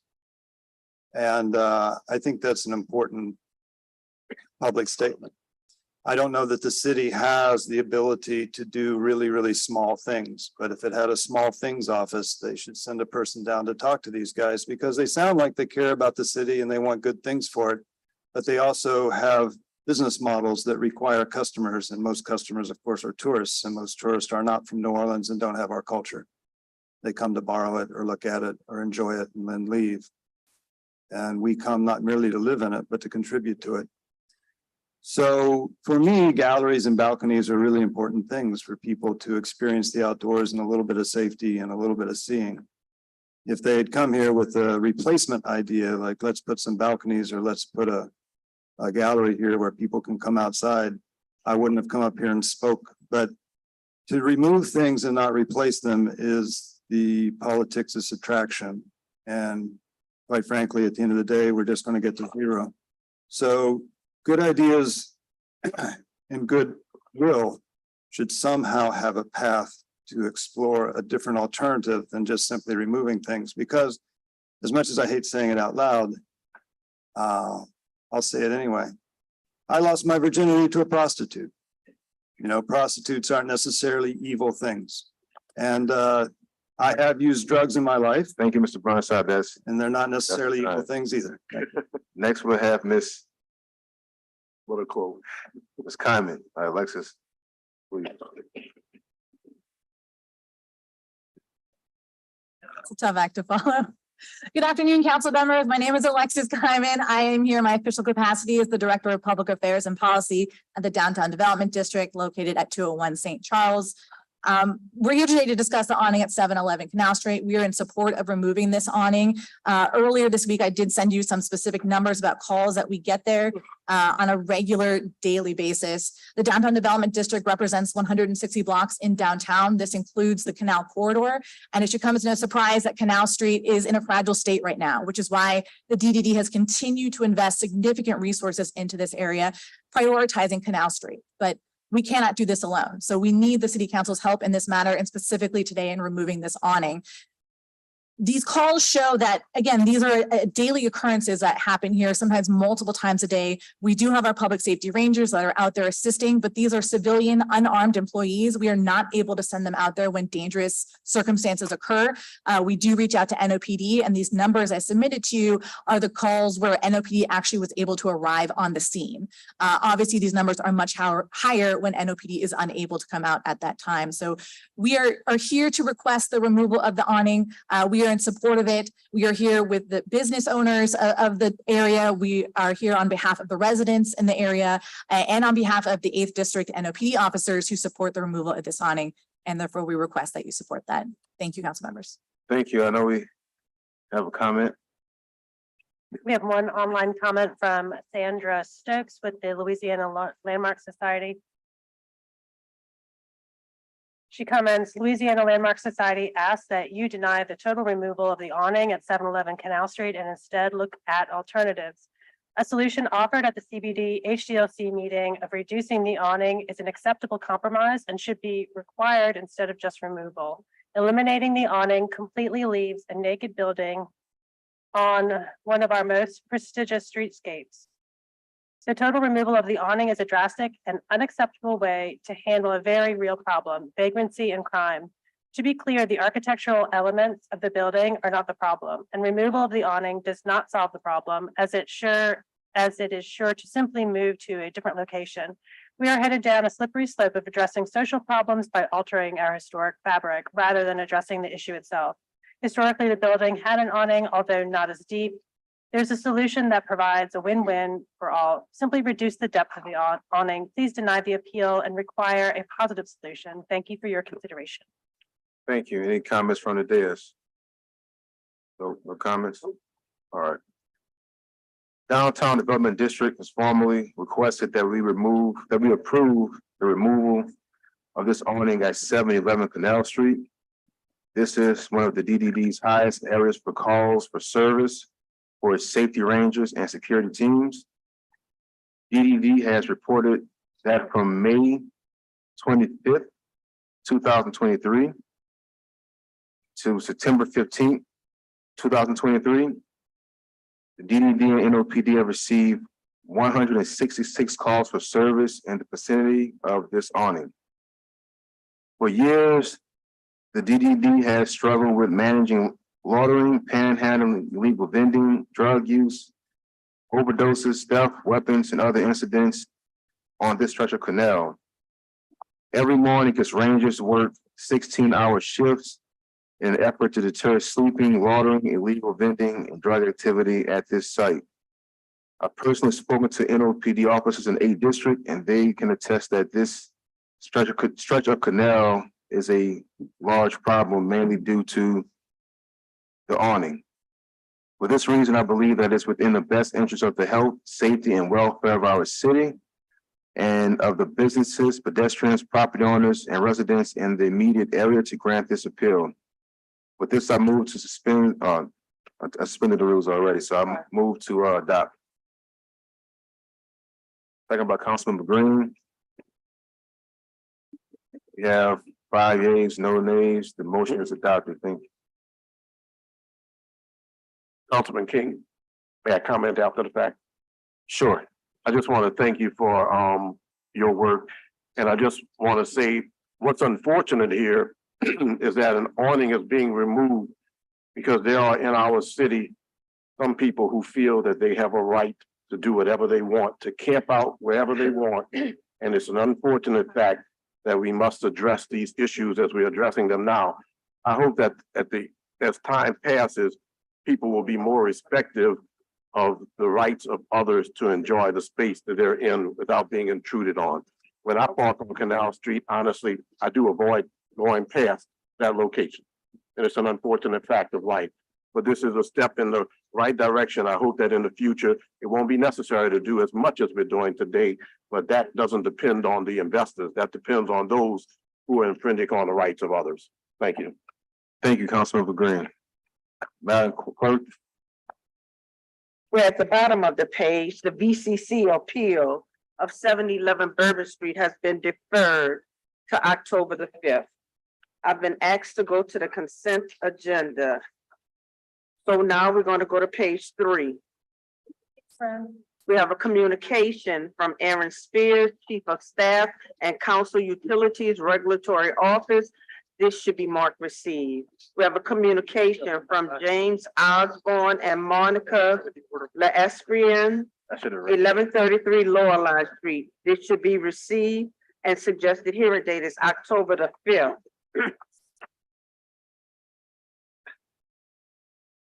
On the next page, on page 4, we have a communication from Zachary Smith, owner, Zach Smith Consultant and Design, 2624 Burgundy Street. This should be marked received. Suggested hearing date is October the 5th.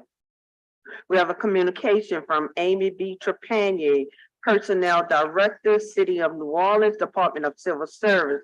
This should be marked received.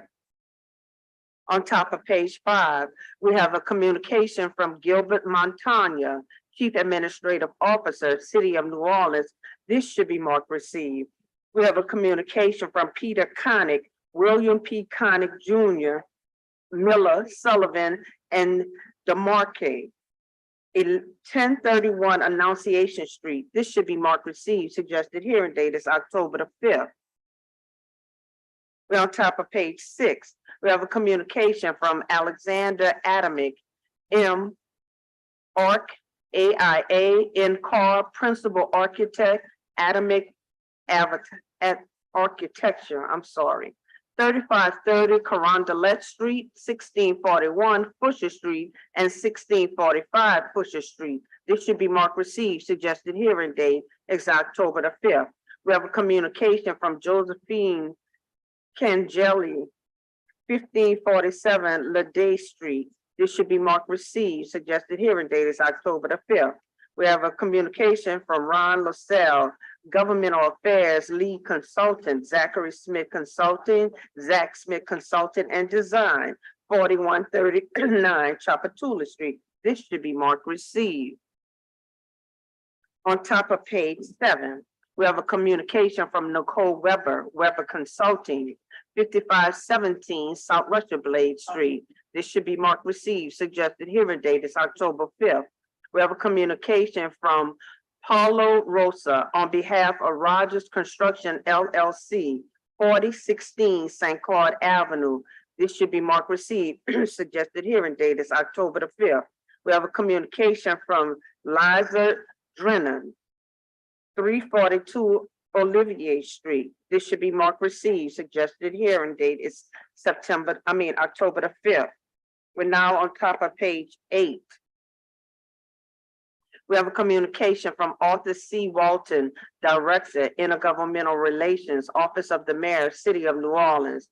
This should be marked received and referred to the Governmental Affairs Committee. We have communication from Dan Jatrice, Infrastructure Project Administrator, Office of Resilience and Sustainability, City of New Orleans. This should be marked received and referred to the Budget Committee. We're now on top of page 9. We have a report of the Deputy Director of the New Orleans Historic District Landmarks Commission, Central Business District, Historic District Landmark Commission, 2624 Burgundy Street. This should be marked received. We have a report of the Director of the Vucare Commission, 711 Bourbon Street. This should be marked received. We have a report of the Executive Director of the City Planning Commission. This should be marked received. Suggested hearing date is October 5th. We're on top of page 10. We have a communication. I'm sorry. We have ordinance calendar number 34,360 by Councilmember Harris, 1513 St. Charles Avenue, zoning docket 4823. We have ordinance calendar number 34,363. This is going to be removed from the consent agenda and deferred to October 5th. Madam Clerk, Yes, sir. relative to the next item, 34,366, I'm requesting that it be removed from the consent agenda for a purely technical matter to be then voted on at the beginning of this meeting, according to the President's directive. Okay. Okay. So ordinance calendar number 34,366, we will come to it later in the meeting. We have resolution R 23-429 by Council Members Morel, Moreno, Jeruso, King, and Thomas. The Council Utility, Cable, Telecommunication, and Technology Committee recommended approval. Those are all the matters on the consent agenda.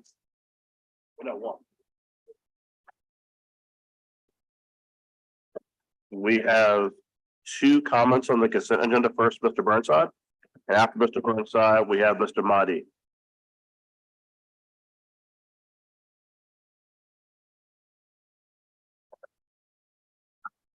Michael Eric Burnside, 2215 Felicity Street. In regards to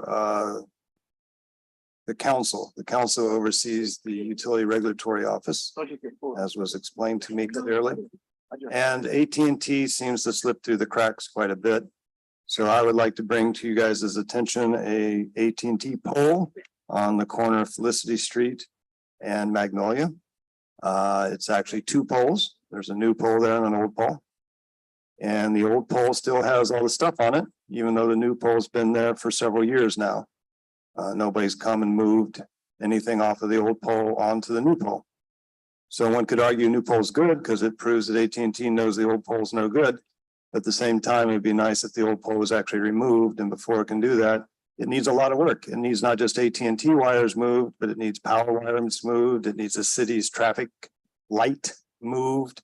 It would require some work, but these are professionals. They do this work all the time, and it would be good if they did it here. Thank you.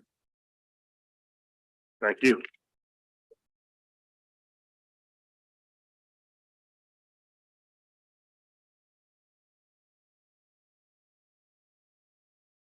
George Mahdi, Neighborhood Unity and Merge, Flynn Apartments.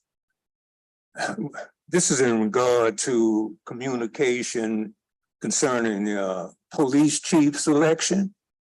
We want to say at this time that we stand opposed to Ms. Kirkpatrick being the police chief.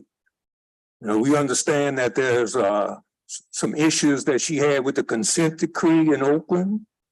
We had some issues with unconstitutional policing there, and also some issues with the Black community. What we need is a police chief that is familiar with the Black community and the politics of New Orleans. We don't need to go back to the dark ages. We don't need to appease the white community. We don't need gentrification and police to support that. That's what got us into this situation in the first place. That's why we've had the problems that we've had with the consent decree, and before the consent decree. And since the consent decree was established, we haven't had the problems with the police department and with terms of killing people and unconstitutional policing to that degree.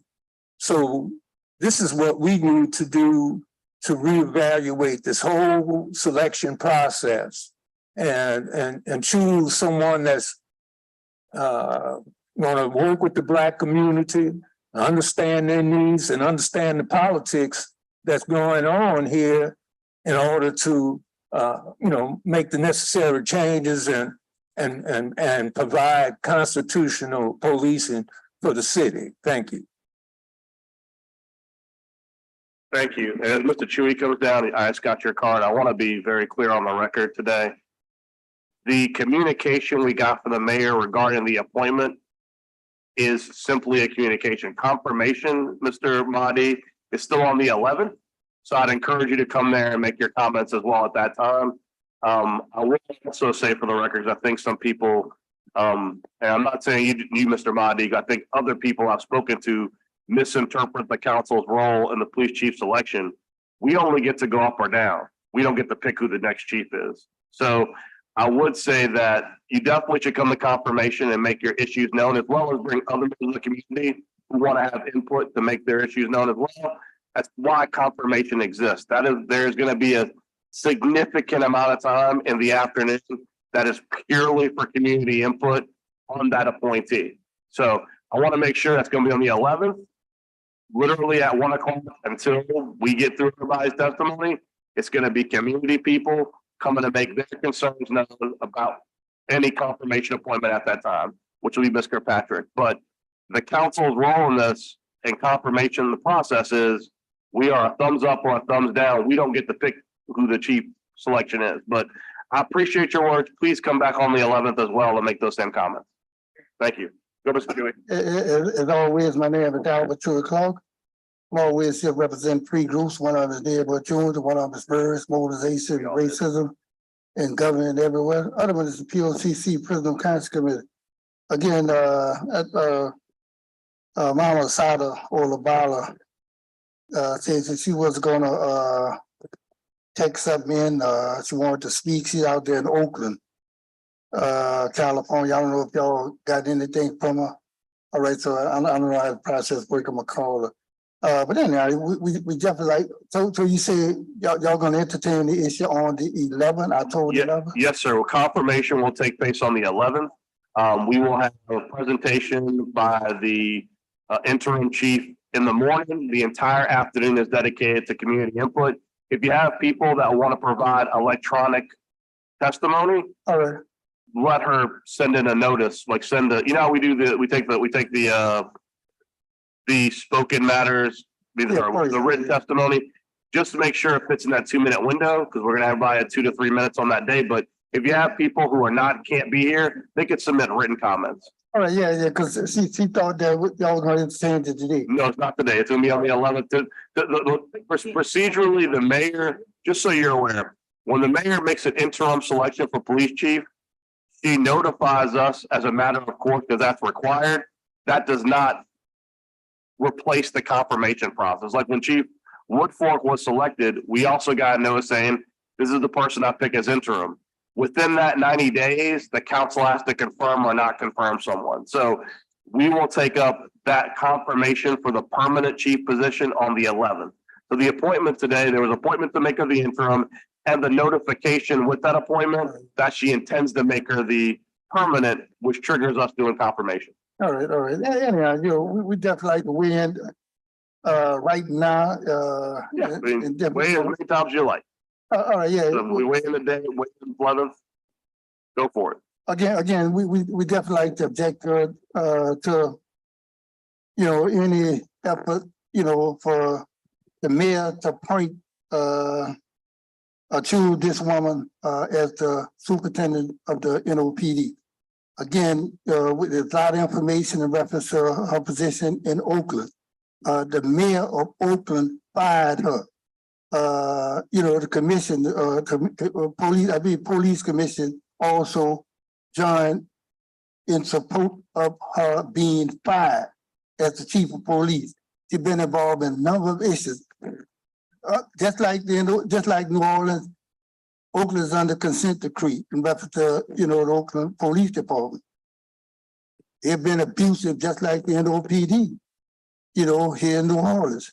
Again, the black police officers of Oakland have filed many complaints against Ann Kirkpatrick in reference to her overlooking black police officers for its appointment, promotion, assignments, and the likes. Again, she's been involved in a number of incidents in reference to white police officers. There was an incident where a white police officer involved in the molesting of a woman.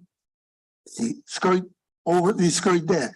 There was an incident involving a homeless individual that was murdered by a police officer of Oakland, and the police monitor, just like you have a monitor here in New Orleans, the police monitor out there in Oakland. The police monitor found that the Oakland Police Department was at fault. She attempted to, in a sense, excuse it and dismiss it. So again, we definitely like, in a sense, we understand, that you all are, part of the establishment. So when we talking to the masses of black people, here in New Orleans, who have children, who have loved ones, who are going to have to deal with, Miss Kirkpatrick and the NOPD.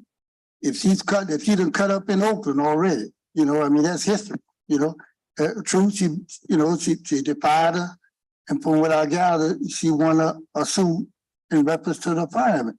But it's history, that, she's been part of the problem. And it's not us saying is individuals, that work for the staff. The mayor fired her. The police commission joined the mayor. And, again, the black police officers, and wrote out grievance. You can get it. We'll have a copy for y'all next time we come here. But again, we definitely want, the Black community, and we, as I said earlier, we know y'all part of the staff. So when we talking to Black folks, who have been victims of, police violence, police brutality and the likes. Thank you. Thank you, Mr. Chewy. I think we need one more council person so we can vote on the consent agenda. You want to clear up that matter right now, Mr. Green? Yes, relative to the matter that I asked to be withdrawn from the consent agenda so that the public is on the same page. It's calendar number 34366. I'm requesting that it be added back to the consent agenda and that I be added as a co-sponsor of this particular legislation. Okay, well, that is addressed. Once we have another council member, there we go. I will move for the adoption of the consent agenda. Can I get seconded by Councilman Green. All in favor, say aye. Aye. Any opposed? 5 yeas, no nays. The consent agenda is adopted.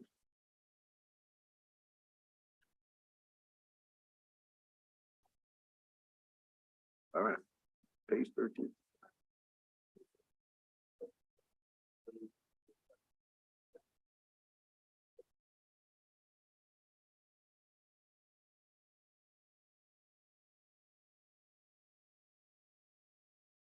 We're now on top of page 12, the regular agenda.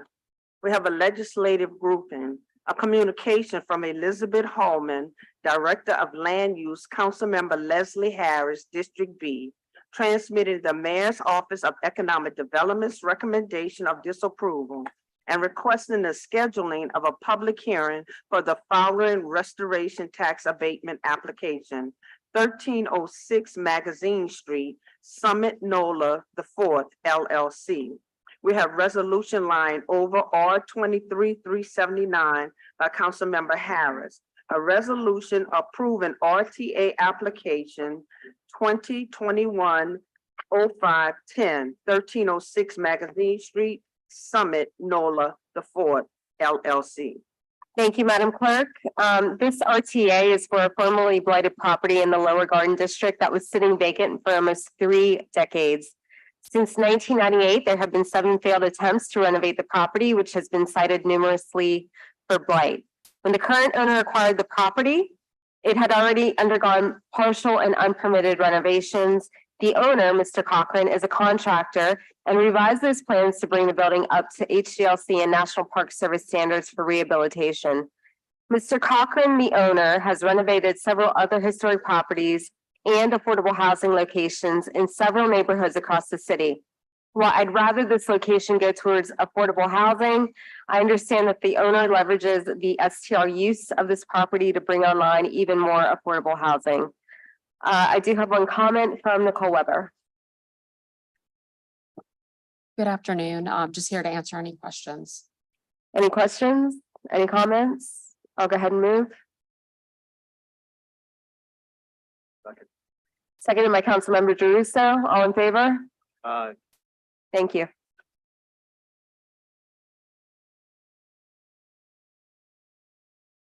We're now on top of page 14. We have the 4127 Fontainebleau Drive. This matter has been deferred to October 5th. At the bottom of the page, the short-term rental interim zoning district appeal has been withdrawn at the applicant's request. So ordered. We're now on top of page 15, legislative grouping all matters. Zoning docket 3723 has been deferred to October 5th. Motion line over M23-389 has been deferred to October 5th. On top of page 16. Zoning docket 4523 has been deferred to October 5th. At the bottom of page 17, we have a legislative grouping, zoning docket 5223, Rochelle Bream and Nancy Dupuy. requesting a conditional use to permit an accessory bed and breakfast in an HURD2 historic urban two-family residential district and the bed and breakfast interim zoning district located on square 703, lot 82 in the 6th municipal district, bounded by Marlin Street, South Durbin Street, General Taylor Street, and South Roman Street. Municipal address is 3101 Marlin Street. The recommendation of the City Planning Commission being for approval, subject to 2 provisos. We have motion line over M23-382 has been withdrawn. Thank you, Madam Clerk. Oh, Oh. sorry.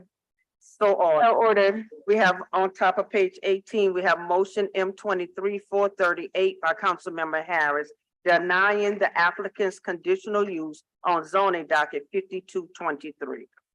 Thank you, Madam Clerk. You will. Stephen, can you brief us on the CPC report? Sure. Thank you, council members. This is a conditional use application to allow the structure to function as an accessory bed and breakfast. It is in Broadmoor. It is a single family residence within the residential district that includes most of the neighborhood. Contains 5 bedrooms, and the proposal is to use it as an accessory bed and breakfast with 1 bedroom that would be occupied by an owner or operator. This is a bed and breakfast regulatory regime that basically parallels the STR regulations that are currently on hold. The Planning Commission heard public comment, a couple comments in support by the applicant, 1 comment in opposition. The staff recommended approval and the Planning Commission recommends approval. Thank you, Stephen. I have 1 card from Maxwell.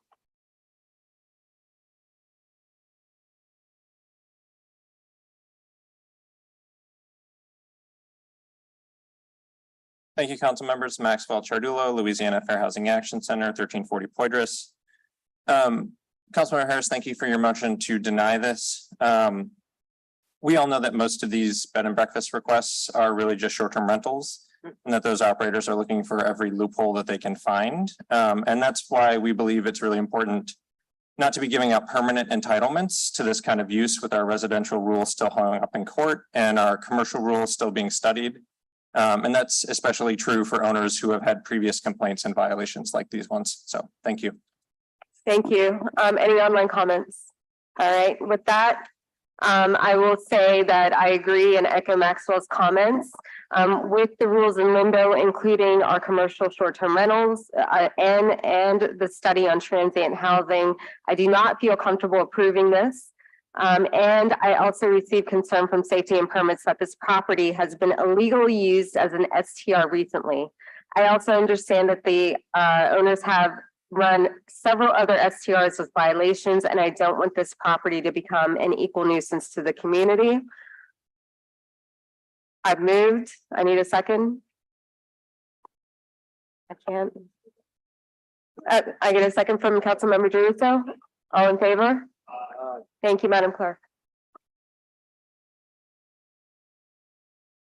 At the bottom of the page, a legislative group in zoning docket 5723, Jacob May, requesting a conditional use to permit an accessory bed and breakfast in an HURD2 historic urban two-family residential district located on square 131 lot B in the 4th municipal district, bounded by Constant Street, 2nd Street, 3rd Street, and Magazine Street.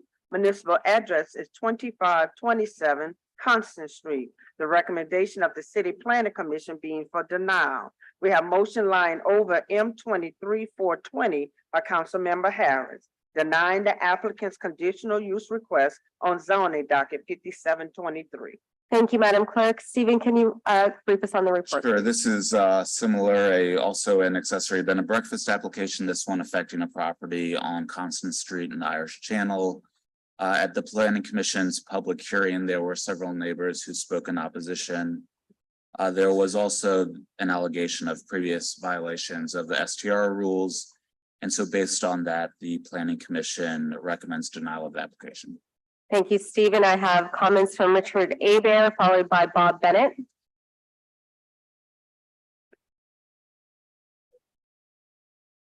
Hello, my name is Richard Abear. I live at 1015 First Street. I'm not a paid consultant. I wanted to just hope that you read my 10-point plan presented in other form, and I submitted 2 other issues. I just think this, this is a residential neighborhood, as you said. We have a tremendous amount of, from my point of view, conditional use properties that aren't necessarily or always beneficial to the neighborhood. I think this would be a hindrance to the neighborhood, like the previous speaker from Louisiana Fair Housing said. This seems to be a way to get around short-term rental. As I wrote to you, I hope that you might also address the issue of this apparent catch-22, where I won't say that it seems like federal judges are playing at legislating from the bench on the short-term rental issue, but something's going on. I know you're dealing with that issue. So my point is, even those of us who are opposed to short-term rental would hope that there'd be fair treatment for people like Bob Bennett, for Mr. Rabelais, in trying to get what they feel they need, and which truly is, in this case, benefit to the neighborhood. Thank you so much. Thank you, Mr. Abear. Bob Bennett? All of them? Okay.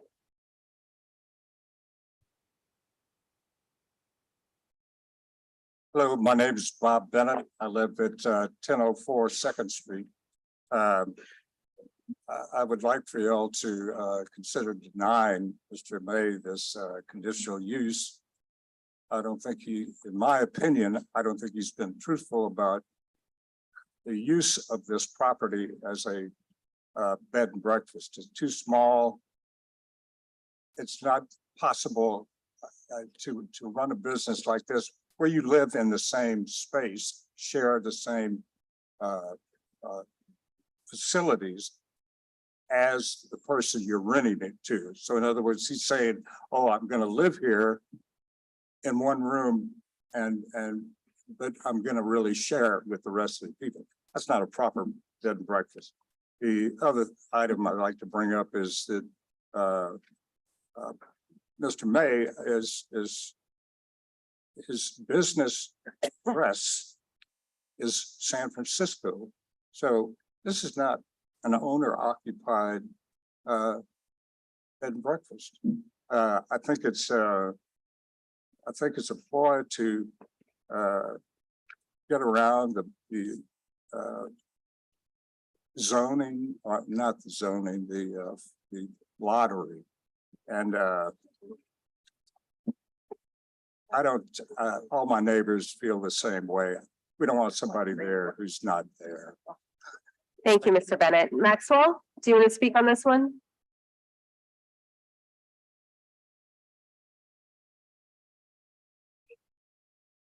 Thank you, Councilmember Maxwell Chardula, Louisiana Fair Housing Action Center, 1340 Porteous. I'll be real quick, which is to say that we're not going to be up here speaking on every single one of these conditional uses or exceptions to IZDs or whatever.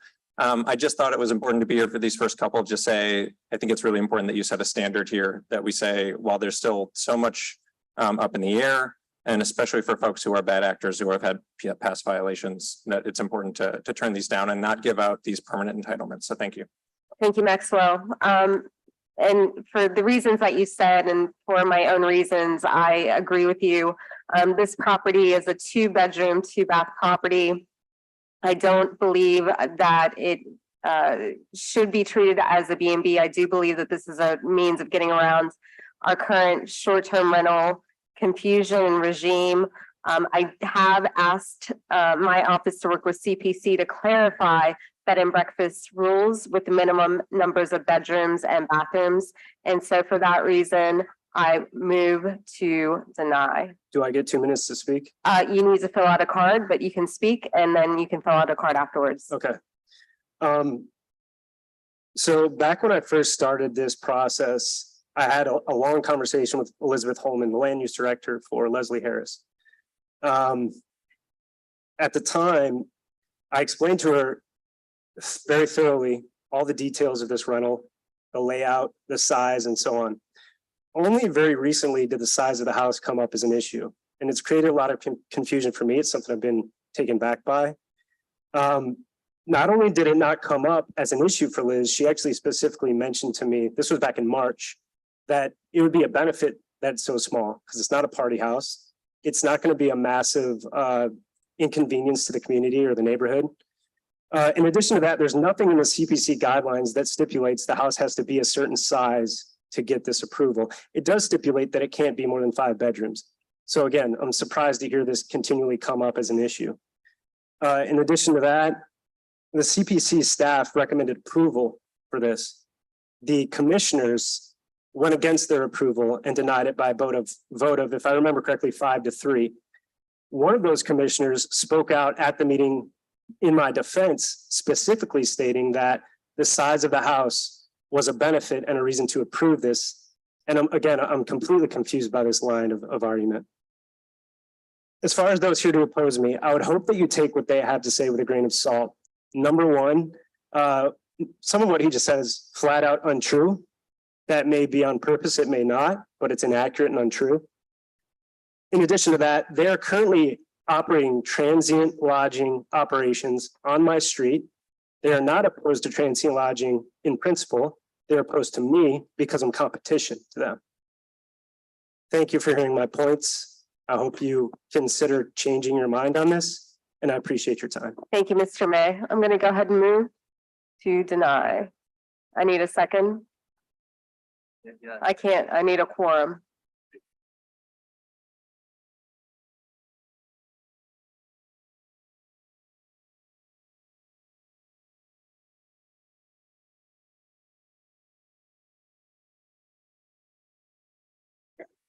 Gosh, I need one more. Okay.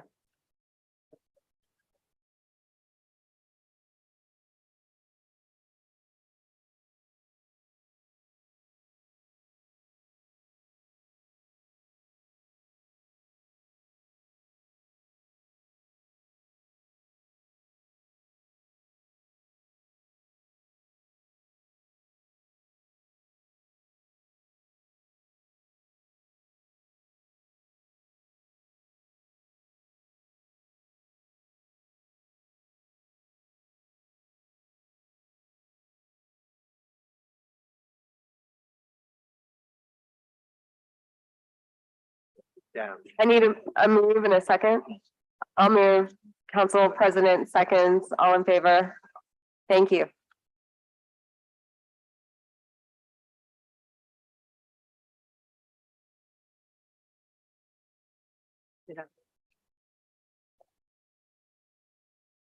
Thank you. Next up, we have, well, Madam Clerk, I'm taking your job, so I'll wait till you tell me it's time to talk.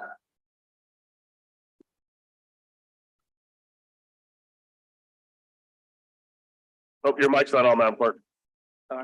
We're on top of page 19, legislative grouping, zoning docket 6223, city council motion M23-208, requesting a text amendment to the comprehensive zoning ordinance to amend Article 19 to establish a new interim zoning district to be named the Commercial Short-Term Rental Interim Zoning District, the intent of which is to prohibit the use short-term rental, commercial, and hostels as allowable uses within all areas of the city, and to limit the development of timeshare with the following consideration: instituting a cap of no more than 1 unit or 25% of total dwelling units on a lot or single building constructed across lot lines, whichever is greater, to be permitted to be included within a timeshare plan within a timeshare building.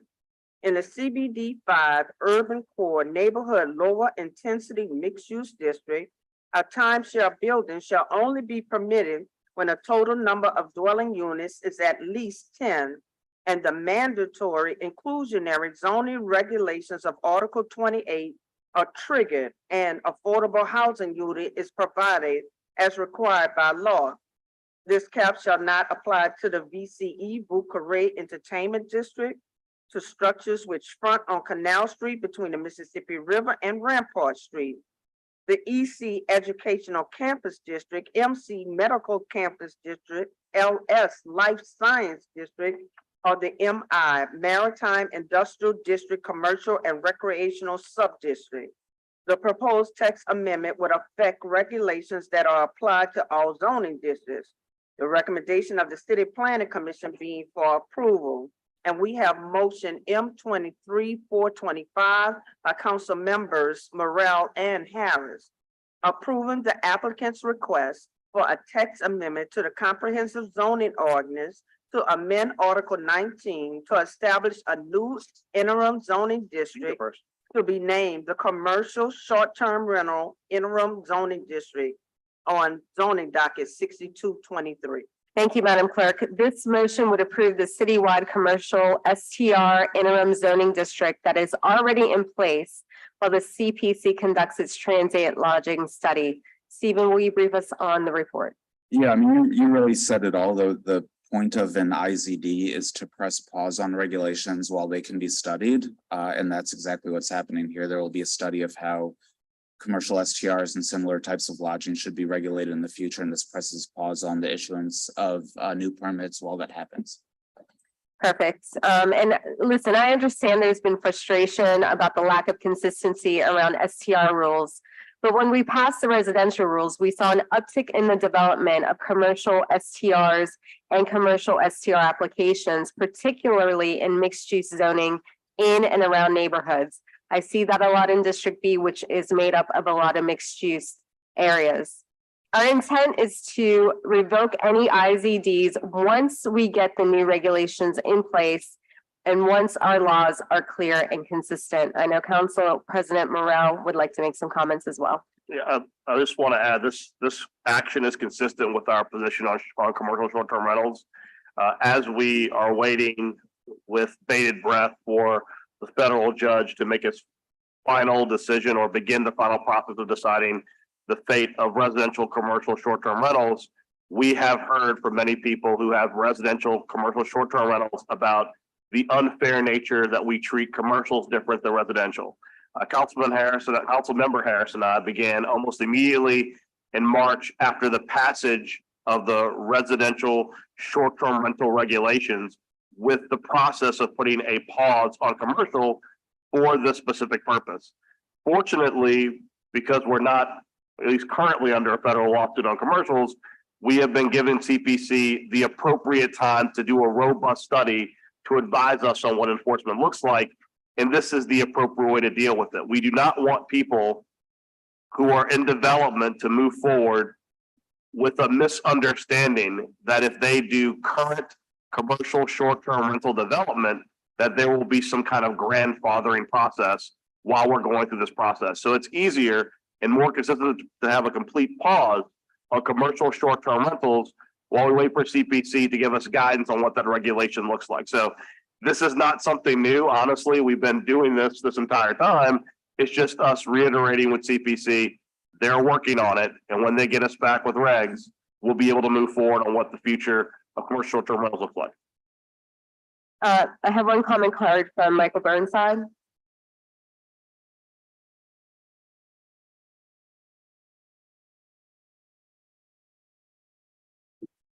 Michael Eric Burnside, 2215 Felicity Street.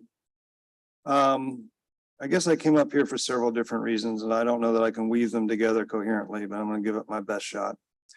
First of all, like anybody in the city, I've got my personal stance on short-term rentals informed by historical experience of myself and my friends. But I think that stepping aside from my personal beliefs, the city would really benefit if it did a 1-for-1. We'll give you one short-term rental, you give us one affordable housing. And it would be tied specifically to a physical location. You can't give us a short-term rental in the French Quarter and an affordable housing in Northern's East. That doesn't work. If you want a short-term rental in the French Quarter, you got to give us an affordable housing in the French Quarter in the same building. One can have a river view and the other not, but still in the same building. If we did a 1-for-1, we might solve our affordable housing problem because we seem to have an overabundance of people desiring short-term rentals. So capitalism argues that supply is supposed to equal demand somehow. So if we have too many people applying for short-term rentals, then we need to make them more expensive. We need to be, if you want a short-term rental license from the city, it's going to cost you. And it's going to cost you something you don't want to do, which is do affordable housing. Because if you wanted to do it, we wouldn't have a crisis in affordable housing. So when people like Mr. May come in here, whom I do not know, and really want something, is the time to negotiate with them. When the gentleman with the awning comes in here and wants something, that is the time to negotiate with. That is the time to say, you want X from the city. Well, the city has a need. The city has a need for affordable housing for the people that live in the city. And so we would appreciate it if you helped us, if you expect us to help you. Thank you very much. Thank you. Anita, are there any online comments? Okay, I have one comment card over here.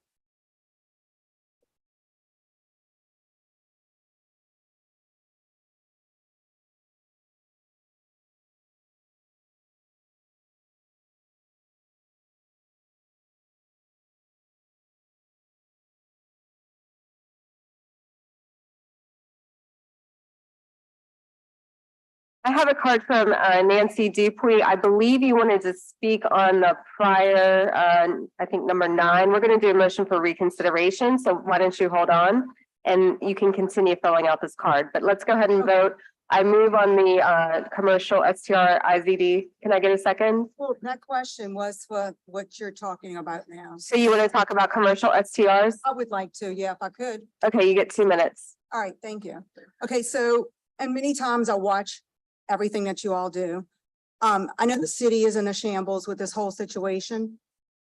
And I understand that, I don't even know the gentleman's name. He's here all the time. I watch it on live feed. You talk about 1 for 1. I didn't realize I had to fill out a comment card earlier in reference to our bed and breakfast. I am your 1 for 1. I'm a Section 8 landlord since I'm 19.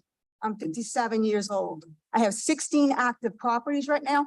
I brought this to show you because I know you're an advocate, Ms. Harris, but I'm very passionate about what I do. This whole thing has brought me to a situation where I don't even know if this all can be fixed. I mean, you've got people saying give you 1 for 1. I can give you 2 for 1. If I had, you want to come see? Well, I sure would. I do it right here today for you. No. You've won maybe because of short-term rentals, because you want to abandon it, but I give you affordable housing. It doesn't come free. It comes with insurance. It comes with liability. It comes with spiraling cost of property tax. The city doesn't give us any breaks as a landlord. It's called do your due diligence. I do my due diligence, sir. You know, you're going to sit here and you're going to make fun of people. It's not a fun situation. I have a beautiful Airbnb, breakfast, bed and breakfast, whatever you want to call it, because y'all are naming it different things. This is a very passionate situation. You know, we have stuff to contribute to our city, but you can't contribute it if you're always in the deficit. You have to have something that brings you in some type of money to continue on what you want. You want affordable housing? I give it to you. I've done Unity. I've done the EWAC program with tenants who don't have money. They move them into your units. Beautiful houses, granite countertops, beautiful cabinetry, gorgeous. I fix them to where if I had to move in them, I'd live in them. That's how nice they are that I give to affordable housing. So this is a very passionate situation. And one question, you all said that in the interim, when all of this is being hashed around and you're doing your studies on the short-term rentals, the commercial side, could you please tell me, does that mean that the people who have their licenses continue to renew, continue to operate? Because this is like nothing. Nobody knows anything. Because do we continue to operate if you're a commercial? Do you not? Are you grandfather? You said no grandfathered in. I've sat in meetings. I've heard the head of the STR department say, you're grandfathered in. So why is it now the grant, was that only specifically due to the 5th district lawsuit? I mean, I'm not sure which way even anybody's going to go with this. And I know my 2 minutes is probably up. Thank you, ma'am. Councilmember Jurisa. Yeah, I want to say we're getting a lot of emails more on the residential side, ma'am, than on the commercial. And first, we appreciate the passion because we know people are using STRs in a way. What I want to say is this, you know, I was on the council the first time when we changed the rules. It was a long, involved process. We thought that we had a good regime that more or less worked for people. I've been a lawyer for 22 years. I don't think I've ever litigated the dormant commerce clause in my life. It is literally something you learn in law school and like you tuck away and you don't think you're going to see it. Plaintiffs challenged it. We went to the 5th Circuit. We lost. Then the district court ordered us to change the rules again, and we had a deadline by the end of March. Again, I've said, and I will consistently say, if we want our rules to be abided, then we've got to abide by what federal courts order us to do on matters, even if we don't necessarily agree. We did that. Then we passed the rules under a rush, and we created this new regime on the residential, and two things happened. Number one, as Councilmember Harris said, so many people then started going to commercial and trying to get more licenses there. And as you likely know, so frequently in this city, the commercial short-term rentals are right next to the residential short-term rentals. So That's where due diligence comes in. If I know I was gonna live in an area, I would do my due diligence. And all of these properties were developed with these multi-uses because one, there's a prison across the street, or two, there's, a bail bondsman or ballrooms and if you're gonna condemn commercial rental properties or STR properties, you've got to shut down the corner grocery stores. You've got to shut down the ballrooms. You've got to shut down everything in that area that makes it, if you're going to go back to residential, these were developed for this, or there was a train running through the property, and it's like in the middle of the night, you're waking up 2 or 3 times. So you're supposed to do your due diligence. I don't disagree with the due diligence portion, because I certainly understand, like if you live in a residential area, for example, a purely residential one, you expect it to be residential and you don't expect to live next to like the Superdome. Hang on one second. To your point though, in fairness, short-term rentals really are a fairly new thing. And so we're having to adapt as it happens. So we're living multiple truths simultaneously. Number one is people are piling on the licenses at the commercial STRs, and because you can't get into the residential ones, they see that as the venue to do it. And so that's being supercharged, and we're seeing that, and we're trying to make sure that things are working the right way there. On the other hand, our residential rules are still being challenged in court, and we don't even have a decision yet on what's going on. And I understand because I have 2 sons who invested in New Orleans and went out and bought their own properties. One's a cancer patient. So this property, renting it out as a short-term rental on one side while he lives on the other, is a way for him to go to MD Anderson, which we go next week. It's his treatment money, okay? But you got to do what you got to do. I understand the whole residential kibosh. Right. You know what? I agree with you. I'm not going to say that it's going to make me or my children happy because of their investments, but they'll get along and we'll make sure that it works out. But in the same respect, I understand in a residential area, I do believe that these things need to be either capped or done away with. But when it comes to commercial, you advertise something as a commercial area, you do your due diligence, you email STR department, you say, hey, I want to buy this property. It's in MU2, it's in B1, it's in, yes, it's STRable. It's in writing. So, are you allowed to still operate, or you're not supposed to operate? Are we grandfathered in? Because all these things have come up and it's been said repetitiously, you're grandfathered in, and emails, you're grandfathered in on the phone. Are we allowed to still be operating, or or is this thing that you just spoke on and agreed upon, does it just stop new licensees from coming in and new building permits under STR or bed and breakfast? Yes, so what we just voted on the IZD prohibits new commercial STR licenses in the city until the CPC figures out what the scene should look like.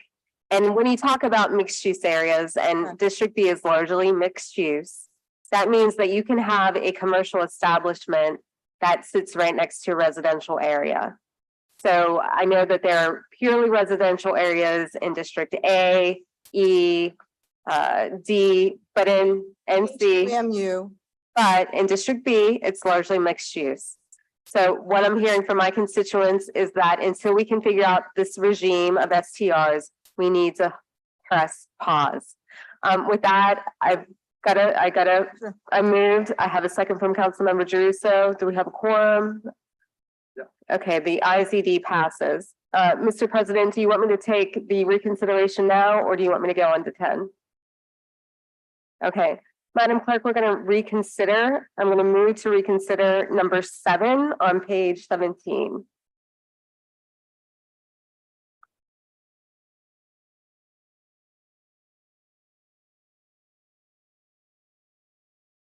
Thank you so much.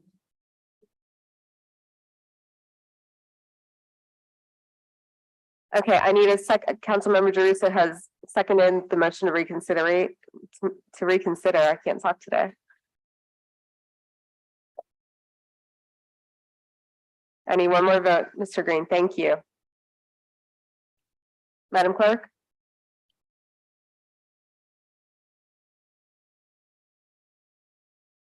Okay, so we're reconsidering docket number 5223. We've already had folks speak about it, but the owner, Nancy Dupuy, you get 2 minutes to speak about zoning docket 5223.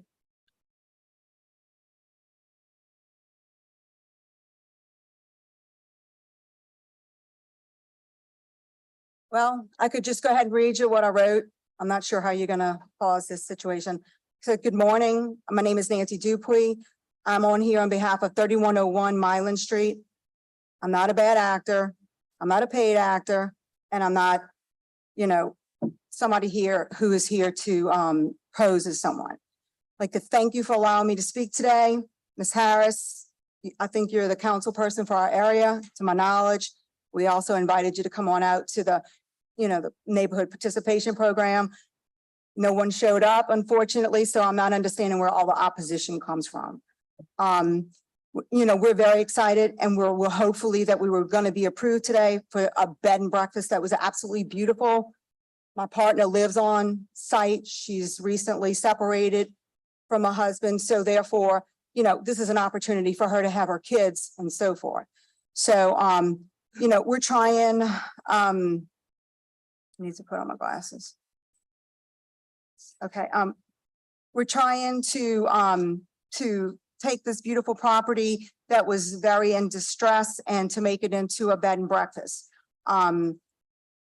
We're trying to offset our spiraling costs for affordable housing, which I do have here. If you would like to see it, I brought this for you to see. Not every home can be in the category of an affordable housing unit.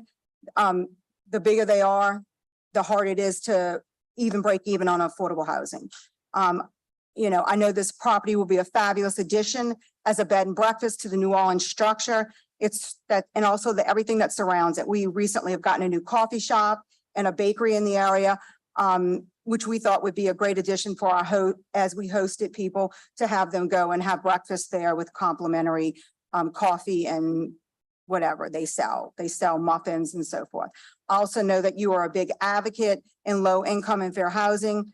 I currently run 16 Section 8, Unity, EWAC program, everything that it has to offer. The approval of this property would help us to offset our costs and to continue to keep our low income housing, because eventually it's going to come to where we cannot afford to do short term. I mean, not short term, but affordable housing.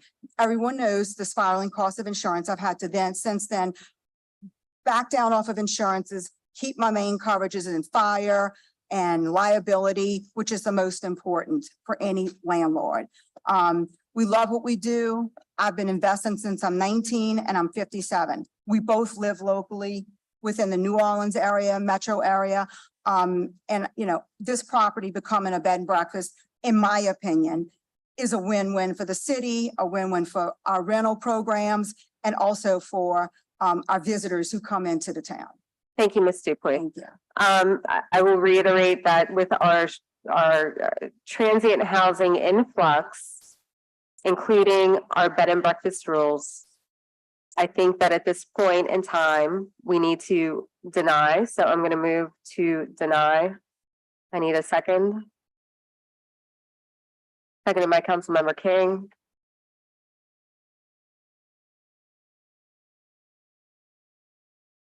All in favor? Aye. Okay, the ayes have it. Thank you.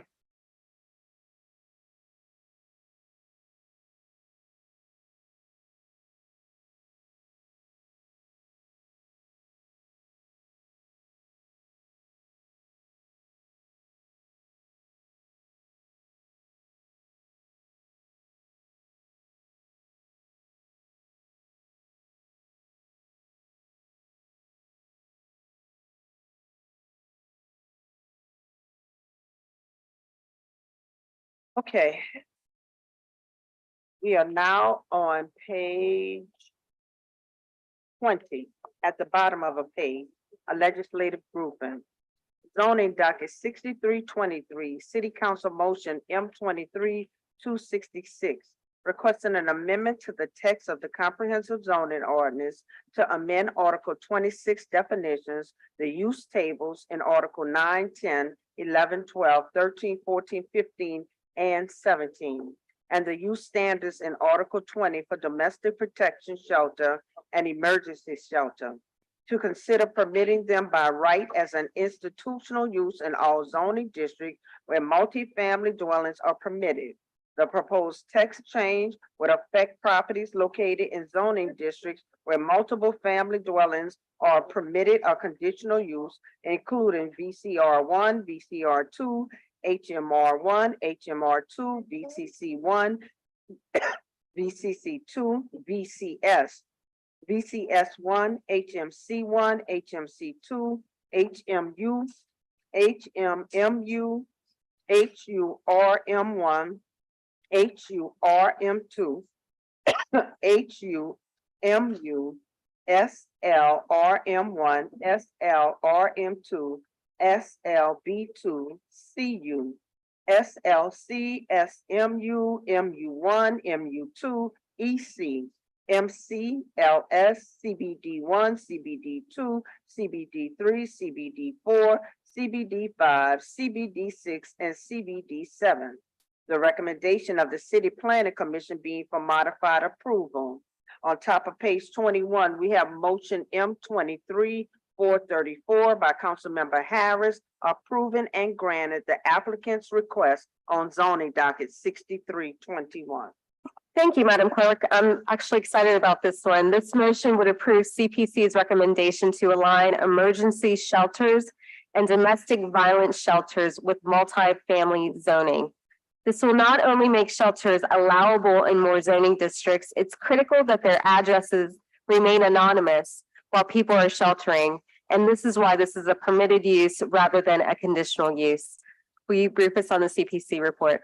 Sure. So I think the commission agrees with the general intent of this. It removes barriers to housing, essentially. The only modification we suggested really actually expands the impact of it to make both domestic protection facilities and emergency shelters permitted in both of the medical districts, which are the MC and MS districts. And obviously that's consistent with the intent of a medical zoning district. And so the Planning Commission recommends modified approval.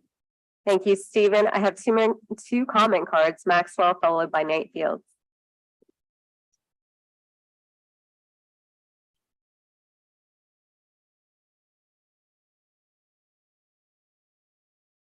Thank you, council members. Maxwell Chardulo, Louisiana Fair Housing Action Center, 1340 Porteous. We're very supportive of this. And I think I'll just clarify really sort of why we're here, which is that if domestic violence shelters or emergency shelters right now are only allowed in a very limited number of districts focused in the CBD, and they're often run by cash-strapped nonprofits who provide really valuable services and capacity. And I think I just want to assuage any fears here that this isn't actually going to create a lot of new shelters because, again, no one has capacity or money to do that. There's very little funding available to build more of them. And it's especially impossible to find the kind of funding needed to operate a shelter in the long term. The point of this is to make sure that if a shelter does fall out of use in the CBD, or if a shelter with a non-conforming use in another area of the city happens to have to close, we cannot lose that capacity. It's critical. And we have to make sure that places like Ozanam Inn, which had to move recently and got very lucky that they were able to find a space in the same district where this is allowed, that we don't lose that really important capacity.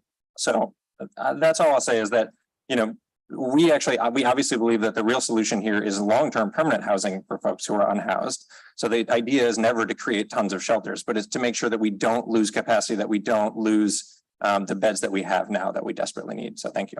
Well said, Maxwell. Nate?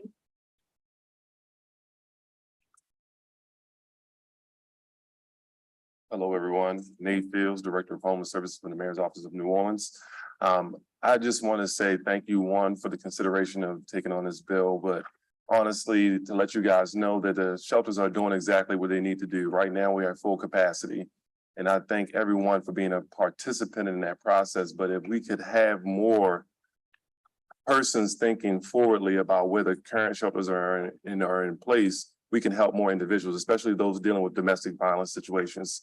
We are very happy about this one. We want this to happen, and we thank all of you for participating in this process. We thank you in advance for everything that you are doing and about to do. Thank you all. Thank you, Mr. Fields. I'm going to go ahead. Any online comment? I'm going to go ahead and move. Seconded by Councilmember Green. All in favor? Okay, wait. 5 yeas. All right, thank you. Motion passes.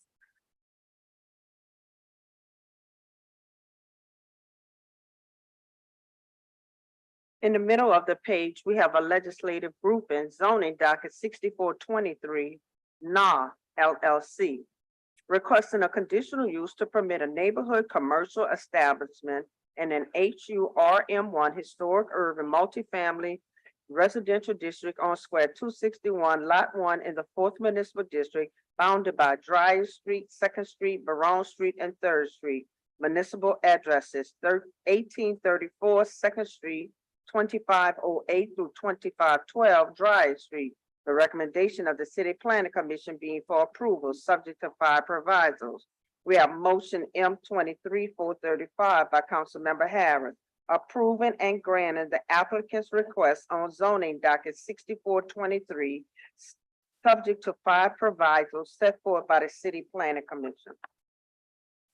Thank you, Madam Clerk. This is another one that I'm excited about. This motion approves CPC's recommendation for conditional use for a neighborhood commercial establishment at 2nd and Dryads. Stephen, will you brief us on the CPC report? Yeah, thank you, council member. This is a historic structure which has a old corner store space that has been vacant for a number of years at this point. This would reintroduce commercial use to it through the neighborhood commercial establishment classification, which is really just a zoning term that refers to really low intensity commercial uses that are allowed in otherwise residential zoning districts. Specifically, it's for a coffee shop. This is totally consistent with the intent of that classification, and the staff and the commission supports it. I will note that there were a couple comments of concern related to parking at the CPC public hearing. During the public hearing, the applicant expressed that they'd had secured some parking, and so that seemed to address the comments, and the planning commission did recommend approval. Thank you, Stephen. I have one comment card from Darielle King. Mr. King. So we got an amendment. I didn't do it, City Council. Good evening, City Council. Darrell King, 1517 Harrison. I wish I do get paid for all the city stuff I do, but you all know that I'm a city and a community leader. I'm gonna ask the City Council to please accept this proposal from my friend and my coworker over here. Yes, we have worked very hard to get these properties and the city back onto line. We also have secured some additional parking, which will address the concerns for the neighborhood. We are ready and willing to work with the city hand in hand to whatever we have to do to keep opening up minority buildings for the living as well as minority businesses. Thank you very much. Thank you. I'm going to go ahead and move. Seconded by Councilmember Green.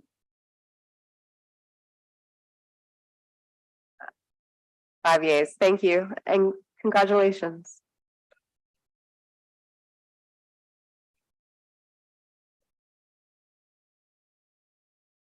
We're now on top of page 22, a legislative grouping, zoning docket 6623, City Council motion M23-290, requesting a zoning change from an SRS suburban single-family residential district to an SB1 suburban business district on square 2, lot 27 or part lot 27 in the 5th Municipal District, bounded by General Maya Avenue, Casimir Street, Culver Street, and Zion Street. Municipal addresses 6505 General Maya Avenue and 2810 Casimir Street. The recommendation of the City Planning Commission being for approval.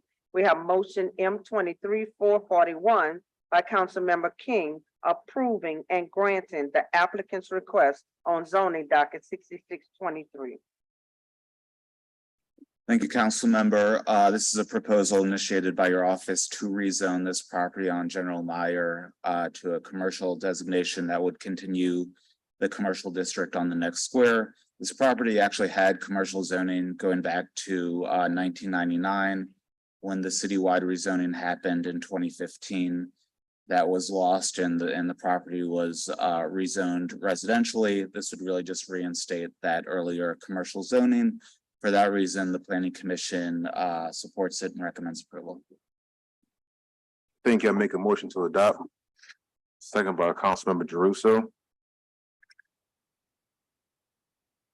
We need a person. Two more votes.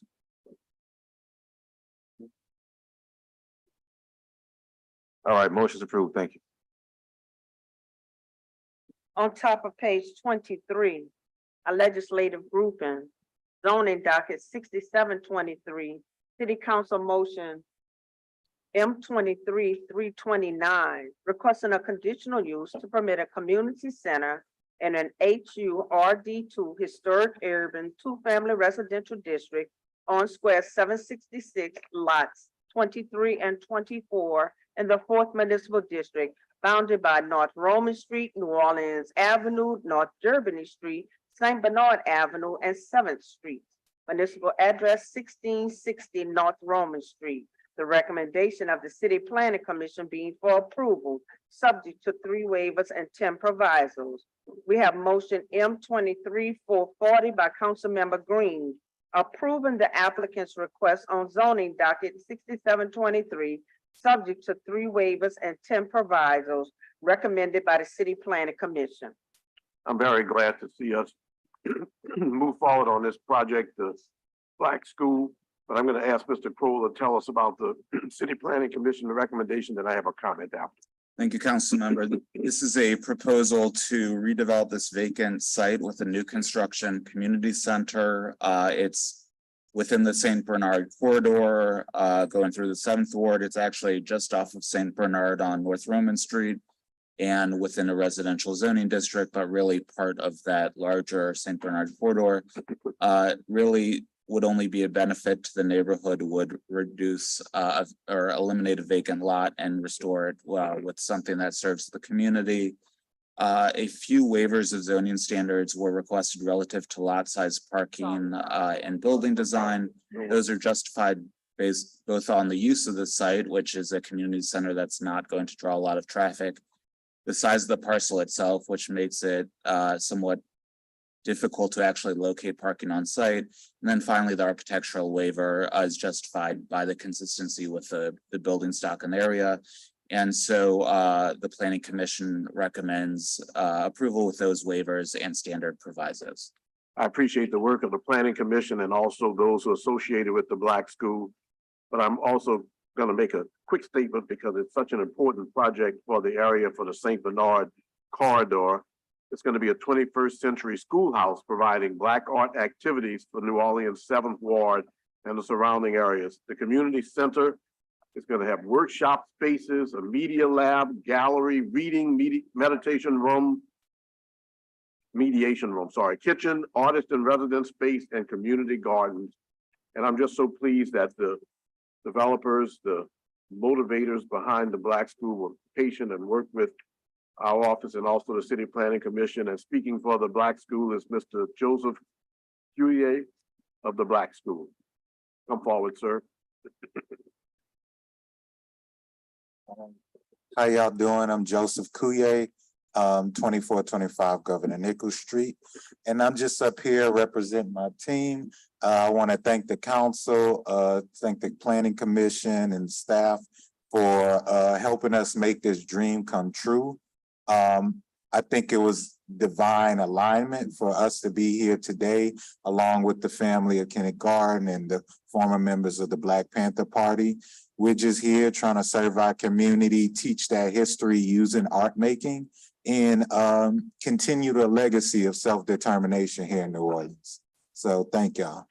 I appreciate those behind the Black School, including you, for taking this vacant parcel to turn it into something that's going to be of so much benefit to the entire community. So thank you all for your investment and for your time. Greatly Thank you. appreciate it. And we look forward to coming for the beginning and looking forward to following it during the years. Thank you very much. Yeah, we'll make sure we put them invites in the mail for y'all. Okay, thank you, thank you. So I've moved to approve zoning docket 6723. May I have a second? Seconded by Councilmember Jeruso. Members, please vote your machine. All in favor? Aye. Aye. We have 6 yeas, no nays to approve zoning docket 6723. Thank you all to everyone associated. Fair enough. At the bottom of the page, street name change 223 has been withdrawn. No order. We're now on top of page 24, all matters. Ordinance calendar number 34,277 has been deferred to October the 5th. At the bottom of the page, ordinance calendar number 34,294 has been deferred to October 5th and referred to the Budget Committee. On top of page 25, ordinance calendar number 34,295 has been deferred to October 5th and referred to the Budget Committee. Ordinance calendar number 34,305 has been withdrawn. No order. On top of page 26, a legislative grouping, ordinance calendar number 34,308 has been deferred to October the 5th, as well as the amendment to ordinance calendar number 34,308 deferred to October 5th. On top of page 27, ordinance calendar number 34,314 has been deferred to October 19th. Ordinance calendar number 34,347 has been deferred to October 19th. On top of page 28, ordinance calendar number 34,362 by Councilmember Green by request. An ordinance to approve and authorize the mayor of the city of New Orleans acting by and through the New Orleans Aviation Board to enter into a lease amendments to the terminal lease and equipment management agreement with the New Orleans Airline Consortium, LLC, operating at the Louis Armstrong New Orleans International Airport under circumstances in which a solicitation and selection process is not required by law and otherwise to provide with respect thereto. Members of the council, we are required to approve leases involving the New Orleans Aviation Board and its tenants, and this ordinance authorizes a 2-year extension of the terminal lease and equipment management agreement between the Louis Armstrong International Airport and the New Orleans Airline Consultant. This consortium, this is also for the public. The consortium was established because we've been asked to operate and maintain facilities, equipment, and systems, as well as provide other related services to the signatory airlines to the airport. The consortium will pay rent, fees, and charges in accordance with the fee schedule periodically approved by the New Orleans Aviation Board. I've moved for approval of 34,362. Is there any seconds? Or entertain a second? Seconded by Councilmember King. Members, please vote your machine. Members? And with that vote of 5-0, 6-0, 34,362 is approved. Thank you. At the bottom of the page, ordinance calendar number 34,365 has been withdrawn. No order. On top of page 29, ordinance calendar number 34,367 by Councilmember Green by request. An ordinance to approve and authorize the mayor of the city of New Orleans acting by and through the New Orleans Aviation Board to enter into a lease amendments to the airline airport use and lease agreements with the signatory airlines operating at the Louis Armstrong New Orleans International Airport under circumstances in which a solicitation and selection process is not required by law and otherwise to provide with respect thereto. Again, members of the council and public, the city council is required to approve leases involving the New Orleans Aviation Board and its tenants. And this ordinance authorizes a 2-year extension to the airline airport use and lease agreements with the signatory airlines as are defined in the previous ordinance at the Louis Armstrong International Airport. The New Orleans Aviation Board approved the use and lease agreements with the following signatory airlines: Good News, American Airlines, Breeze Aviation Group, Delta Airlines, Federal Express Corporation, JetBlue, Southwest Airlines, Spirit Airlines, United Airlines, and United Parcel Services. Airlines that meet minimum service requirements can become signatory airlines. The good news in this is the number of airlines that are upping again for 2 years, and we greatly appreciate that. So I move to approve 34,367. Seconded. Who wants it? Seconded by Councilmember Harris. Members, please vote your machine. 6-0 is approved, and we have airlines staying around for a couple of more years. Great news. At the bottom of the page, we have ordinance calendar number 34,368 by council members Jeruso, Green, Moreno, and Thomas by request. An ordinance to amend and reordain ordinance number 29,272 MCS entitled an ordinance providing a capital budget for the year 2023 to affect the following change to the 2023 capital budget: to de-appropriate funds from the Chief Administrative Office to the Department of Parks and Parkway, the Department of Property Management, the Department of Public Works, the Municipal Yacht Harbor, and the New Orleans Museum of Art. To appropriate funds to the Chief Administrative Office, the Department of Parks and Parkways, the Department of Property Management, the Department of Public Works, the Department of Health, the Municipal Yacht Harbor, and the New Orleans Fire Department, the Mosquito, Termite, and Rodent Control Board, the New Orleans Police Department, and the New Orleans Recreation Development, and otherwise to provide with respect thereto. Council members, we have presentation, if you want to make it very quickly on this. Yes, Thank so good afternoon, council. This is the third quarter capital budget ordinance to we have to move some funds around as well as appropriate additional grants that were awarded since our last capital budget ordinance. So the highlights for this is we got a new state capital outlay award for George Washington Carver Park.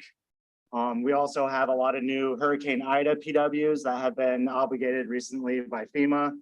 In addition, we're moving 2 grants out of their original funds into the capital fund for the Edna Pillsbury Health Center improvements, as well as the Sanchez Center, looking at a grid program for the new FEMA grant program.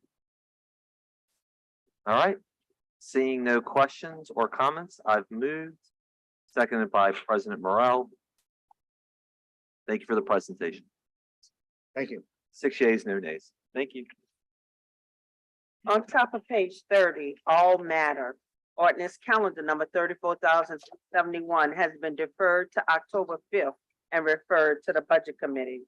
Ordinance calendar 34,372 has been deferred to October 5th and referred to the Budget Committee.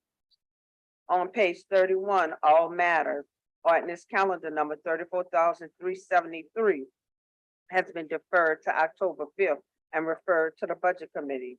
Ordinance calendar number 34,374 has been deferred to October 5th and referred to the Budget Committee.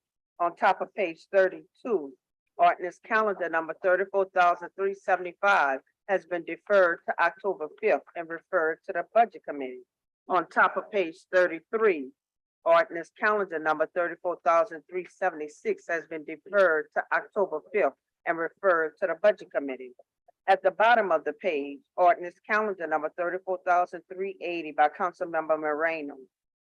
An ordinance to amend ordinance number 29,265 MCS as amended, entitled an ordinance providing an operating budget of revenues for the city of New Orleans for the year 2023 to appropriate unassigned fund balance to the Mayor's Office of Resilience and Sustainability to provide funding to develop a heat resilient strategy relative to the understanding of extreme heat risk and to identify near-term adaptation strategies to support the development of the 2025 Hazard Mitigation Plan update and otherwise to provide with respect thereto. Thank you, Madam Clerk. I'm really excited about this. Been working with the Office of Resiliency and the Health Department on this as well. As we all know, we had a really record-setting summer this year dealing with the heat.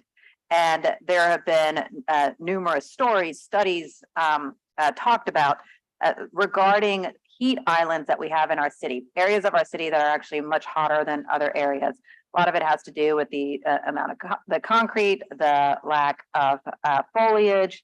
And there are just many different ways that we can help deal with this particular issue throughout neighborhoods in New Orleans. But what we first need is we really need a comprehensive look at like, where should we start and how should we get this going and how much funding is it really going to take to get the issue resolved. And this is everything from, of course, like, you know, more simpler things like planting more trees, but also as we take a look at, for example, our NORD facilities, what areas can we, what playgrounds do we really need to like provide additional shade and cover? And so it really takes a look at and assesses really citywide what our needs would be. And so this is kind of the start in this process, and it provides $300,000 toward the Office of Resiliency so that they can move forward with this major first step of doing the assessment. And so that is what it does.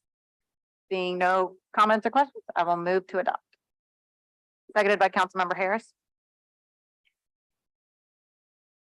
6 yeas, no nays. On top of page 34, we have ordinance calendar number 34,381 by Councilmember Moreno. An ordinance to amend ordinance number 29,266 MCS as amended, entitled an ordinance providing an operating budget of expenditures for the city of New Orleans for the year 2023 to appropriate funds to the Mayor's Office of Resilience and Sustainability to provide for use of fund balance to develop a heat resilient strategy relative to the understanding of extreme heat and to identify near-term adaptation strategies to support the development of the 2025 hazard mitigation plan and otherwise to provide with respect thereto. Thank you, Madam Clerk. This is just a companion appropriation ordinance. Councilmember Green. Let's vote, and then I want to comment on it. Okay. I'll move. Seconded by Councilmember King.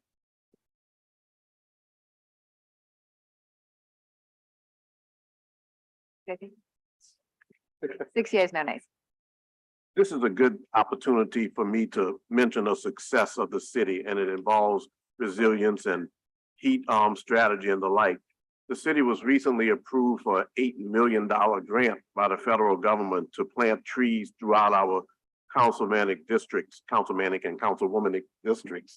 I just want to thank everybody on the council for recognizing and supporting the plan to plant 30,000 trees in the city of New Orleans. But sometimes some of the things that we do and that we support and that the administration supports doesn't get a lot of attention. The Department of Parks and Parkways put in a good application involving a number of community groups that are going to be planting trees in our city. And we know that the more trees we have, the lower the heat index, the more shade that we have, the more beautiful our communities look. And it's something that wasn't picked up a lot and wasn't mentioned enough, but it was a success of the city to get that sort of grant. And I look forward to seeing in every council district as a result of the application put in by Park and Parkways and also by our support of the reforestation of our city, the benefits to come from the grant that will be spent in our districts and throughout the city. Thank you. Good job, City of New Orleans and Parks and Parkways. At the bottom of the page, ordinance calendar number 34,382 by Councilmember Jeruso by request. An ordinance authorizing the mayor of the city of New Orleans to enter into a cooperative endeavor agreement between the city of New Orleans, the New Orleans Recreation Development Commission, and Delgado Community College to allow and facilitate the coordination of programs and activities conducted at Kirsch Rooney Stadium as more fully detailed in the cooperative endeavor agreement form attached hereto as Exhibit A and otherwise to provide with respect thereto. Thank you. Move for approval. Second by Councilmember King.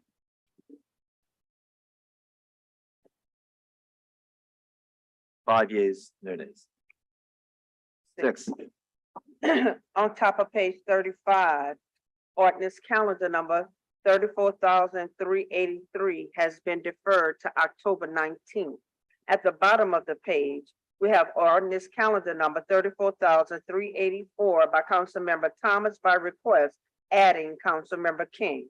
An ordinance to authorize the mayor of the city of New Orleans to enter amendment number 5 to previously executed cooperative endeavor agreement between the city of New Orleans and the state of Louisiana Division of Administration, Office of Community Development relative to the public purpose of assisting the grantee as part of the CDBG Disaster Recovery Program in the recovery and rebuilding of the city of New Orleans from damage suffered by Hurricanes Katrina and or Rita, to modify the provisions thereof and extend the term thereof for an additional 3 months as more fully set forth in the amendment number 5 form attached hereto as Exhibit 1 and otherwise to provide with respect thereto. Thank you, Madam Clerk. I make a motion to adopt, second by Councilmember Jeruso. Please vote your machines. 5 yeas, 6 yeas. The motion is adopted. Thank you. On top of page 36, a legislative grouping, all matters. Ordinance calendar number 34,385 has been deferred to October 5th. Motion M23-426 has been deferred to October 5th.